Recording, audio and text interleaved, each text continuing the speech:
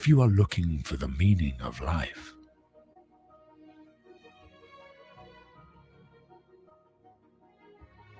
Blessed are the hearts that can bend, they shall never be broken.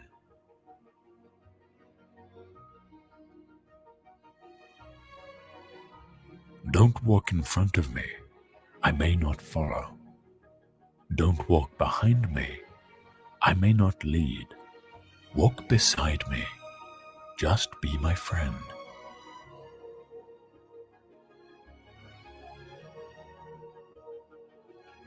I do not believe in God, and I am not an atheist.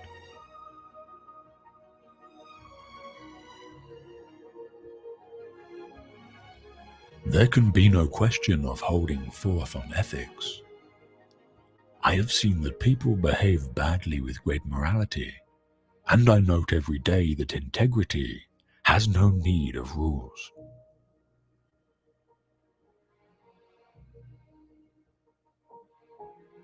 An intellectual, yes, and never deny it.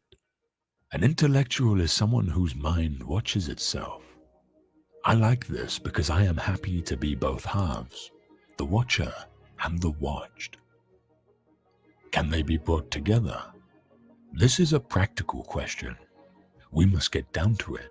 I despise intelligence really means I cannot bear my doubts.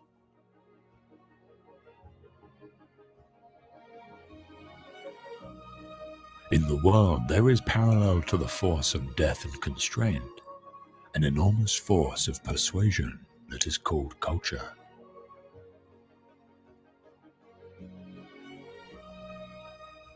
Nobody realizes that some people expend tremendous energy merely to be normal.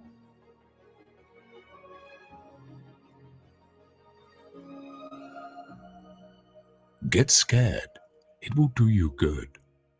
Smoke of it, stare blankly at some ceilings, beat your head against some walls, refuse to see some people, paint and write.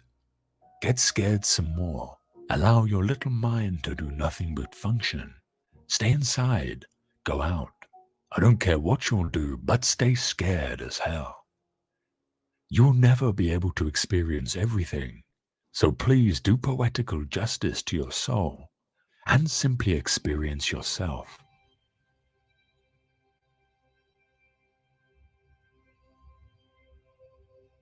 When you have once seen the glow of happiness on the face of a beloved person, you know that a man can have no vocation but to awaken that light on the faces surrounding him.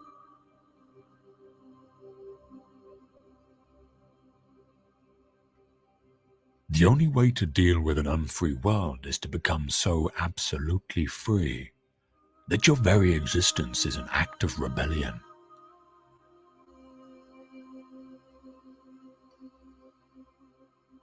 A man wants to earn money in order to be happy, and his whole effort and the best of a life are devoted to the earning of that money. Happiness is forgotten, the means are taken for the end.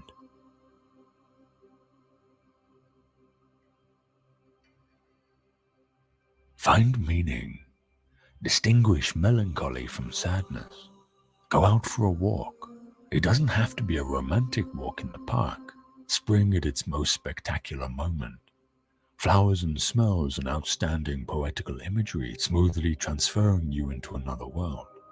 It doesn't have to be a walk during which you'll have multiple life epiphanies and discover meanings no other brain ever managed to encounter.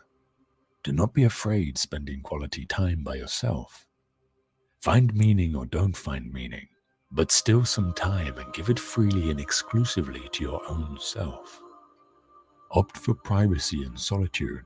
That doesn't make you antisocial or cause you to reject the rest of the world. But you need to breathe, and you need to be.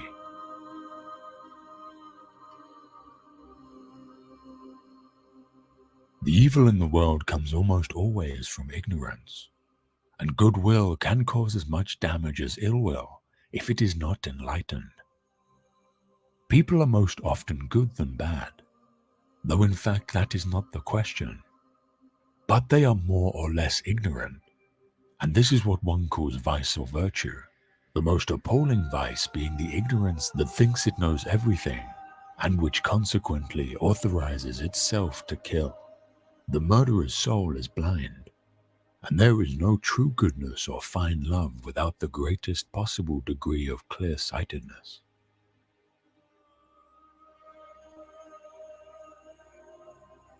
I continue to believe that this world has no ultimate meaning, but I know that something in it has a meaning, and that is man, because he is the only creature to insist on having one.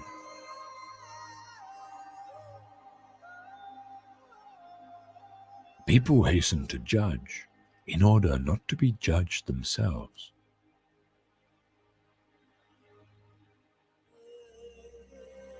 In short, whoever does violence to truth or its expression eventually mutilates justice, even though he thinks he is serving it. From this point of view, we shall deny to the very end that a press is true because it is revolutionary. It will be revolutionary only if it is true, and never otherwise.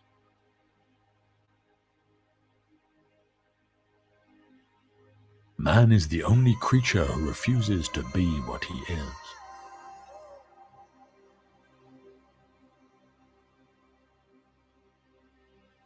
You're worried about getting things successfully done in order to attain some degree of self-worth. Your soul is for sale. You most likely deceive yourself in order to convince yourself. Letting go equals failing. Isn't that right? And you forget outstandingly well, don't you? You forget that it takes admirable courage, not only to try, but also to gracefully give up.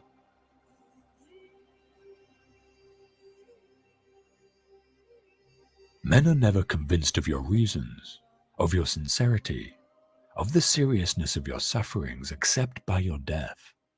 So long as you are alive, your case is doubtful. You have a right only to their skepticism.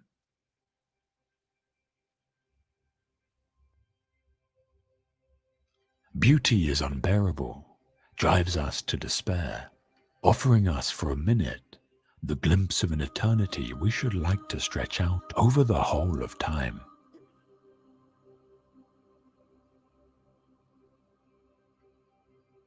We all carry with us places of exile, our crimes, our ravages. Our task is not to unleash them onto the world. It is to transform them in ourselves and others.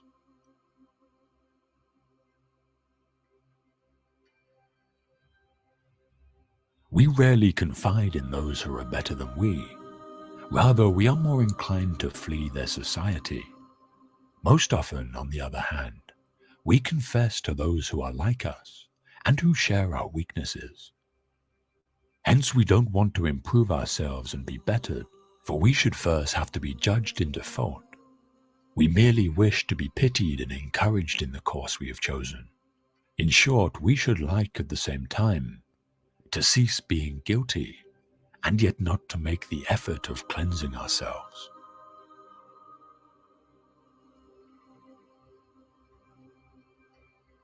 Every time I hear a political speech, or I read those of our leaders, I am horrified at having for years heard nothing which sounded human.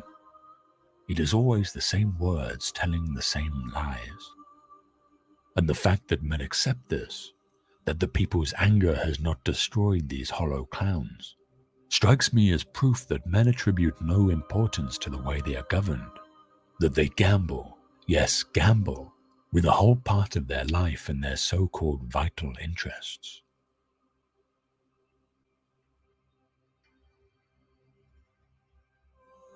I see many people die because they judge that life is not worth living. I see others paradoxically getting killed for the ideas or illusions that give them a reason for living. What is called a reason for living is also an excellent reason for dying. I therefore conclude that the meaning of life is the most urgent of questions.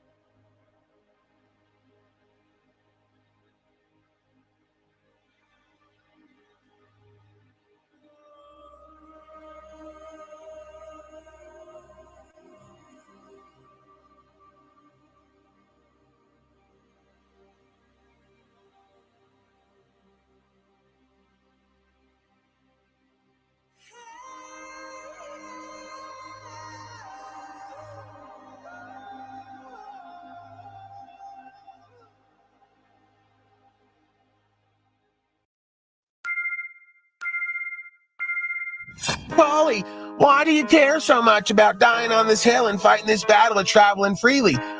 It goes, speak free, move free. If you're losing those two, you got nothing left. Fuck slaves.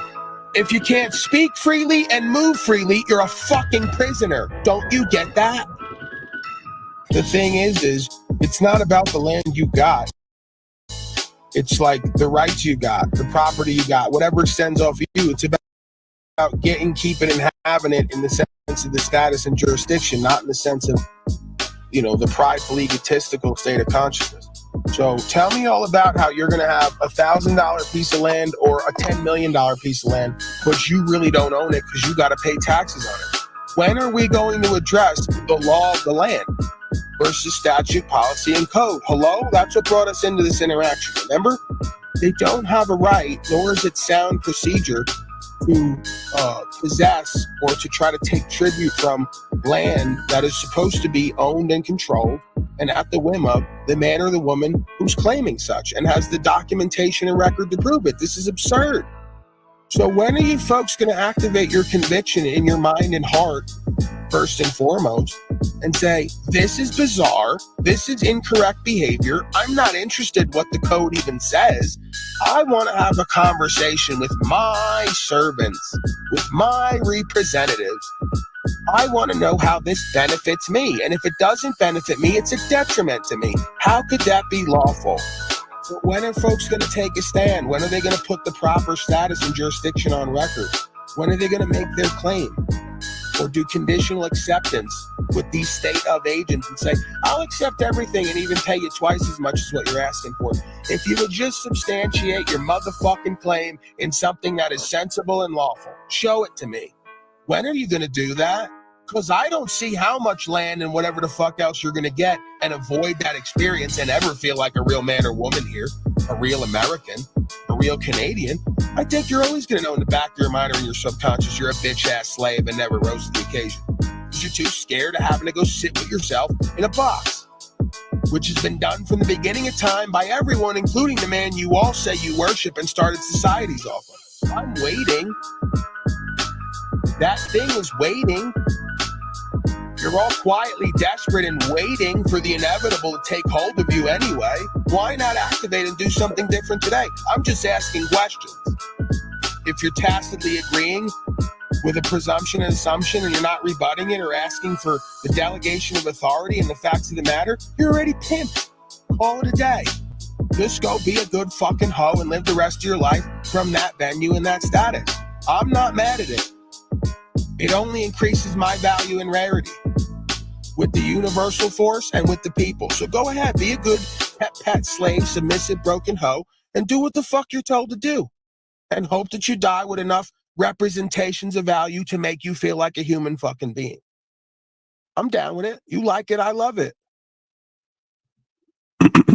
Greetings, folks. We're back at it indoors today. Sun's out, but it's a little bit too cool outside to do the outdoor broadcast. So we're taking it indoors for the day. I'm going to get right over to apparently what I'm going to consider breaking news for this community. Someone who we know on panel who was here yesterday, Mr. Mitchell, apparently had some interactions with the police, presumably still going on right now, right? So rather than waste any more time, I'm going to shoot on over to that.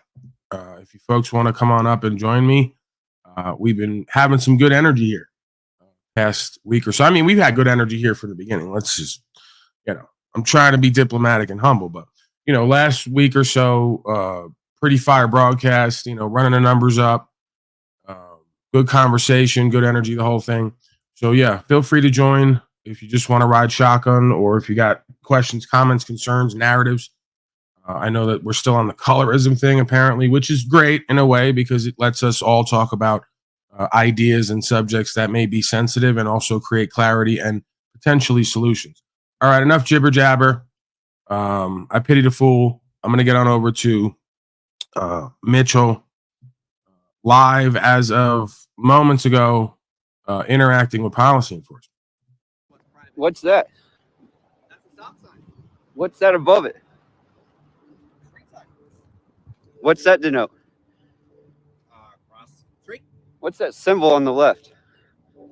So you're telling me that because of that, all those stop signs over there. What's that symbol on the left?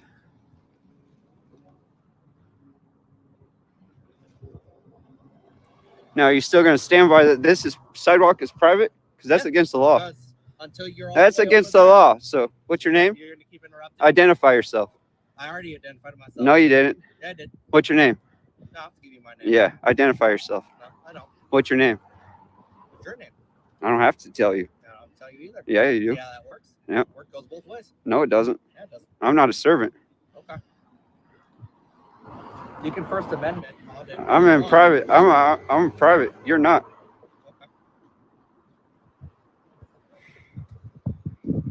So why are we filming businesses and harassing and exposing ourselves? You need to learn what harassing is. I do know what harassing No, you is. don't. That's why they have me out here. Go ahead. With you. So, yep. Yep. You can call the cops if you got a problem. You're free to call them. Nope. I ain't got a means to call them right now. Exactly. So stop accusing me of breaking the law, you weak ass bitch. Okay. Yeah, you're a weak ass bitch. Okay. Oh, Mitchell, that's not you're a lying little fraud. Okay. Oh, and I'm gonna hold you accountable. I'll figure out. You're not on the panel, Mitchell. You're not on the panel. Yep. That's not professional. You don't think so? I don't think so. All right. We'll find out.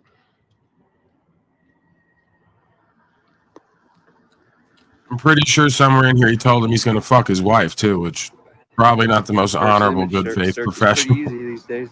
It is. You know that works both ways too, right? Yep. Do something about it. Okay. You need to leave. No. You're harassing me. No. Yeah. You're trespassing. You're trespassing. No, I'm not. I work here. You're trespassing upon me. This is private. This is public property, and I'm a private person. You're not a piece of property, so that doesn't work that way. Right. I'm private. Okay. You don't get to trespass upon me. Okay. You need to leave. Or what? You need to leave. Or what? You need to leave. Or what? What are you gonna do about it? Again, Mitch is at it again. What are you gonna do about it? You need to leave. What are you gonna do about it? Doesn't matter what I'm gonna do about it. I told you you need to leave. Why do I need to listen to what you tell me to do? Because I'm telling you. What authority do you have over me? I work for this property. All right. Authority. I'm not on your property. Yeah, you are. Nope. Yeah, you are. Do something about it. I need you to leave. Do something about it. I'm not leaving.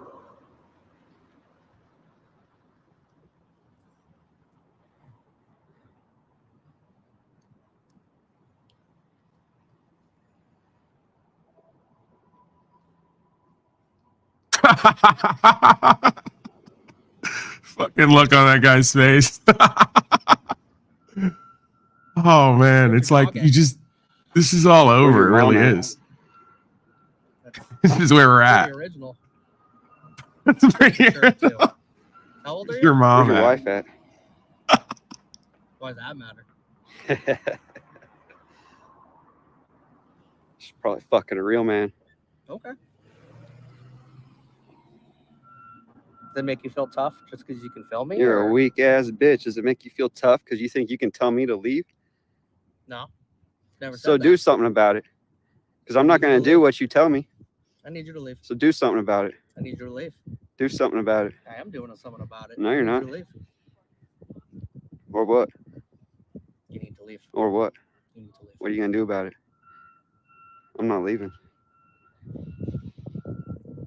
I conditionally accept your offer. Conditionally accept my offer. It's not an offer. Well, yeah, it sure is.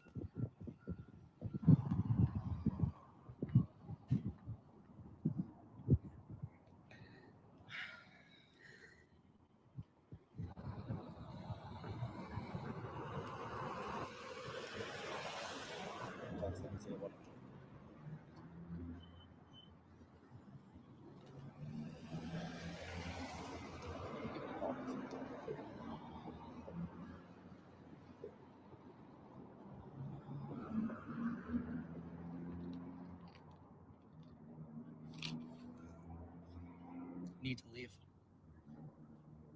You can't make me leave a public place. Can. No, I can't. Private property. This is not private property. Yeah, it is. I'm going to appreciate it. I just told you. You're telling me it doesn't if make it it true. continues, you will not be welcome here. It sounds good. Sounds good. Well, I'm not trying to enforce something. under the color of law.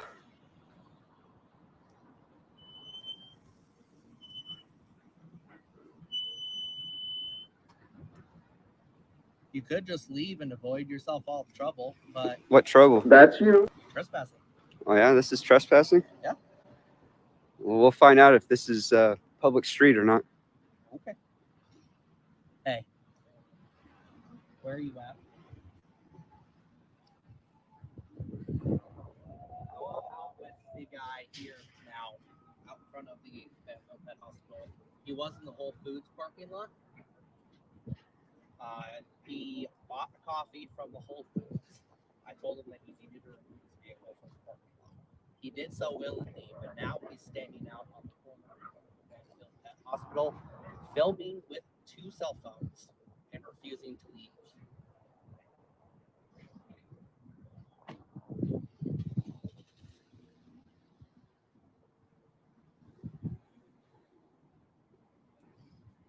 You fucking religious losers.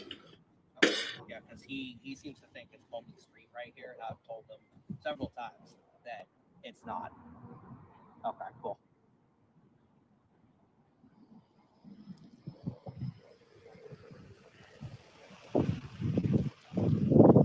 Gotcha. Okay, I will let Westminster know. All right, he's calling the cops, so I'm gonna go ahead and get Why are you walking the away? dog. I thought we were having a conversation. Make sure my dog is good. Battle by walking away. No, I just gotta go check on my dog. Thanks, man. Appreciate your support. Thought we were having a conversation. You're harassing me. No, you need to leave. You're harassing me. You need to leave. Where's your dog at? Where's your mom at? Don't know what that has to do with anything. Where's your wife at? Still don't know what it has to do with anything. Fucking a real man, I'm sure. That's pretty mature of you. Yeah. You're a weak ass bitch. Is that the only thing you have to say to me? Go ahead. Call the cops, pussy. 'Cause you're a powerless little bitch. No, I just know how this works. All right. Apparently you don't. You leaving your dog in the car on a day like this? What are you gonna do about it? There's a lot of things I could do about Go ahead, do something. it. Okay.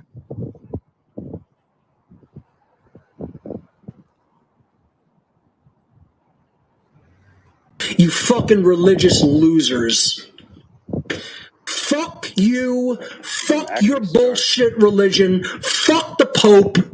I'll knock the fucking Pope out unconscious in the cage fight, which he never answered my challenge. You get knocked the fuck out, boy. Where'd you learn your lisp? I'll have a list. I don't have a lisp. Don't have a lisp. So I'll tell you what. This is going to be the last time I'm going to tell you. You need to leave the property. You need to take your dog and your vehicle. You need to leave. Or you will be criminally trespassing the location. What is your choice? Go ahead, call the cops. Do you also want to get animal endangerment for leaving your dog in the car like that? Go ahead, try it.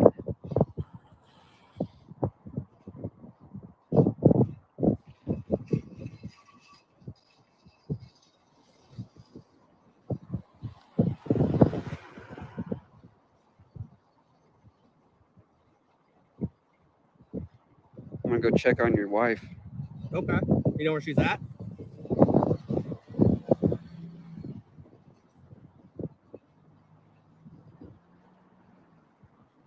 Because I don't think you know where she's at, do you? Can you tell me about I that? don't think you know if I know. You're just going to keep spinning it around on me like you don't know? Are you gonna do something about the shit you keep talking? I can, or you can leave. I already told you what's happening. Yeah, and what's that? Figure it out, big boy. Figure it out. That's a great answer. That doesn't tell me what you're going to do, though. Go ahead, call the cops. Get educated on what public and private is. Okay. So you do understand, if I call them, they're going to say they want you gone and not here anymore. I'm not on their property. No, you're in their property. No, I'm not. Same thing with the Whole Foods. Regardless if you bought a coffee or not, they know who you are. They know who you are. They don't want you here anymore. All right, so go ahead and get a trespass. There's ways to handle this. Yeah. I'm trying to give you the opportunity to leave before you do. No, you're trying to intimidate me, and it's not working. Not trying to intimidate you. Yeah. There's ways to intimidate. Well, then you, enough but with it's your not gonna threats. Stop talking and I do haven't threatened something. You once. Yeah.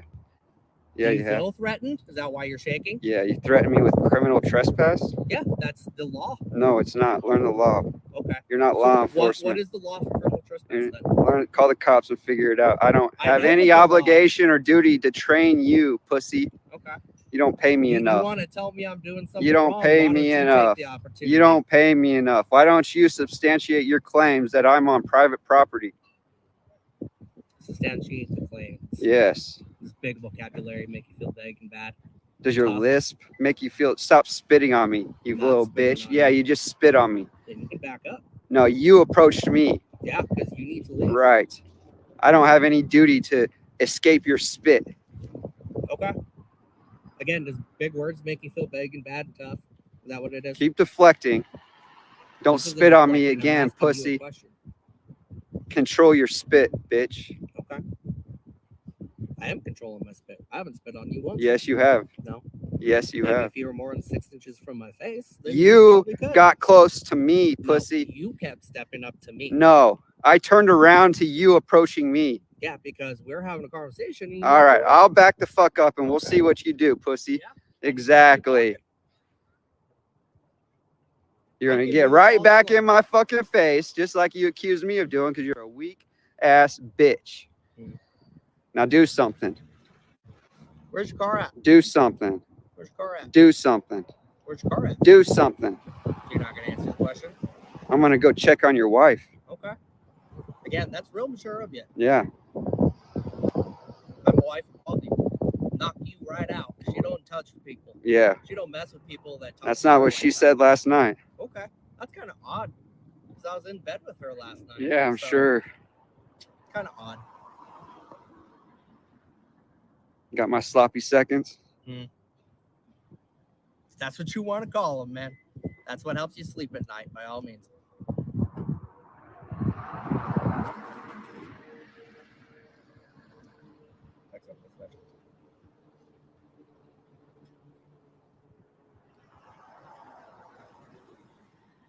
You get for correction PD out to by location 120.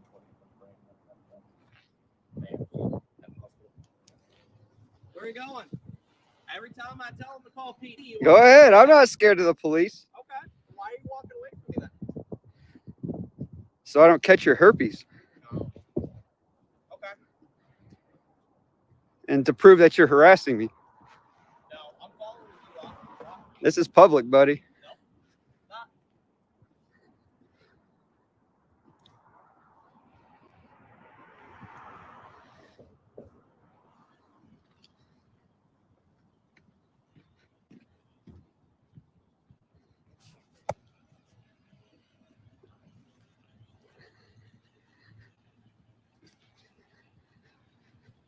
All right, I'm gonna go check him up real quick.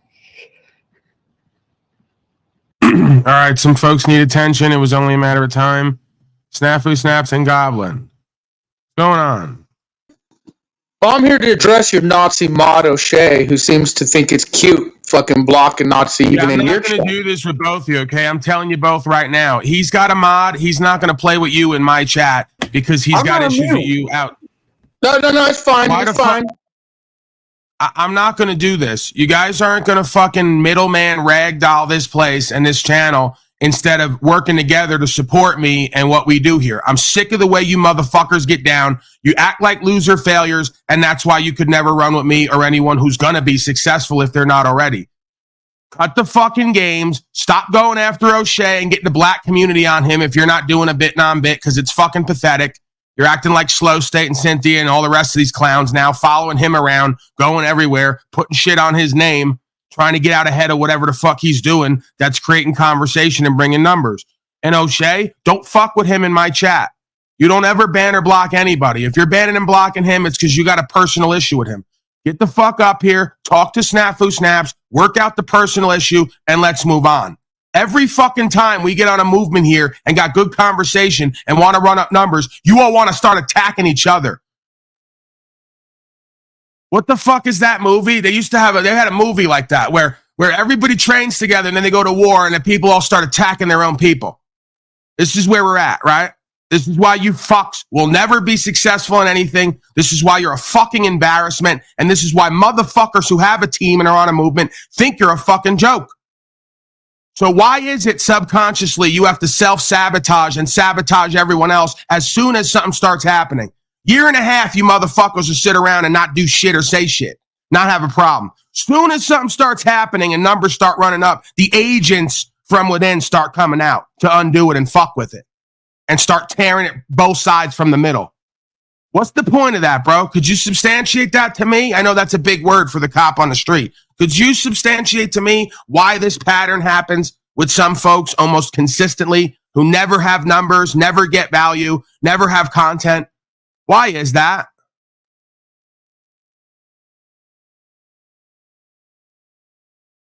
Thoughts? Anyone? Anyone? I'll throw the link. Maybe someone else has some thoughts on the dynamics going on around here. I'll sit here and wait for Brian. The toothless tooth community. Goblin's going to come in here today and tell me I look like shit and I need to fast. I need to go on a diet. Fucking with you. Why are you in your feelings, bro? Right. Okay, so you show up to Slave Cots yesterday, tell him he's a great man and inspiration. You show up here today and tell me I'm fat and need to go on a diet and I look like shit. But you're just joking. No, you're passive aggressive and you're fucking hating. You look like shit. How about that? I'm not joking. You look like shit and you need to fucking fast and go on a diet. Stop drinking liquor. How about that? All right. You're right. Cut the fucking bullshit, bro. Like you show up in my face when we're doing what we're doing to tell me that. Oh, that's how you got love for me, right? Like a lot of motherfuckers back a certain place where I left them. They got love for me, so we show up every day for them to do that and say that to me, right? That's how we start off, because I need that. With friends like these, you don't need enemies for many reasons, right? They'll keep your self-esteem high. They'll keep you supported. They'll keep you feeling good about yourself. They'll keep the content coming, the numbers up. Oh, wait. No, they don't. They do the opposite. Because they're not about shit except destroying and trying to fuck shit up and project on the motherfuckers because they're insecure and fearful and ain't got a movement of their own. Could we cut the fucking games for ourselves and each other? Could we show some fucking level of self-care and self-love and love for other motherfuckers who are here supposedly doing what the fuck we're doing? Is it possible for like more than 30 fucking seconds out of the day? Is it possible maybe have a couple days in a row even? I don't know. I'm just asking questions.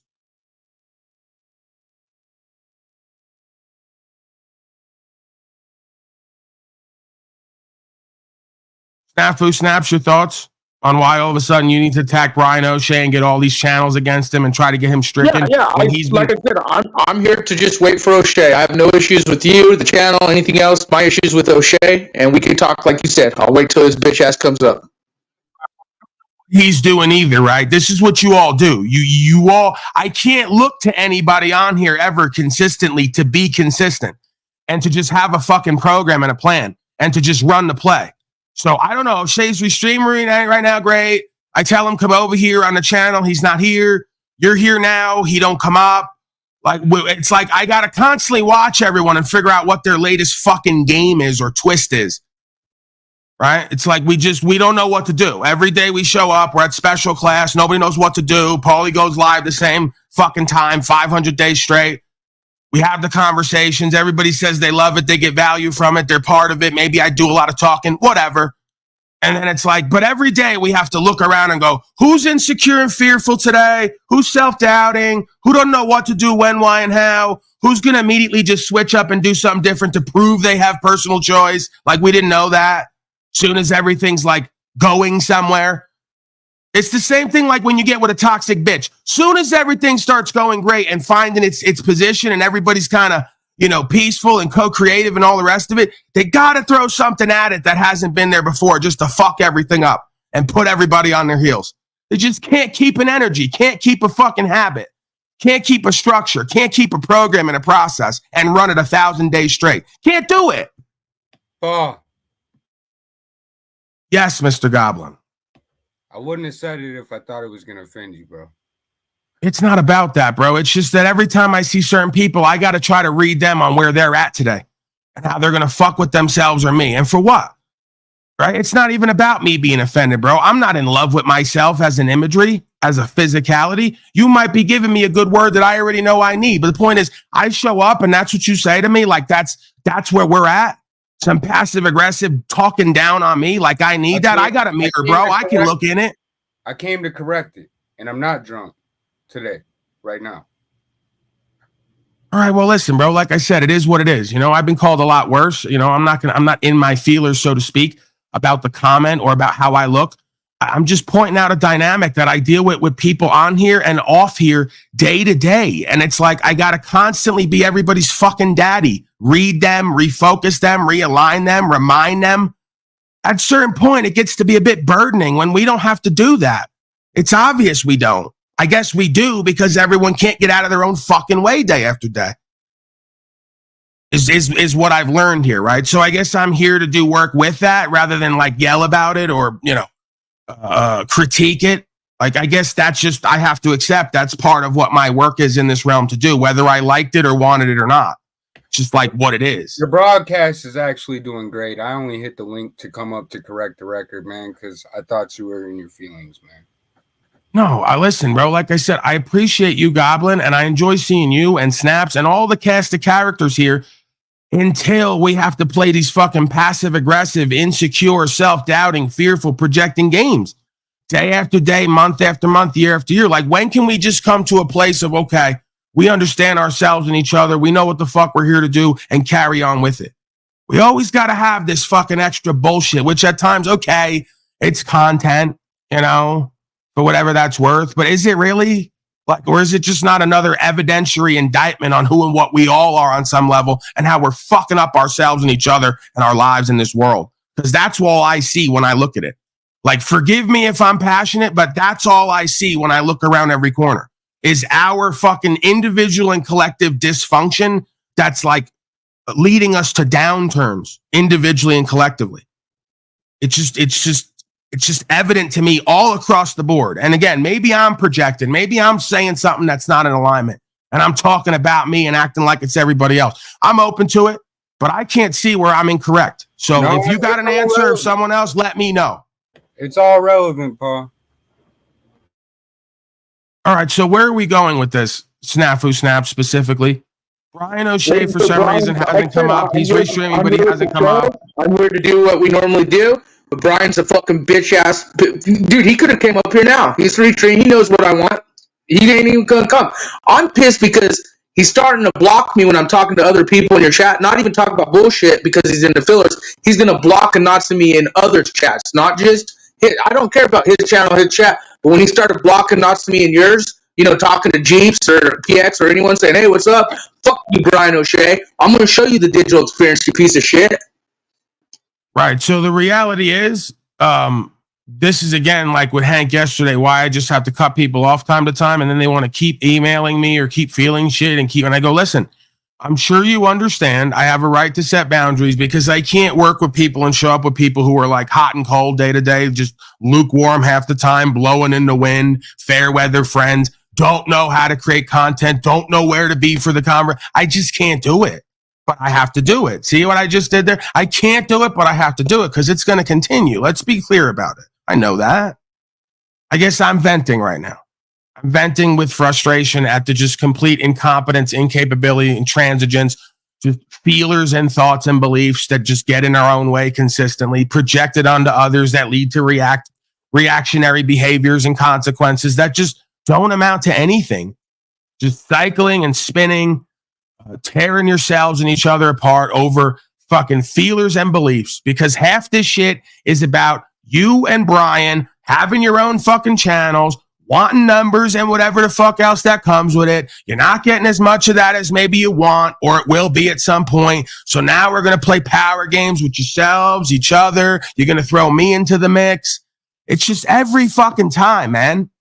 It's exactly what went on the street. Where's Big Dice, man? I want to bring him up and talk interpersonal power and value dynamics and street stories, because this is what goes on the street. Hey, bro, I'm not saying that I'm doing that or anything else. Simulation time. Hey, bro, I got a kilo, some fire product. We're going to pump it. Okay, you, O'Shea, Goblin, let's go. Let's get together. This is what happens day 3.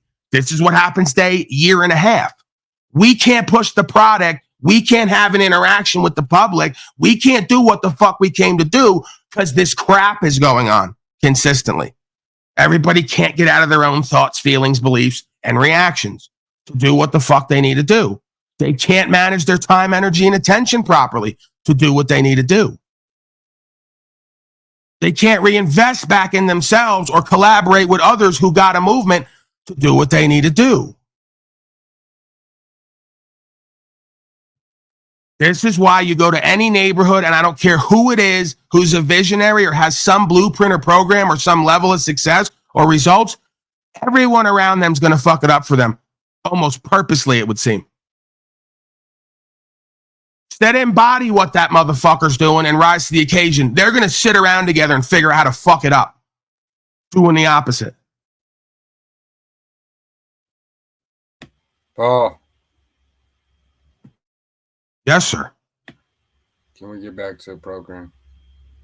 Let's get back to the program. Okay. If Brian O'Shea wants to come up here and he wants to talk to Snafu Snaps, and let's have a reasonable, logical, if possible, sensible conversation about what the cause and effect issues are and what the solution is going to be, I'm totally open to mediating and facilitating that.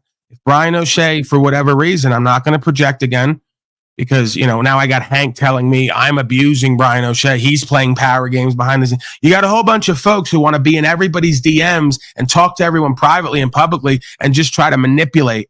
And it just gets everybody nowhere. All right. It's beyond embarrassing. So I guess Brian O'Shea is restreaming me, but he can't hear me. I guess he's not here. I don't know what's happening. Maybe he went out to the car. Maybe he lost signal. I don't know. I'm going to carry on because, like, this is just, you know, just par for the course. One way or the other. Either it's power games or we can't show up and do the right thing games, one way or the other. And then when Paulie says, oh, you had expectations after a year and a half straight to come here and have the conversation because everyone knows everyone's listening? No, he's doing power games on us now. Right. That's what it is. Let's move forward. Okay. And we got to get back to Mitchell. Mitchell's not even through half the way done. Person is cop out. Potentially getting arrested. I don't even know how this winds up here. Do you want it back where it was? Do we continue, or do you want me to skip forward here? Go forward. There's nothing much. Like, I went way forward, and in the end, like, last I saw, he was shaking the cop's hand. All right. I don't know who this person is. Someone else just showed up, apparently. By the way, I left something in your backstage because the crew and the black community have been uniting. Yeah.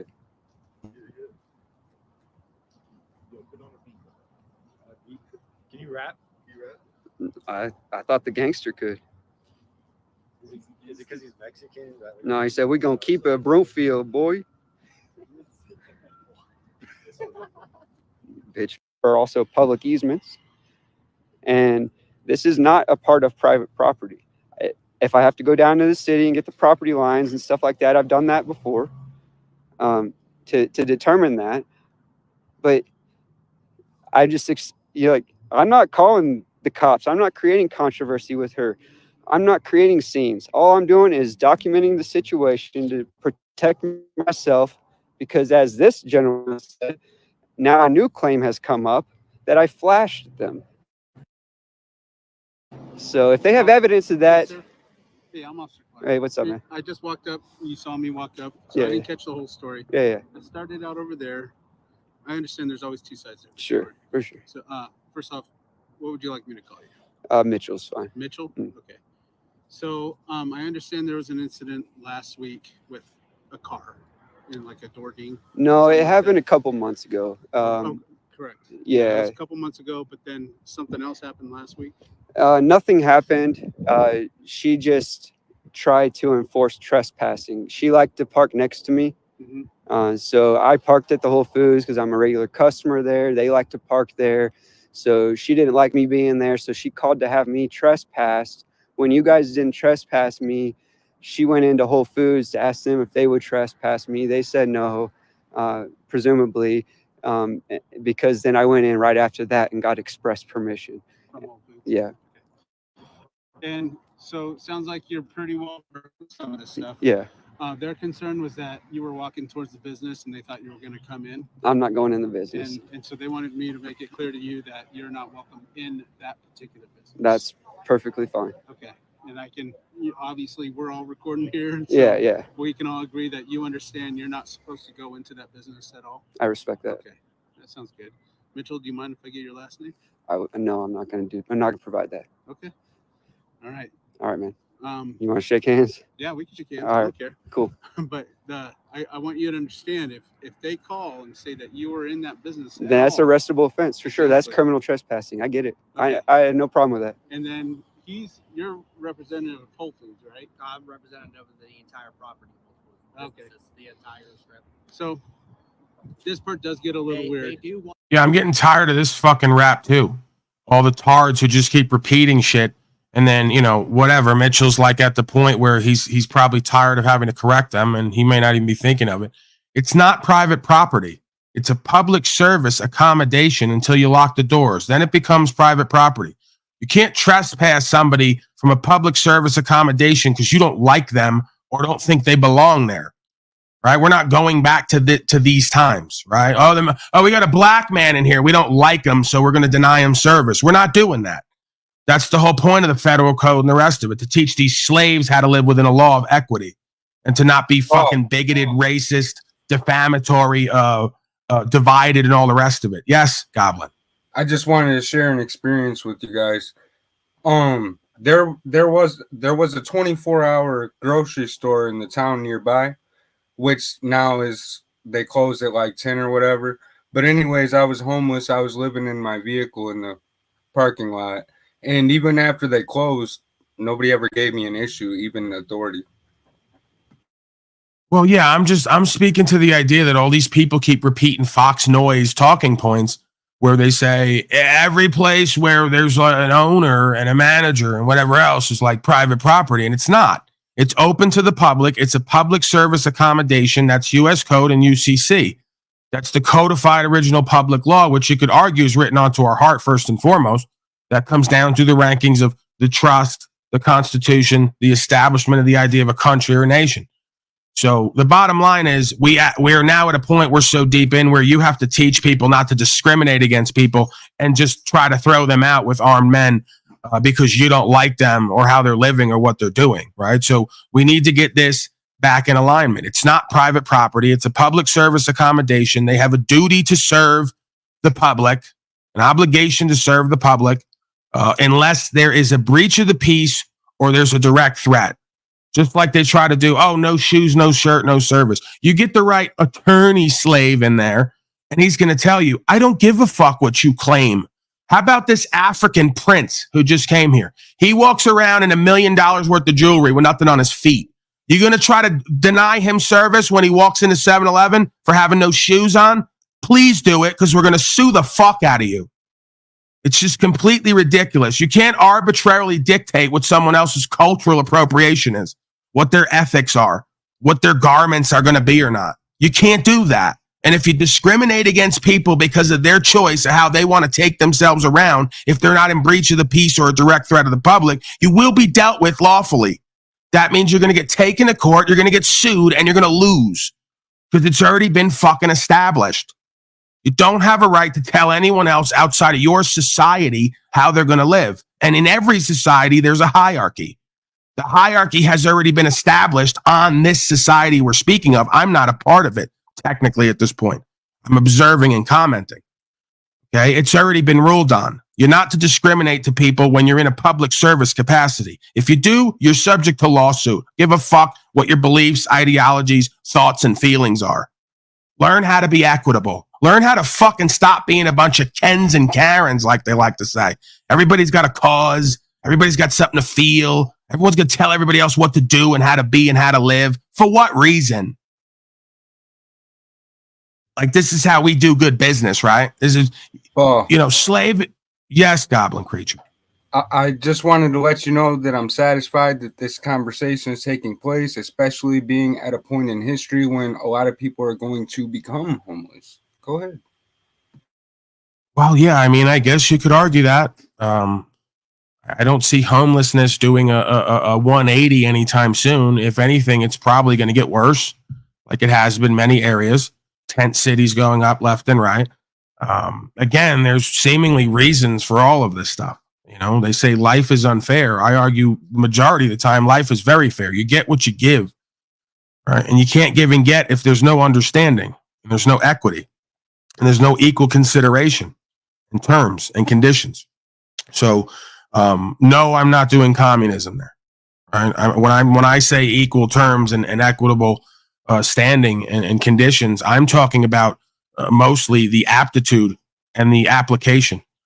The majority of these folks are not lacking in talent and ability. They're lacking in application, right? Thoughts, emotions, and actions put together. How would I know? Because I was one of them most of my life.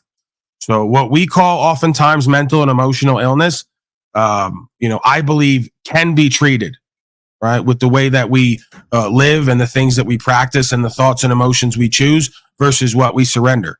So, because I know there's going to be a lot of folks who say, wow, folks who are homeless, most of them have mental and emotional illness and they can't do X, Y, Z. No, you already wrote them off.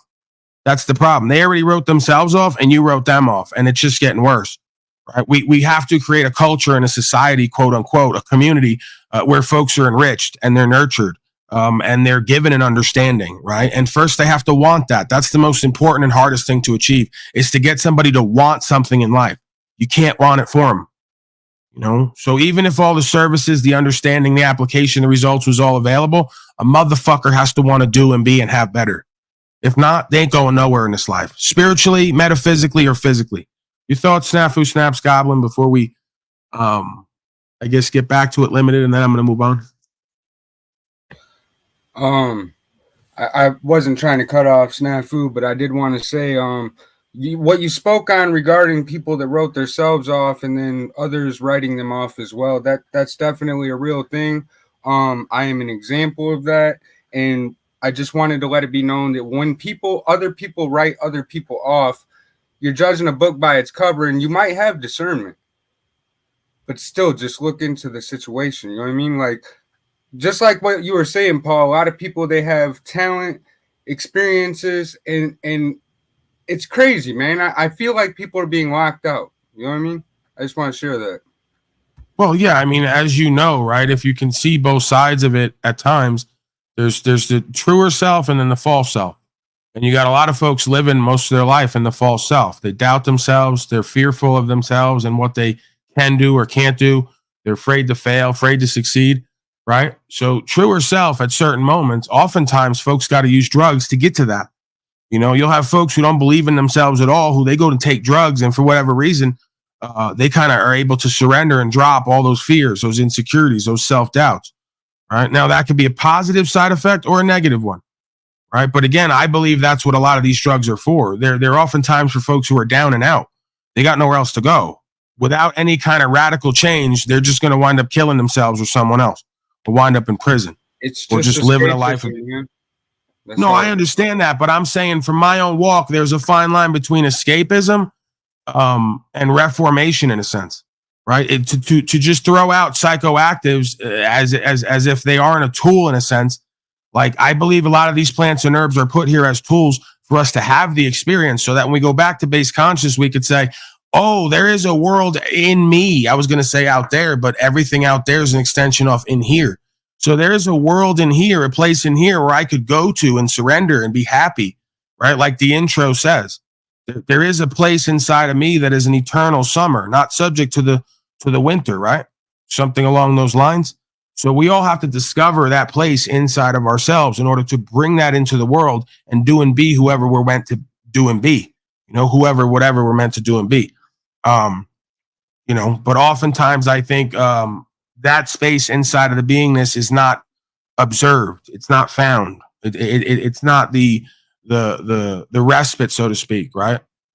I got some planes flying overhead here, so it's a bit distracting. But yeah, there has to be a space inside of oneself that one has to discover where they can retreat to, in a sense, or to reform self, right? The observer and the co-creator has to be at one. So I just believe that a lot of these spiritual practices, these plants and herbs, these things that we've spoken about, read about, done from the beginning of time is for that practice, to discover that space in self where we can move into a truer self and leave behind all the old self ways and horrible results. And there's tons of evidence to that process taking place individually and collectively, seemingly with all of us to varying degrees or speeds, I guess you could say. And I think part of that result is relative to how much time, energy, attention you're putting onto this practice and how much you really want the end result, whatever that is, right? Which really just looks like actualized, realized self, truer self, a being who cares about themselves and what they create and has a discernment to see a vision and execute it.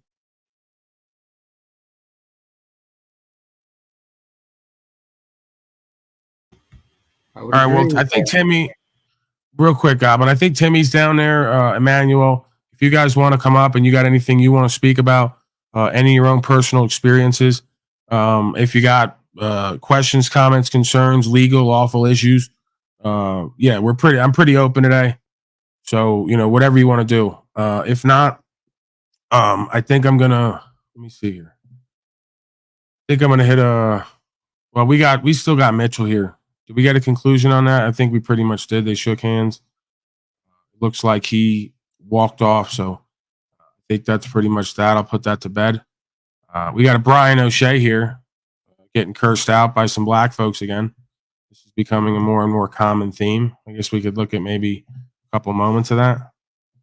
So Brian's stream titled "The Blacks Are Racist."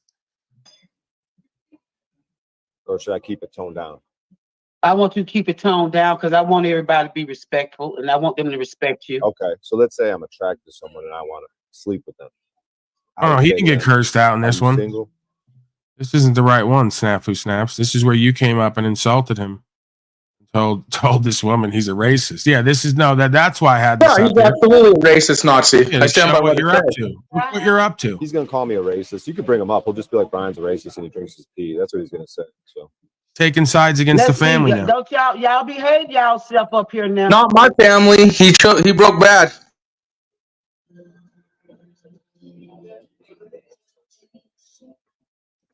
Hey, Sister Tia, I hope you join me with the rest of the black community in striking this racist. All right, so let me just check something here because, I'm going to have to potentially help Brian out because he's like, okay, I'll restream you and then I'm just going to continue to stream on my channel and do Black Panel. If he's doing that, that's probably why he's distracted if he is doing that. Doesn't look like he is. 36 minutes ago, ended the blacks are racist. Okay. I was wrong again. I've been wrong a lot lately about Brian O'Shea, apparently. I'm being presumptuous and arrogant. Why you... Wait a minute. Wait a minute. We're going to... You might want to go check your other black communities out and see what this guy's been doing around. There goes I got a lot of the black communities now supporting striking the shit out of this Nazi racist. Did he tell you he drinks his own piss? Your microphone. What does that have to do with it? Brian? We haven't got that far yet. Oh, okay. Ask him about him drinking his own piss and how he's homeless, but how he's trolling the black panels. And now the crew has aligned with many black communities to strike the fuck out of this racist online. Oh, so he's. Oh, why do you think he's fucking with you? You never seen him before. His titles is paneling the blacks. What do you think he's doing? Come on. Well, he's probably fucking with me like you're saying, but he's fucking with you. He's trying to make some content because he's a racist piece of shit Nazi that drinks his own piss, and he wonders why I'm broke bad. That's because I don't treat people like racist fucks like you do, Brian. Your microphone's Brian, horrible. are you a racist? Brian, are you a racist piece of shit? Your microphone's horrible, Snafu, and no, I'm not a racist. He's absolutely right. Why don't you talk to some of the other black communities, see what he's been doing? Why don't you go look at what he's been doing? Can you give me an example? So I actually just got done on a panel with some sisters that he was just drunk because he's going panel. He just left panel. We go look right now. Those sisters, by the way, are joining the Snafu Crew Strike Force, Brian. Just so you know, buddy. This game you have trolling these black community panels is not gonna work too long, bro. You hear that, Brian? He said that I'm just saying, are you being mean to my race? Because he's saying that you are. Can you have him? I'm just fix his trying mic? to listen to you. I'm Yeah. trying to listen to you. He And knows give you what the he's benefit of doing. the doubt. You ever seen this man before on your channel? Never. Exactly. Go look at his content. Go see, the last 3 days he's been trolling fucking black community panels. He's using you because of your skin color, hon. You have him fix his microphone? Can you like have him? That ain't right, Snafu. You ain't right for that. Echo thing. Why do he feel, Brian? I stand by what I Feel the said. way he does? They're saying about striking your channel and everything. Why did they feel that you're trolling African Americans? Are you trying to be a racist the way he's saying that you are? He's trying to get clout. He thinks it's cute. Because, we do have a daddy who's not racist, right? His name's Paul Unslaved. Great guy. Go check him out. See, he gets these cupcakes that align with him, like Brian, they're only gold. Snafu's now in like full stockbroker mode. He's like, hun, listen, sweetie, guys like doing racism, using your skin color for hits. Yeah, I know. It's terrible. I didn't want to have to say it. We got a daddy over there, though. Great guy. Wonderful guy. Like, Snafu's now gone full political. He's like observed all the pogo optics, and now he's doing it all. He's using all the pogo optics. Like, he's passive aggressive, deferring to, like, he deferred to me knowing I'd hear this and then go, oh, I don't have a problem with snaps now, so go ahead and shit on Brian. He's like, he's playing all angles right now. Snafu, the stockbroker / attorney. All is for clout and fame and image. This guy's literally a bum that drinks his piss on the streets. But the last 4 days, Is that relevant? he realized that triggering black community panels can bring content. And so, yeah, go look at what he's doing. I ain't joking, you girl. And so I encourage you, Mr. T, to join the Snafu crew in the strike time. Just check me out. But we striking channels that want to be racist. We striking motherfuckers like this motherfucker. He thinks it's cute. He wants to make it cute. You go do the info. Go look it on your own. Like I said, this man never showed up to your panel. He's only here because it's color of your skin. Oh wow. Well, he did say when he come up here, he looking for a black woman. Is that what he normally does? No, he just knows that the whole trolling the black community is going to cause some clout, because some of you guys are more racist. I got to admit, the black communities get a little racist more than others, okay? So he's realized he can cause some clout with that whole ordeal. But see, now he thinks it's cute because he knows where I'm at. He wants to Nazi block me and be this little fuck. See, I'm brown. So what made you come over here? And I'm telling you right now, Brian, you fucking up, you Nazi racist. Hey, hold up. What made y'all come over here? That's what I need. How you know? I came here to warn you about what he's doing. And to have you join the strike team of Snafu crew and the truth, yo. I got many of the black communities on strike time with this racist now. Okay. Well, but anyway, I'm gonna go. Like I said, you can go do the research your own. Hang on a minute. I'm gonna be honest with you. I'm against anybody, no matter what color they are, that's being racist. I don't care what color I am they are. too. I am too. And hence I'm here. And Brian, if you're being racist, you got to stop that, because we're here to love each other, not to. You think he's gonna stop that shit? He's making content off your ass right now. Oh, you think he literally was on just one black channel. I just got done talking to them ladies. They're in strike time right now. We're gonna strike the fuck out of Yosha. Yosha, you're creating the black communities and the crew to unite. We're growing because of racists like you, Brian. So the fact is he's using you for content. Go look at what he's doing. He's going searching black panels, hopping panel, blah blah blah, and he knows what he's doing. That's why he showed up here on your show. That's why he showed up here on your show. Listen. I accept everybody over here, but I don't accept racists.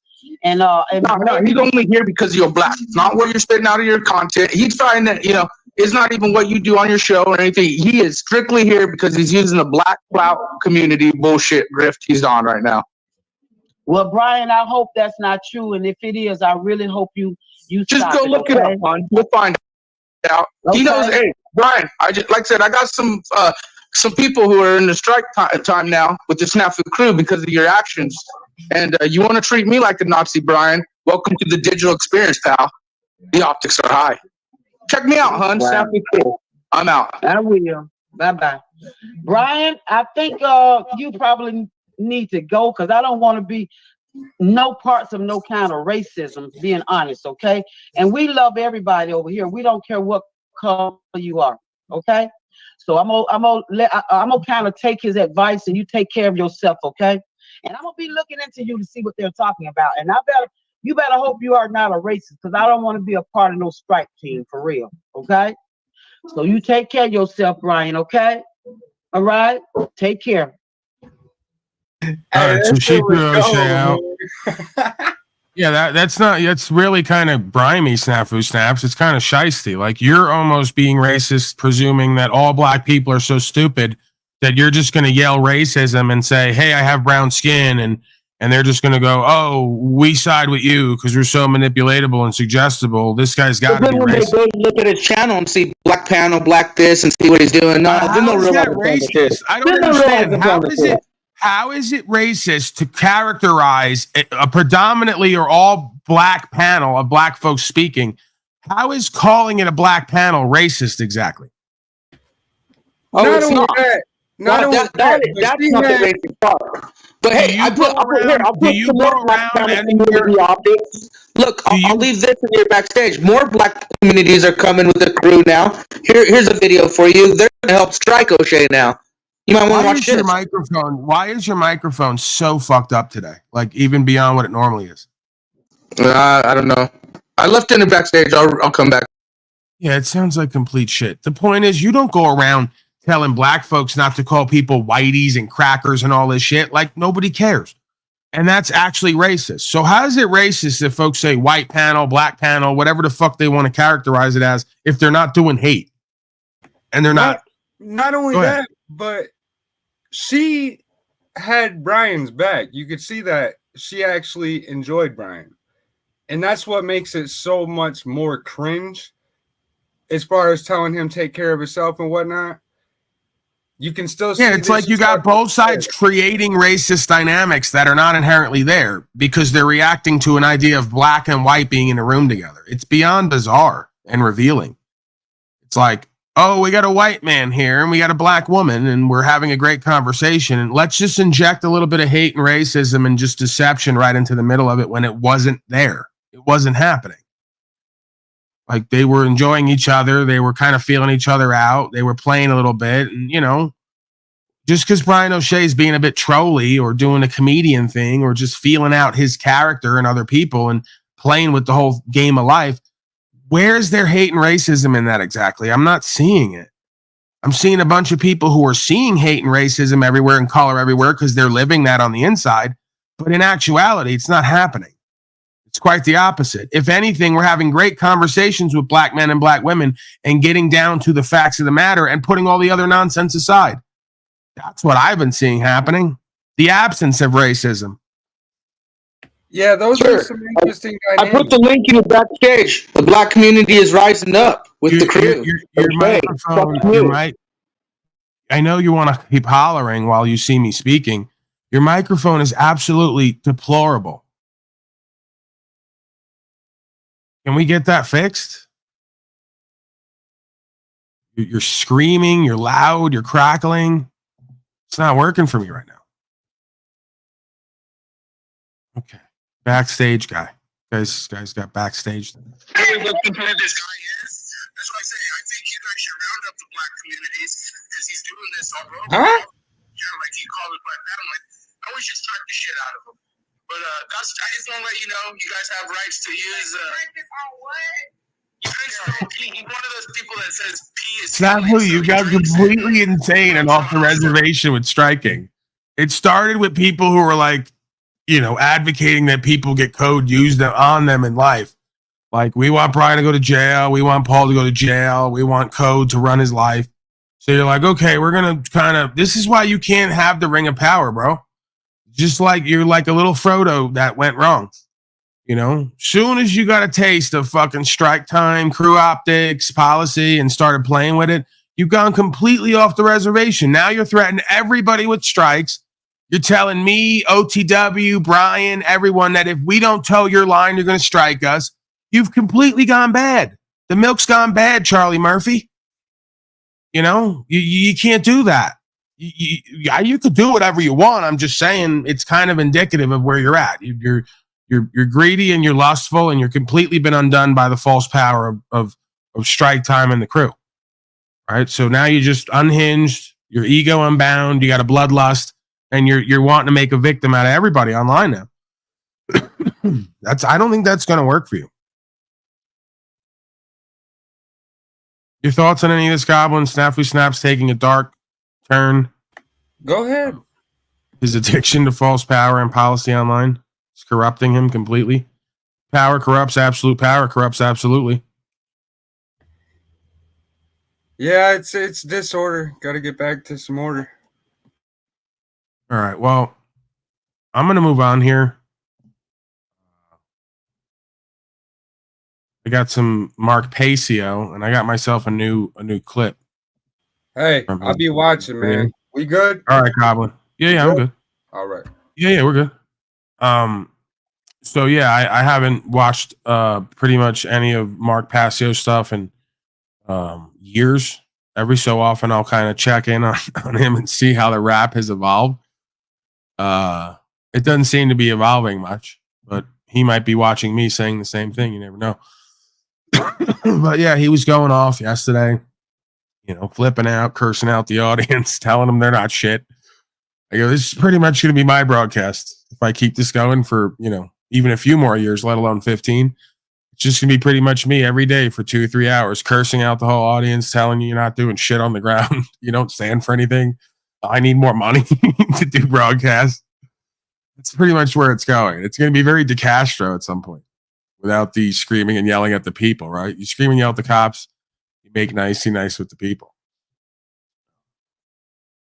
But yeah, it gave birth to one of my new clips. And I found a new clip in there. I was clip hunting last night because I need to freshen up the back area to interrupt slaves when they come on here and get rowdy. So this is one for like EBT. I'm gonna leave TB out of this because I like him lately. We have no static. But EBT, I don't know. He's kind of riding the line. I don't know what he's up to. Hanging with Tommy, trying to play both sides. But, you know, any one of these religiotards who are like dogmatic and obsessed with their like false religion that their masters gave them, who just don't understand how they're having a train run on them from top to bottom, but they want to support statute, policy, code, and the rule of man in this realm and say that it's godly. I just throw this clip up. You fucking religious losers.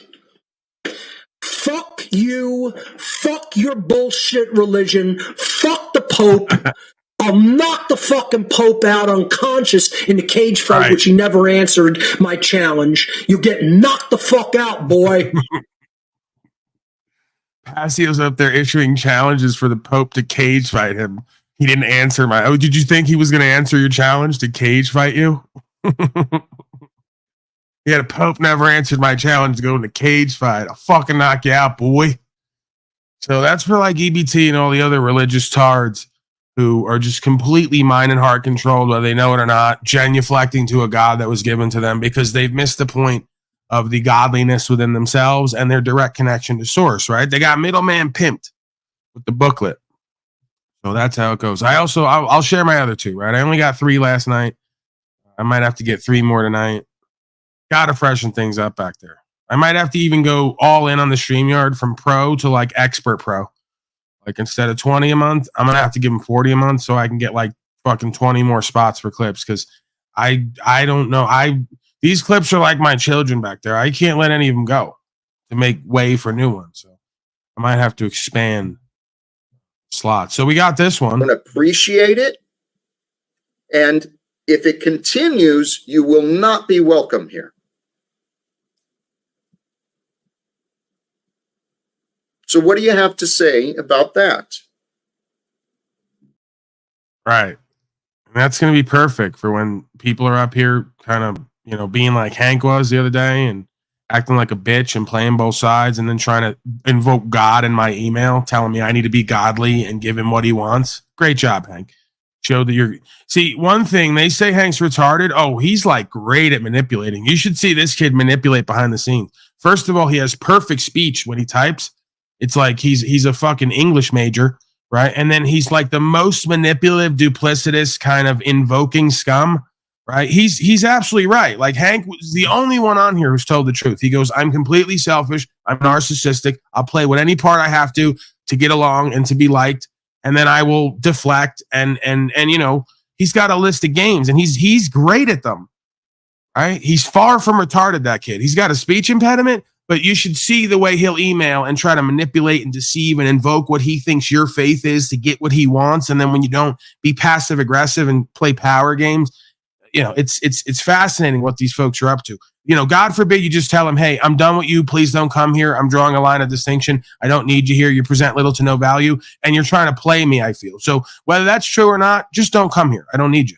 And they go, no, I am coming there and you will have me there. And your God says that you have to and all that. I'm like, dude, don't do that. Right? You're someone who never invokes God, but only invoke it when you want to manipulate me because you think I'm a godly, righteous person or a faithful person or a forgiving person. And I may be all those things at times. And then at other times I say, I'm kind of done with this, at least for now. Just stay over there. I'll stay over here. We'll see where it goes. Because I'm not really vibing with the presentment, you know, and the results. Yes, snap through snaps. Is the mic better?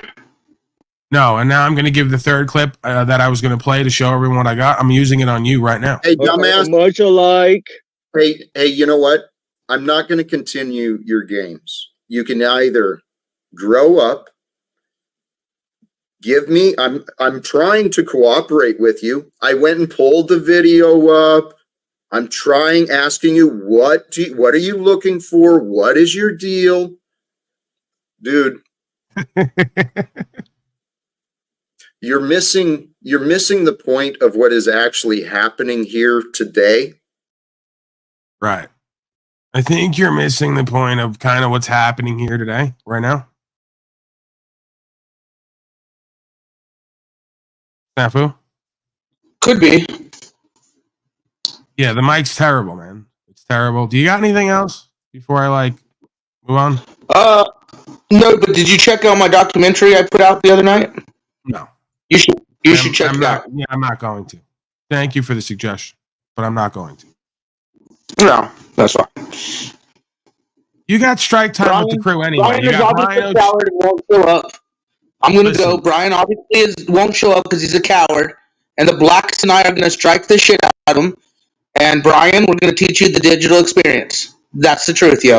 Fuck off, O'Shea. You piss fucking drinking religious losers.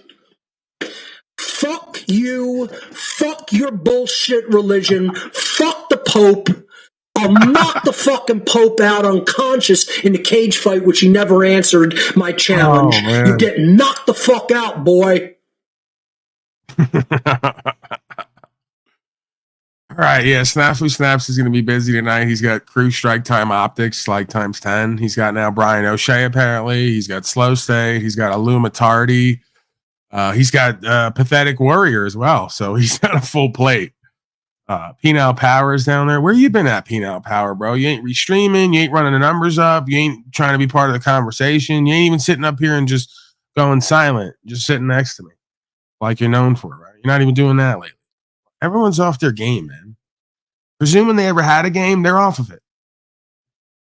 All right, I gotta get beyond this. Too much metaversal, miscreant, malignant,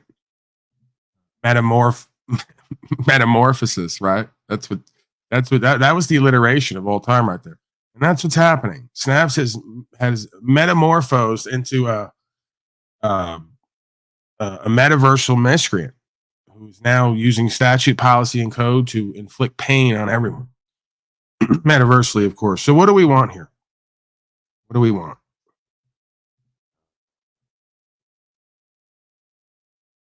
All right, I'm going to go to the Grim Hustle. Maybe I'll play a little bit of Passio. I'll get to the breaking slave news. You got Bitcoin back up either over its all-time high or close. So the bull run continues is the narrative. And it's been weeks. I haven't got to my silver video. I know no one cares. Let's be real. No one cares about creating value, reinvesting, trading in the fiat coupons for value, for actual value, to hold your value or let it accrue. No one really cares, but I care. And it feels like my obligation and responsibility to bring this audience some content, some information, or some inspiration to potentially put themselves in a better position in life. My father's down there right now too, so he's one of them. You know, he's another bozo. Okay, don't get upset about this. I got to do this. It's content.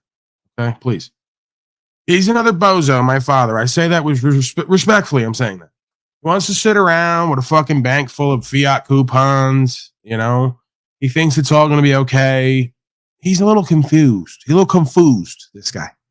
Okay? He's a little slow on the uptake, and that's why he had me. I came through him at the risk of, you know, insulting the family of this broadcast. This is a family broadcast, not a family of broadcasters.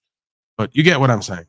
I don't want to insult the family at the dinner table with the come through me line. But I think you get what I'm saying. As a spirit, I came through him with just amazing intelligence, talent, ability, foresight, ability to be introspective, retrospective, and maybe even presume and assume a bit with a fair bit of accuracy. So that's why that happened. I came through him to save him from himself because he's very confused, lacking in understanding and faith. So daddy dearest, you need to take your white ass. I'm going to get some of my new black friends who I met online to really just kind of tune you up, you know, just have a conversation with you and get you right. So you need to take your white ass down to the bullion dealer, okay, and make sure you don't pay tax either on this. I'm sure there's some Italian Irish scum out there who'll give you all the silver you need, you know, even test it for you in front of them, and not have to pay the tax, right? Who's into that anyway?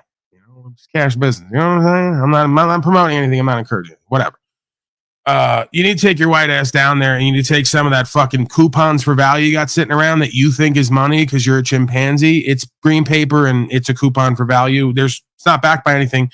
There's no value there, right? And the longer you hold those coupons, the more they get devalued. You got to switch that over for real money, silver, gold, and then you just let it sit there. And then it holds its value or increases. Money loses value because it's not money. It's fiat coupons. They're printing up more than ever. They say over a quarter of the currency supply right now, currency, non-currency, was printed up in the last 2 years. They're imploding this nation, people, economically. Right? We can argue in other ways too, physically, but metaphysically, they're imploding this nation. They're running the debt up more than ever. Okay, they're printing up more than ever, and they're going to leave you insolvent by the end of this. Could you get a fucking clue? Could you please study history? I'm begging now. It's not a good look for me as God of all media, but Daddy, I'm begging. Please study history. Please study banking. Please study something other than that television of yours that you glued to like fucking 12 at this point. It's like 12 TV, you know, maybe like 4 of arguing and fighting or being confused. And then maybe like 6 to 8 of just passing out and collapsing and waking up and doing it all over again. Please help us all out. He's good. Okay. He's going to do it again. They all like to do this. I'm good. I'm not even pulling up the comment. And I'm okay. I'm good. Right. You got it all figured out. Okay. You can't fix stupid. That's one thing I've learned here. They'll never learn till it's too late. That's what I've learned here. How do I know? Because I look into me, right? Thank God. You know, I overdosed twice, was brought back by the grace of God, the synchronicity. The universe said, Paul, you have more to do here in B because you can see further than a lot of the rest. That is your obligation, responsibility to minister, to bear witness and testimony. And to uphold the law, right? And proper instruction motivates people. That was another reason that I had to stay here in this realm with you. So, you know, I'm trying to help out, trying to give you a good word, trying to tell you to do what the fuck I'm doing or have done. You won't listen because you know better. You got all the answers. So at some point, when it gets really bad and you got no way out, like you have with every other situation, you'll finally get it together.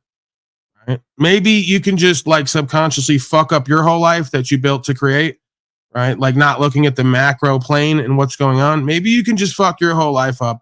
And then because I finally stopped fucking my whole life up and started to make different moves, at some point I can take care of you. I can be your daddy, right, Daddy? We'll switch positions at some point. You'll be the big baby like I was into at least my early to mid 20s. Some could argue still now. Yeah, you'll be the big baby. I'll take care of you. I'll say, it's okay, son. Like I made all the right moves. I did what was necessary so you could live the rest of your life comfortable and happy and peaceful because you were too fucking stupid, or you were just too unwillful and cowardly, or you were just too lazy and procrastinating, you know, to just fucking really take the bull by the horns and to transition yourself into a secure financial state of beingness. I'm tired of people who think because they have fiat notes at a bank or tied up with various agencies, 401ks and all the rest of this crap. You're insane. You are insane historically where we are right now. In history at this time on this land, you have to be insane. Political climate more divided than ever. Economic situation worse than ever. Purchasing power down 90%. Lockdown, told you're non-essential. The rise of the machines, the bringing in of AI, social credit, and digital currency. Do I really need to go down this list again? Fascism running amok, abound worldwide. Centralized agencies running localized communities, NHO, WHO. NIH, excuse me. Do I really need to get into this? Where we're at? And you fucking clowns are sitting around holding worthless non-currency paper printed up by your masters, printed up day by day more than ever, waiting for a financial collapse right around the corner that you'll pretend none of us could have seen or known about. It's happened over and over again in every land. They're going to have to do it again. And I'm here for it. Okay. As much as I just gave them the word of what they need to do and be, the same thing the economists told them back in 1980. Get yourself some land, get yourself some gold, get yourself some silver, get yourself some guns and ammo, get yourself a year worth of food and water supply. They didn't do any of it. Okay. So your own masters gave you the slavery and gave you the game to free yourself. Okay. And you just choose to continue to go along to get along. And the IQ slips a little bit more. The economy slips a little bit more. The results slip a little bit more. And they wonder why now it's at a point I can't order anything without them not dropping it off because they don't know where to go or won't do their job. I can't go to the bank and cash a money order because they need 10 forms of ID and want to schedule a private fucking meeting to do it. You can't go anywhere and buy tires anymore because it's all from Korea and cheap trash. The warranty is a third of what the tire costs. And you got to change it 5 times a year. It just America is falling, people. Sorry to tell you. It's just only a matter of time before the rest catches up. You call someone up for customer service. None of them understand English. They talk to you like you're a piece of trash. They give you a runaround. Then they want to give you attitude when you say, I can't understand what the fuck you're saying. And you're head of communications for a company on America, but you don't speak English. It's beyond destroyed. It's gone already. You know? Let's just be real about it. You ride up to the drive-thru. I go to Taco Bell here and there, more than I probably should. You ride up and you say, do you have this? And they go, no, we don't have that. It's not possible. I go, how about you take this and put that on top and it'll be exactly the same as this thing. Blown fucking mind. You know why? Because everything that's on the menu, whether it's on the menu or not today, is in the Taco Bell. They only have 8 fucking items that they shuffle around and call it something different. But that person in there can't figure out that I'm now doing a rant on an enchilito. This is where I'm at. The person in there can't figure out that the enchilito is just a bean burrito with the red sauce on top and a little bit of cheese. Yeah, they couldn't figure that out. No, the enchilito's not there. It doesn't exist. It's not on the menu. No, it is. It's all back there. Do you want me to get back there and make it right now? Because you can't figure out how to do that? Because this is the level of retardation we're at. And this is the level of just not giving a fuck. Just be real about it. Most people, when they go to work, don't give a fuck about themselves or anybody else coming to get their garbage that they wouldn't even eat or use. They're like, what? You came here to see me, a loser, to buy this crap that nobody really needs or wants? And then you expect me to think and care about what I'm doing? Oh, man, you're insane. I got other shit to do. I'm just fucking mailing it in. All right, I'm here for a limited time, limited offer, and I'm just mailing it in. I got some goofy bitch I got to get home to argue with. Dude, I got a child I'm going to have that I'm going to destroy the life of by creating another slave. Sorry, folks. I told you. Here, look, this is me. That's you. Like Talcott says. This is you, Paulie boy. I'm talking right to you. There's no one else here. Where is it? Yeah, this is me. Watch. This is me in like 3 years. He's 17 years in. This is me like in... Imagine thinking the sex act is the original sin instead of, oh, something that brought every form of evil into the earth and put it all in one big shit ball and let it roll downhill until it picked up endless steam and crushed everybody, called moral relativism. You think sex is the original sin because your bullshit religion told you so, and you can't even grasp that it's an allegory for moral relativism because you're so fucking dumb. This is what I'm trying to explain is entrenched in the fucking minds of almost everybody in our culture when it comes to human sexuality, you dumb dolt. Fear as a method of control through media and popular culture is an ongoing theme in this kind of conditioning. It's everywhere. It's not just ongoing, it's fucking omnipresent. It's everywhere. And you're never going to get it. You're just too dumb to get it. Prove me the fuck wrong, get it, and teach it. You're not doing it because you're just too fucking dumb to ever even understand, let alone go out and teach. You're just dumb motherfuckers. And no, it's not, the problem doesn't lie with me. No, I'm not wrong about this. No, I'm not wrong about the other things that I've taught that are important. I'm correct. You're wrong. I'm not incorrect about this material. You are. An anonymous forum post that I gathered, and can I tell you something, folks?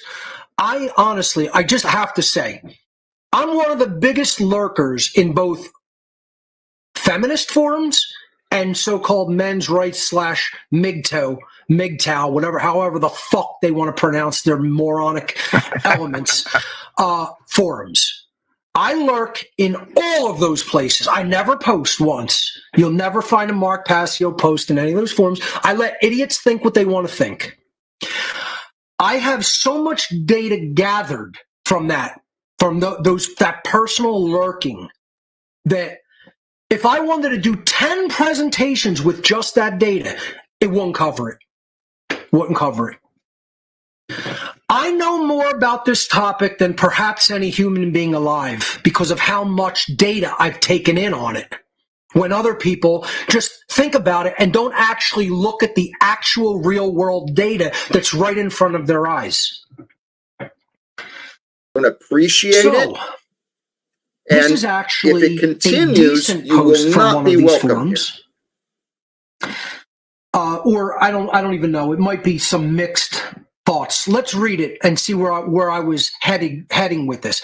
This person from an anonymous forum said, I think the reason most women have unhealthy sexual lives is because they are trained to hate sex. I want my father up here, okay? I'm not going to, I swear. Okay, I can't swear. I'm going to try really hard to not insult you. I want to have an actual conversation about the time you grew up in, what you've experienced, okay? This is my father now, if he's willing. I've been very mean and unnice and unpolite to him here in the past, so I know that he's reticent to join me. But I'd like to speak with him on his honest opinion and perspective on where this nation he was born onto, this land, has come from and where it seems to be going, right? And what his version of solutions are for himself and whatever community he occupies. If he's open to that. So, forgive me if I'm like real crazy at this point and believe that there's more to know and more to learn. And through these conversations, we're going to be inspired to do and be and have better and not be a fucking duped out slave who winds up losing all of our rights and property and pretty much everything that extends off of us. Because it seems to be that's what's happening. I don't know. Help me. Help me. Help you. Help me. Get me right. If I'm like a bit too paranoid, if I'm like, am I overblowing this? Am I sensationalizing? Or like, do I need to just go full on like this? You fucking religious losers. Fuck you. Fuck Joe Biden. Donald Trump. Fuck the Pope. I'll fucking knock all three of you out. Unconscious in the cage fight, which he never answered my challenge. You get knocked the fuck out, boy. Yeah, is that where we need to go with this? I don't want to go there. We don't have to live like that. Yeah, I know. The audience has been wanting to hear from my father for the longest time, but he's another fucking loser, failure, weak motherfucker. I'm saying that out of love. I know he won't receive it that way. But, you know, again, he taught me that. He taught me, remember Daddy on the baseball field? I was what, 10, 12 years old? Paul, first of all, you're a fat slob. Second of all, it wasn't exactly like that, but that's how I heard it. Second of all, you're playing like a bitch. Now, he definitely said that, right, on the baseball field. You're playing like a pussy. You're playing like a bitch. You don't have any heart in it. If you're not going to get on the field and play with heart, just don't fucking come down here and waste our time. That was my daddy, like 12 years old, right? So now I'm 34, never said that. He's going to do the never said that routine. You never said specifically the part about fat slob, just fat. All right, you're overweight. All right, I took you to McDonald's every day this week, and somehow you're overweight, Paulie. This is the passive-aggressive Italian way, right? Just completely sick and twisted, you know, and then we'll just avoid all accountability. Paulie, we took you for ice cream, pizza, and McDonald's every fucking day this week after baseball, and somehow you're a bit overweight. You got a big stomach hanging out. And more importantly, you're acting like a bitch. You're not getting in front of the ball, right? Get in front of the ball, knock it down with your big stomach, and own the ball, right? You can't be afraid of the ball, and you got to play with heart. You can't come out here and not practice. You can't just mail it in. You got to play with heart, or you're playing like a bitch, and there's no point in being here, right? So I learned that from him. He's saying he never said that. So I have a memory of learning stuff from my father from a negative perspective. It's still learning. I didn't have to like it to learn on some level. And if I can like go to, you know, a few years of therapy to work out what seems to be verbal abuse, right? That's just what it seems to be, right? A lot of folks claim I'm verbally abusing them by pointing out where they're losers and failures and being weak and cowardly and unresolved and not like owning the position. Get in front of the ball. So, you know, I've learned a lot from him, from positive position, negative position. I can learn from anybody. Right? If you put your emotions aside, what you want or don't want to be true, you can learn from anybody and any experience and anything. So this is not necessarily to demean him or do an indictment on him, right? Are there ways where maybe he could have communicated a little bit more effectively to me at that time for the space I was in? Potentially. But, you know, you get it on your own time at some point or you don't get it at all. And then at some point, with what you've learned, you come back to share your experiences with beings who you may have learned from or with. That's what this game is. Okay, now he's doing the humor as a coping mechanism thing. He's deflecting. Learn from Jack. Okay. So you're done. You copped out. You're being a coward. You can't come up here and face the music or just have a real conversation with me because you're worried about what the audience is going to think and feel. More importantly, than you're worried about how you think and feel, what you're going to do and be, and owning your position to present who and what you are and be received. Okay. So you got to figure out how to do all that for you to get you right. See, you did it again. Instead of using me in this place as an opportunity to create a rap, right, to have conversations, to practice like not being triggered and putting your emotions aside so you can respond and be accountable, you're going to duck your obligations, your responsibilities, your opportunities. Forget about obligations. You don't have an obligation to me or this place. Forget about even responsibilities. Opportunity. See, oftentimes what looks like obligations, what looks scary, what looks like responsibility is actually opportunity. To level up, to grow, to become better at who and what you are, how you be, how you live, what you do, how you speak. And you guys regularly drop the ball from my daddy down to, you know, whoever, name somebody, of using this place and me, more importantly, and my, you know, abrasive personality as a testing, challenging, growing endeavor. Just not wanting to do it. All right, back to Passio. We'll listen to a few more minutes of it. I always like hearing Passio yelling and screaming. Cursing out the audience, telling them pretty much most of the public is dumb and stupid and weak and cowardly and doesn't do shit to change their own life or anyone else's. I mean, is he wrong? You know, is he really wrong? One, I completely agree with that statement. May not like it. Has trained them to do that. May not be nice, kind, and polite. Thought has trained them to do that. Their parents have trained them to do that, and culture has generally trained them to do that. Except if resources are to be gained. Then all of a sudden, it's a different ball game if somebody offers to pay your rent for the next 6 months. Then suddenly it's perfectly okay and a great thing. But the real genuine connection, which again, I'm arguing in favor of, not against, okay? They have been conditioned not even to explore sexuality, the sex act, libido, connection with others. all it's about is a monetary transaction, then it's fine. For every other reason, it's the devil. So I totally agree with that. Let's continue with what he's saying.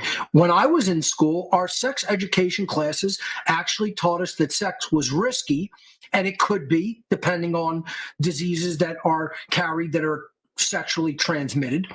That quote unquote good girls withhold and avoid sex at all costs. Okay, he's explaining why. Right?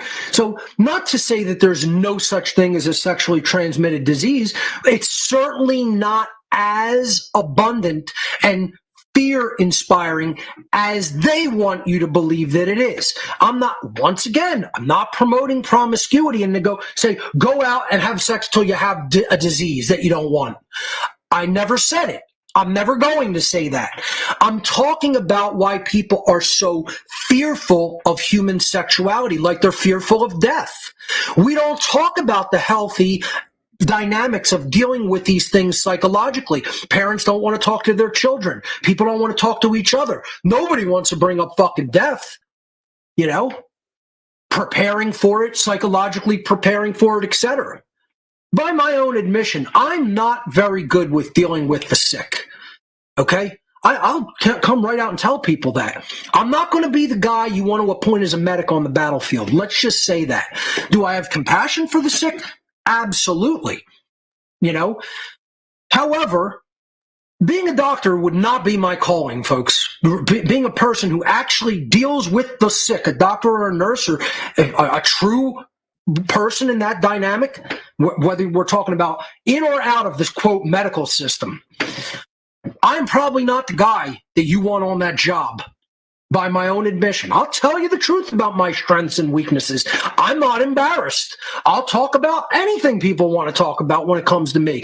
I know I'm not perfect. I try to do the best job that I can. I know where my strengths are. I know where my weaknesses are. I know what I'm best suited to do to move the ball down the field. I'm a warrior and a truth seeker and teller. I'm not somebody that should sit back and fucking take care of the wounded on the battlefield. That's definitely not what you want to put me in charge of, because I'd gum that up, okay? By my own admission. What I'm talking about here is, what do we have to do to even recognize what a healthy mentality is? We don't even talk about it, and we think we're going to develop some kind of fucking healthy psychology regarding it? When this is what's beaten into fucking young children's heads from the minute they're out of the womb, then they go into school, they get it 10 times worse, they go into a fucking... Well, and just to be clear, for equitable purposes, any criticism that I give my father, or pretty much anyone else, I just believe applies to me, so I'm able to speak on it for them. It's their apprehension of division that makes them feel offended. See, when you start to see all selves as one self, you no longer get offended as easily. You're more offended by what we're doing and not doing and what it leads to versus the actual words and what it calls in for you to reflect upon. So, this is not about putting other people down to raise oneself up. This is about raising others up by pointing out where they're living low down. Get it? So when I do my critique and my criticism, it's offering a hand up through what can be perceived as offensive. Because in order to do better, be better, and have better, you have to recognize your weakness and shortcoming. That's the theme here. So if I perceive that, if I feel that, I'm going to speak to that. If you can't rebut that, it's probably true. There's no point in you getting offended. Just accept that. That's your weakness. That's your shortcoming. Either you have an opportunity to change it and you won't, or seemingly you're disabled from doing so. And I don't believe that's the case. I don't speak this way to folks who I believe are disabled. I speak this way to folks who are more than willing and able, but they're cowardly to get it done, right? They're too afraid to do something and be something different than what they've always done and been, that everyone else is doing and being, right? So the will is there if they summoned it. The ability is there if they would look for it and accept it, what God has given them, the discernment, the heart, the conscience, and the ass to get up and do whatever needs to be done.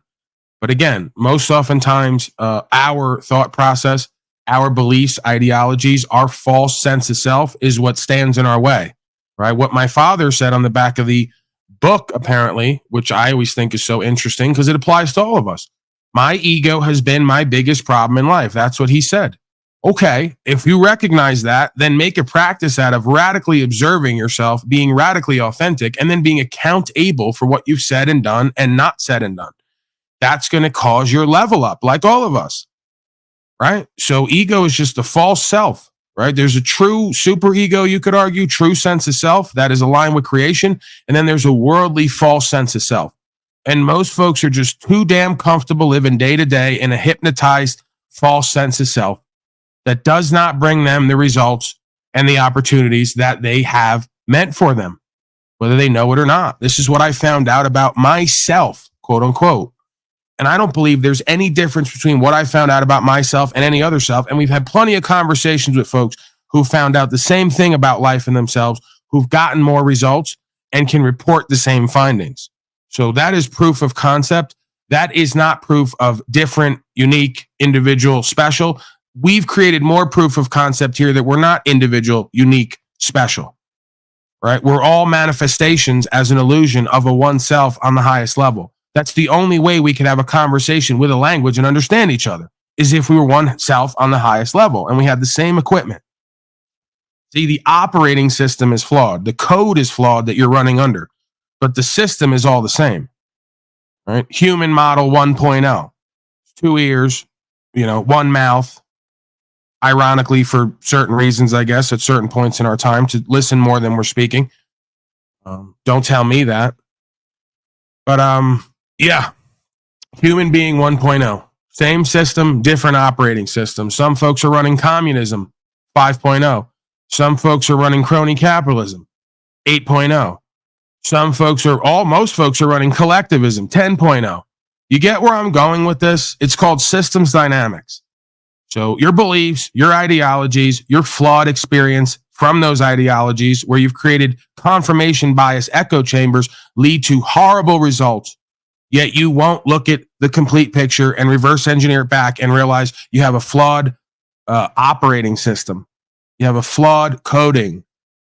You don't know who and what you need to be and do, and you don't know where the results are supposed to lead because you're too busy running crony capitalism, communism, collectivism, demosocracy, and all the rest of the uploads constantly in your brain. And Mark Passio is going to speak on this. That's why I'm playing this right now today, because it's like 1 for 1. He's going to tell you most folks can't learn the way they could learn because they got a whole bunch of inner chatter going on. While someone is explaining to them who and what they need to be and how life works and making it completely obvious, they're too busy going off on tangents inside of themselves with their bullshit intrusive thoughts, their bullshit intrusive feelings, and their bullshit ideologies, creating resistance for them to take in new information. It's called mind and fucking heart control. Or better yet, it's called the lack of mind and heart control, because most folks can't govern themselves and their vessel effectively. That's obvious just by living here. You'd only have to spend 2 fucking weeks on this rock floating in space, as they like to put it, if you were an alien race, to discover one thing. Most folks don't know who and what they are, what they're not, and how to operate their vessel efficiently and productively and honorably. That is clear. Stop me where I'm wrong and where I'm projecting and where everyone else is good and has it all together and is okay, and or realizing that they're not good, don't have it together, not okay, and like putting most of their time, energy, attention on resolving that issue. I don't see it, one or the other. That's concerning. Church, they get it 100 times worse. They go into the New Age movement. Too many things to consume and buy and watch. It becomes 1,000 times worse. What this person is saying is he's explaining why it is this way. What fucked it up? These are all the social engineering methodologies that fucked up a healthy libido in most human beings. When I was in school, our sex education classes actually taught us that sex... Oh, man, I could barely get through it without having the inclination. This is why I have to go outside and hit the reefer. Let him talk for a little bit.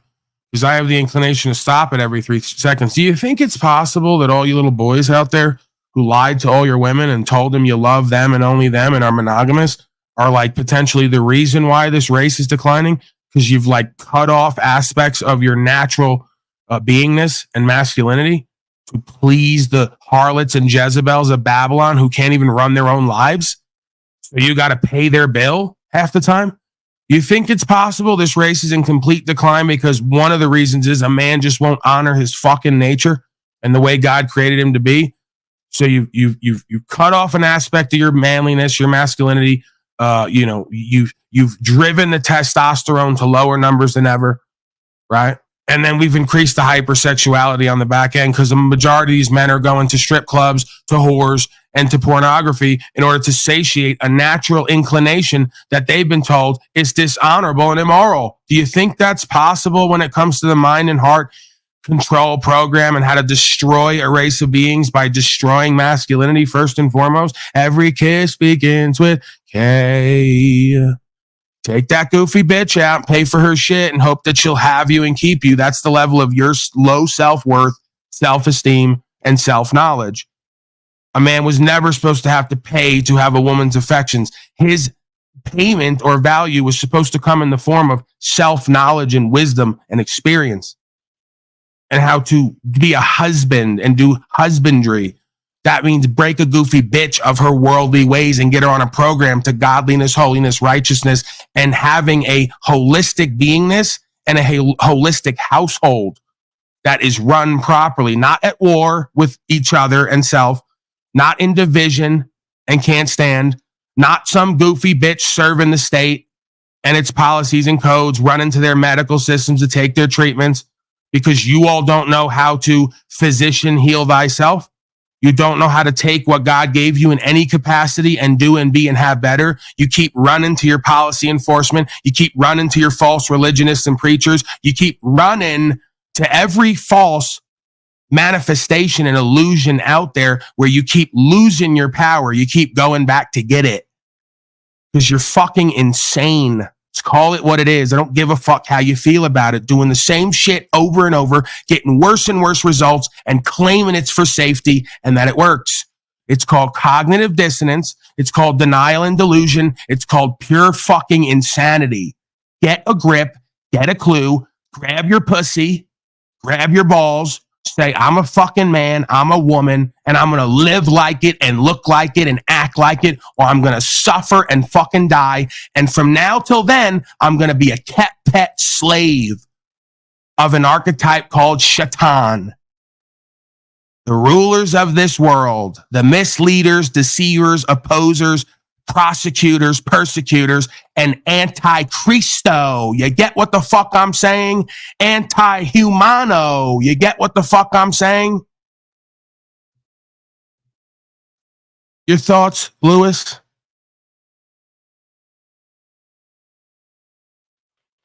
Hey, how's my mic? It's great. It's great, Lewis. I noticed that yesterday. You invested in some new equipment finally 2 years in, so we don't destroy the broadcast daily. That's hopeful. That makes me hopeful. Bro, don't get me fucking going. I didn't spend nothing on nothing. Don't get you going. Hey, how about this, pal? You fucking religious losers. Fuck you. Fuck your bullshit religion. Fuck the Pope. I'll knock the fucking Pope out unconscious in the cage fight, which he never answered. I'll fuck Trudeau, your daddy up there. Fuck his Pope, right? I'll knock fucking Trudeau out. You Canadian slime. How dare you? My daddy will beat up your daddy. When we reelect Donnie to save us again this year like a bunch of broken hoes, my daddy will beat up your daddy. That's all you need to know. Right. Go Donnie. Go Trump. Trump. He's coming back because he's going to warp speed us again and claim it was the Democrats who did it. Great stuff. You're duped, you're scammed, you're gullible, and you're naive. You talk down to people like me because you say I'm criminal minded and I'm rugged because I can think for myself and see. And when I come back to tell you, okay, I'll accept the hat. I'm a criminal minded motherfucker. Like you're all not. Okay, I'm not. I'll own the position. Hey, by the way, here's what all the criminals are doing to you. How they're scamming you. How they're lying you. How they're using you. You say, well, we just called him criminal-minded when he tries to tell us what the criminals are thinking that we can't figure out because we're too fucking gullible and naive and duped out. Like the majority of the public from the beginning of time. All the folks who they wheel the card in with the snake oil. They say, we got 50 fucking loser failure retards here we're going to come up off of. You know, that's all it is. You got an expansion of the idea of snake oil salesmen just selling a whole nation, a whole world, a whole generation after generation of the idea of political science, for their own good and their own safety. You're beyond fucking embarrassing. Go ahead. Talking right to my father's soul. He knows it and I knows it. He's probably turned this off by now because I shook up his inner space, and that goofy woman next to him told him, Paulie, don't let your son get you upset. It's not good for your health. Just live in more ignorance. Turn it off and go live in fake peace and desperation. Give me a fucking break. You guys ain't fooling nobody. I got everybody's number, just like your boy Passio. I got all your numbers. I see all of what the fuck you've done and not done. I see where your life is going, and I see what the fuck you do and don't do. Double, triple standards, hypocrisy, weakness, lack of focus and adherence to the truth because you got too much thoughts and feelers in the way. Pathetic. You're going to have to come back to this fucking simulation over and over again and go through torture and pain, just so you know. All you motherfuckers who want to talk godly, righteous, karmic, religion, reincarnate, all that shit, you're going to have to come back over and over again to learn and do what the fuck you've been spoken to here that you haven't accepted and won't walk, even though your spirit cries out for it and you know it. That's how pathetic you are in your ego. Your spirit draws you to this place knowing I have what the fuck you need. If not doing it completely, speaking it so you can walk it. That's the whole point of bearing witness and testimony, the walk of the Christed being. And your fucking spirit cries out for it. When I shine the light, you turn your fucking head with your vanity and your hypocrisy and your worldly habits. And you go right back to your fucking intransigence and sickness. And you call it playing house and doing what we're all supposed to be doing here. It's beyond pathetic and embarrassing. You have no historical reference. If you understood what man and woman was from the beginning of time at all, this would not be okay with you. Doesn't matter. They're too numbed out. Their soul's too numbed out. The sugar, the tobacco, the fucking alcohol, the fucking red meat, all the rest of it. Lou, don't say a motherfucking thing. I know where you're going to go with that. Shut the fuck up. I'll take it out of the sentence. You can keep the rest just so I don't have to go into it with you. Their soul is too broken. Their heart is too broken. Their sense abilities are too numb the fuck out. They're too hypnotized. I can't reach them with the transmission. They're so soul broken or soul obfuscated. There's too much blocking in the way that you can't fully reach their spirit with the word of truth. Some of it kind of hits, some of it kind of seeps in, and then they just back to my nonsense and sickness. I can't do and be better. They taught me I'm a loser, failure. They beat me. They drugged me. They forced dogma on me. They put me in a cell. Whatever your walk is, they just taught me I'm not shit. I'm a worm on a hook, and I just got to wait to be swallowed. Just passive fucking observers in most of their life. If it's not coming to running around like a corporate whore to pay their fucking shitty lifestyle bills, there's just no purpose and meaning and value for them in this life and in this beingness. Just roll over and die now. Let's stop wasting everybody's fucking time. Let's stop wasting God's good air, right? Stop wasting all this life force. Just fucking roll over and die now. You're already the unbegun. Give a fuck how much money you make or what the fuck you think you have. You don't own that shit anyway. And you're too dumb to realize it. It's all on the way out, dummies. Living dead. Great reset. That's why they show all these fucking zombie movies. Every second show or movie is a zombie movie. They're telling you what you are. You're a bunch of dead, living dead souls. You have no soul. You're just going around eating other people's brain. Like you have no soul, no brain of your own. Losers who are users, parasites, and ultimate failures. These are people who go around popping children out, can't even raise them properly. You're a failure in that too. Let's be real about that. You go around fucking other loser failures who have no value systems and principles, and you pop these fucking children out, and you're a loser failure at raising them into something as well. Just as well, because God's going to do that work, either directly from within or through other people. So all things as it should be at their time, right? I'm not saying that I'm going to overthrow the world. Give me the power and I'm going to make it in my own image. No, I'm not doing no Luciferian garbage. I'm talking about something I see and experience to some degree, if not all the time, most of the time. And I'm communicating that vision and that experience inside out to other folks who I know it's available for, and they're not interested because they think Paulie's not happy when he gets on here like this. They go, we don't want what he's talking. We're going to end up like him, yelling and screaming and angry and all the rest. They don't understand. This is passion for truth. This is true care. This is what an alive, awakened being with a heart sense is like. You wouldn't know it. So you trick yourself out of that true value and power too, because you think that a human being is supposed to just sit somewhere and not fucking move or go to work and come home. And that's your version of peace while you're fucking desperate from the inside out, constantly consuming, constantly trying to numb the pain, constantly being unfulfilled from the inside out because you don't do anything worthy of praise other than just exist and survive and be a pawn in a system and do what the fuck you're told and what you're shown by a whole bunch of other weak-ass chimpanzee retards. Let's really get real with ourselves and each other, how far back this goes down the line. Try to imagine the archetypal image of a man and woman at one point and then look around you now. These are folks like the woman my father's with, whose own family, just like mine, fuck them over for a few $1,000s, lie in front of God in a court, steal money from dead people. And you want to sit here and act like I'm overreacting and I'm just talking and venting? We got a serious fucking problem in this realm right now. I could argue from the beginning of time. And I'm saying I wasn't alive then, but it looks a lot like what we're dealing with now. And my intuition, my guts on the inside tell me something's coming. And once we had the last 4 years, I've been having this experience for over a decade. Go ask my father and everyone else. They think that I've gone over the edge long ago because I used to do this at the dinner table. They go, Paulie, who are you talking to? There's no broadcast here. I go, I don't know. A lot of the time I'm talking to me. I'm talking crying out to God. I'm trying to work it out. And they go, you're getting a little bit weird for us. You're not doing what the rest of us are doing. I go, what? Being punk ass cowards and slaves? You're right. And if I am, I'm done with it. The last 4 years just cemented all that for me. You ain't going to flip the dynamic back the way it was because it was already flawed then. You just didn't want to really look at what the fuck I was saying and what God was working through me with. It was too scary. It was too uncomfortable. It was too out of order, right? We're supposed to get this from Joel Osteen. We're supposed to get this from Donnie Trump, not a guy with no career prospects, no degree, and no future. God works in mysterious ways. That's what I learned. Sure, my father's learned that too, watching my journey. Many things he thought weren't possible, wouldn't go my way. He can't figure out what the fuck's going on, how, why, and when. Just like with my uncle the other day. Dies and all the equipment shuts off. Hasn't happened before or since. And his first reaction, like an egoic motherfucker, is, why didn't he come to me? He came to all of us, stupid motherfucker. It was to give us all the experience that there's life after death. And there's death while you're living. You could be alive physically, biologically, and be already dead. You could die physically and still have life.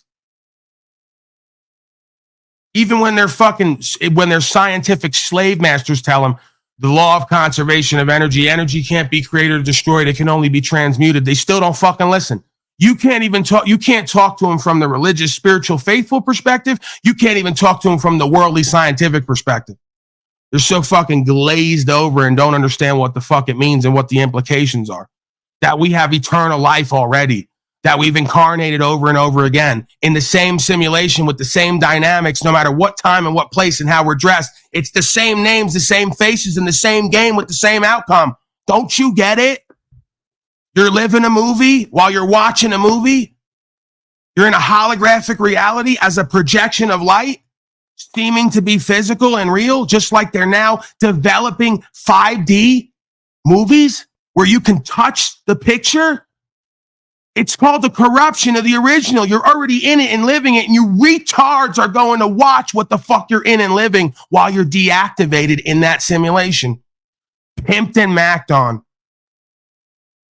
There's no level to the end of the pimping and macking that goes on in the simulation. I'm mouth open like John the Revelator at the Beast and how it operates. Just for the last decade, once I had the upload, download, like the white women in the forest say, and I saw the vision, I'm like, holy shit. And I spent the last 10 years trying to amalgamate and communicate what the fuck I've seen versus what I've experienced in the real/non-real world, like Jack Talcott likes to say. What is real, Neo Talcott, if not impulses and interpretations in the brain chemistry? Quantum physics overlays with that. You don't have to be a fucking genius or even understand anything more than what the first thing they told you about that experiment was. That you control on some level or interpret your reality. And by that interpretation and control or not, you're going to generate an outcome and a future for yourself. And you all can't figure out how that works. You don't have to. You just got to know that that's the dynamic. That's the game. That's it. You don't have to know beyond true enough. Your thoughts, Lewis, on all this? I'm doing a lot of talking. I'm flipping out here. They're going to say I'm freaking out. You're on fire. You're on fire. Keep it going. I can't reach the level of communication that you do. I can't reach the level of, no, say it right, Lewis, like they told me from the beginning. You can't reach the level of insanity that Paulie boy is reaching, right? He's too crazy. About the scientific thing, you know, there's an experiment. Anybody can go look this up, where they fire a laser through a point of reference of some sort, and when it comes out the other side, it has shows 2 points, right? And then they fire it when no one's looking, right? It shows the 2 points, and then as soon as you look at it, it only shows 1, or something like to that effect. Someone in the chat can put up the experiment. So it's like as if you're creating what's happening. Even in that science experiment, the scientists were like, we can't fucking understand this light. We understand the laser, we understand it's one pointed, and when we don't look at it, it's showing 2 points coming out the other side. As soon as you look at it, it goes back to 1 point. So somehow we're right. It's just like they say it's particles and waves when you observe creation on a different level. And that's all consciousness is. Consciousness is particles, and the waves are the information, right? Or the packets. I got to pull it back up because I looked at this and then I concluded for myself what it means based on what they say applied to on the ground common sense, right? That's what I do. I try to look at their shit, understand what they're saying it is and the dynamic from their system, and then apply it to the real world on the ground communication. And I think that that's all we're supposed to be doing, you know. So it's pure consciousness and awareness is the particle, the hollow being, non-beingness, right? The seeming to be physical but also non-physical, and then the packets or the waves are the information. In the beginning is the word. The word is made real. They told you in the scripture what quantum physics was before they observed it with all their great tools and fucking instruments. I am that am. Want to recreate it. They want to transform it. They want to corrupt it. Want to corrupt it. They want to turn it into something that they can control. They don't want to lose. They believe that they can take control, but they can't. No one can. That's what the whole point of the goggles are now. They're creating a simulation in the simulation to revert your consciousness and corrupt it into their systems and use it and make it for their own purposes. We're already in that. These are the goggles right here, your eyes. It takes light and interprets that waves and packets into a reality. You imagine that in your beingness, non-physically, with imagination. You're already in it. You're already part of it. You're generating a reality inside and outside of yourself right now with the beliefs you hold subconsciously and consciously. You don't accept that. And they're now going to insert you into a corruption of the original to harness that consciousness and that energy and that electricity to work toward their matrix system. And they're going to link it all together, just like Neo and the Matrix told you. They didn't lie one time. Keep telling us. They show it to us. They're the vampire types that ask you to come in. You have to say yes, come in. You have to invite them in, and they show us everything. The zombie movies, who are running? It's always the people that can see that are running. It's always the ones that have that discernment, that understand what's happening, are running from the zombies, and the zombies want to take their brain and bring them into their world, right? It's so many movies, The Matrix, everything. They tell us the whole game. You know, and nobody seems to want to get, well, some don't seem to want to get it. I mean, yeah, it's a majority. It's a majority. We've known that. That's the thing. I can get animated about it, but ultimately, we get back to resting state of beingness. You understand it's exactly the way it's meant to be. It's been like this from the beginning of time for whatever reason. You know, you got folks yelling on a street corner from the top of their lungs, the end is near, repent now, reform.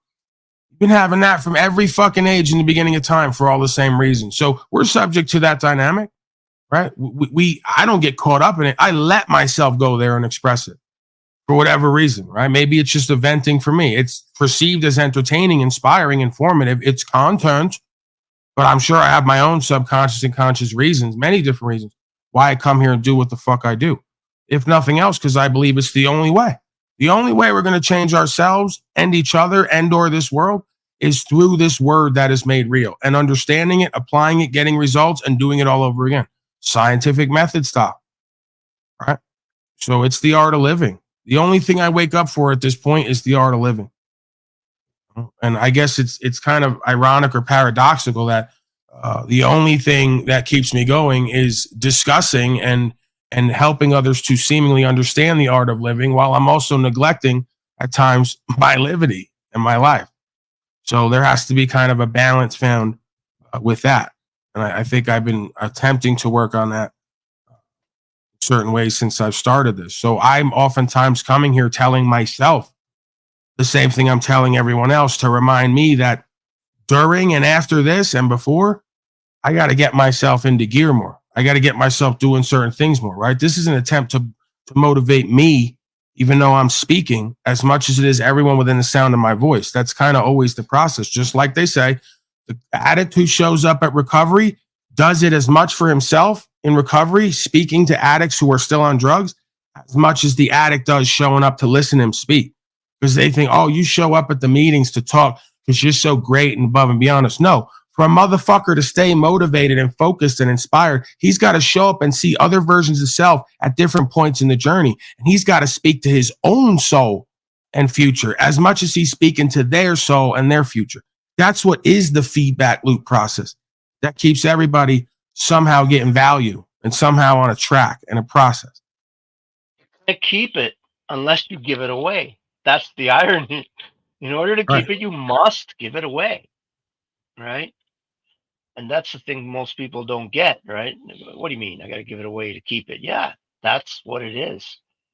Especially when it comes to more, metaphysical ideas, the internal, the emotions, the heart, the spirit, especially an addict that doesn't help other addicts generally doesn't stay clean or often doesn't stay clean. They have to have that period where they give away what they've received in order to strengthen it in themselves and to help others come along with them, right? And that's what you're doing now, and everything else is going to happen in its time, whatever it is you need to do. It's a question of taking it when it comes, right? Like for me, when you entered into my life, listening to you, I could have told you, let's go fuck yourself. You don't talk to me like that. I'm a fucking, twice your age, right? But I had to take what was presented to me, make the decision to say, is this real? Is this what's needed at this time? And move with it. Lewis, I appreciate those words. I think that, well, I don't know why you're feeding back. You're feeding back. But you just made me think of something. That I think that you might want to be part of. And just kind of bring a little bit of a different energy. You may be like, I don't know, into like Bodyguard New Beginning, into like, I don't know, I'm just gonna throw a couple words at you, into like Ariana Grande Camp Rock, huh? Yeah, you just said, is it real? Is this me? Like, am I where I'm supposed to be? I don't know. Bodyguard sounds good. Fucking Mike. You hear that? Can you feel that? Go ahead, Lewis. Take it over. I've always been the kind of girl. Go ahead, Lewis.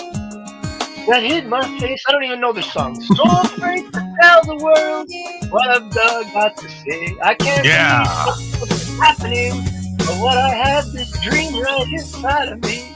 I'm gonna let it show. It's time to let you know. Yeah, Lewis. Let you know. This is real. This is me. I'm exactly where I'm supposed to be now, man. Day 5 of squad card, and I'm not paying nobody nothing. Family's not coming back, and I'm alone. I'm lost and confused, and I'm all at home. Yeah, man. This is me. Yeah, little Talcottian vibe, man. Peace and love's available. Entertainment's available. It's all there for you. What do you need from me? What the fuck else more do you want? Hold on, I'm getting back to the song. I missed it. See? I got upset. Dream about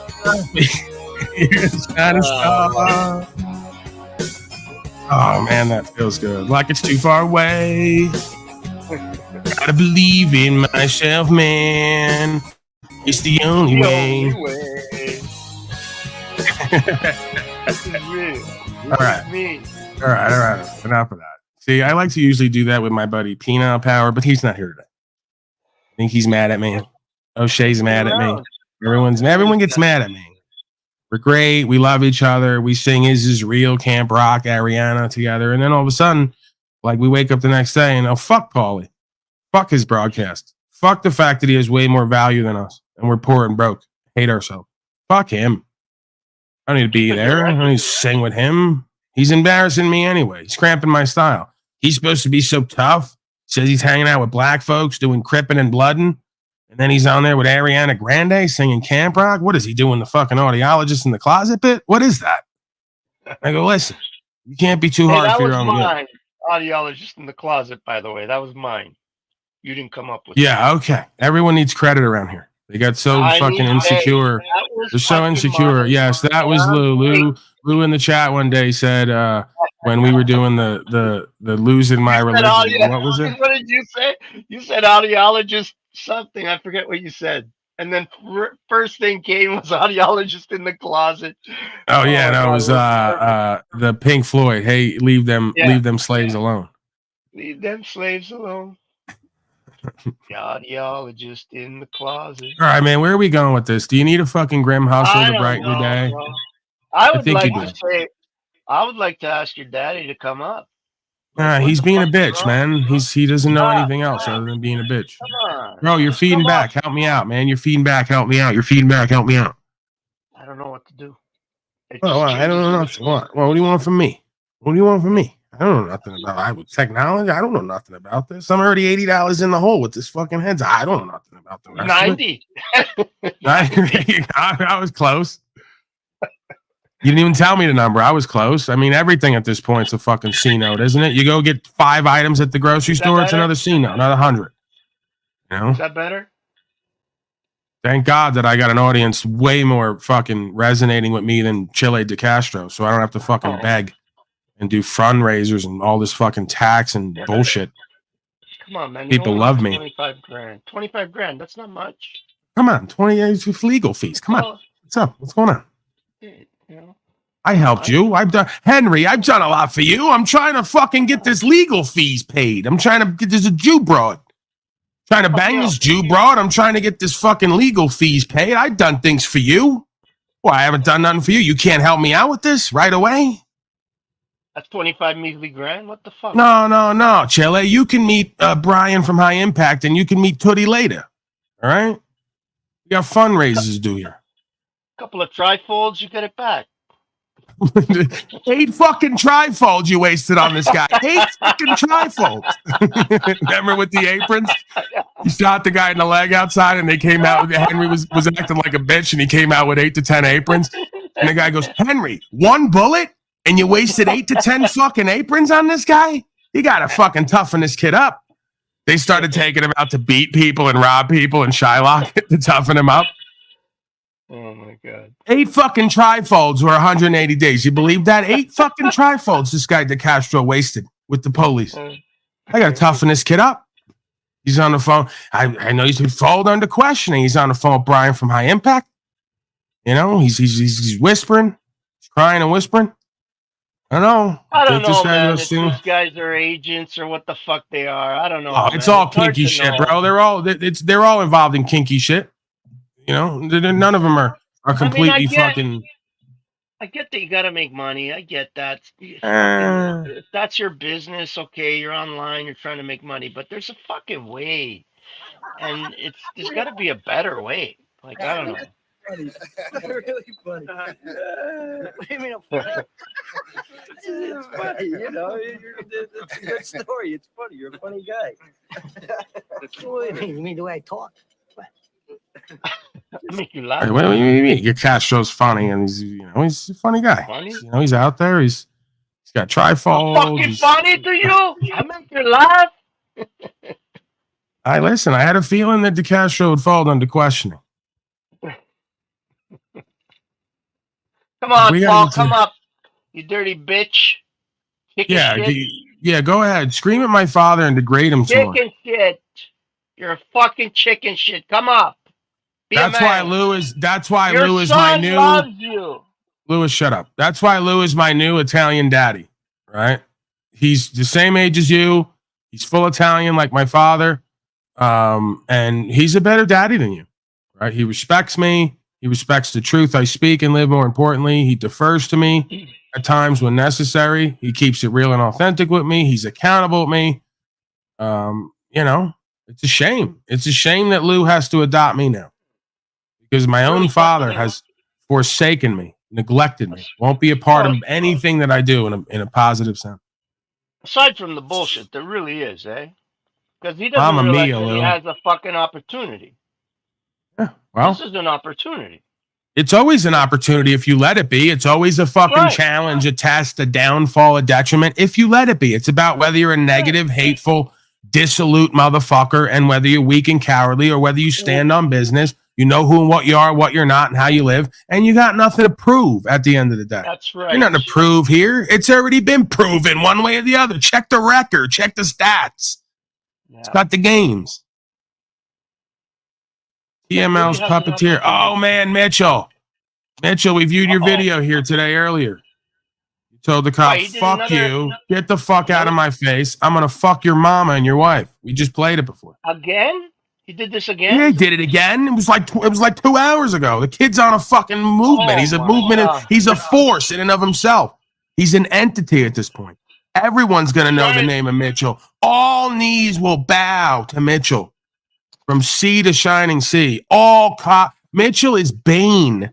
He's the bane of their existence at this point. Courts will be convened. Policy enforcement will learn to serve.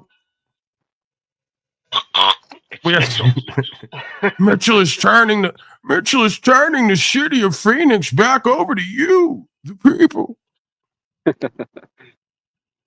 Keep pushing, Mitchell. You'll get a lawsuit eventually. You'll get one. Maybe this time you'll get 80 grand instead of 70. Oh, he's fishing for one. And it's not hard because these guys are running up to him. They want to like buck up and act like real, man.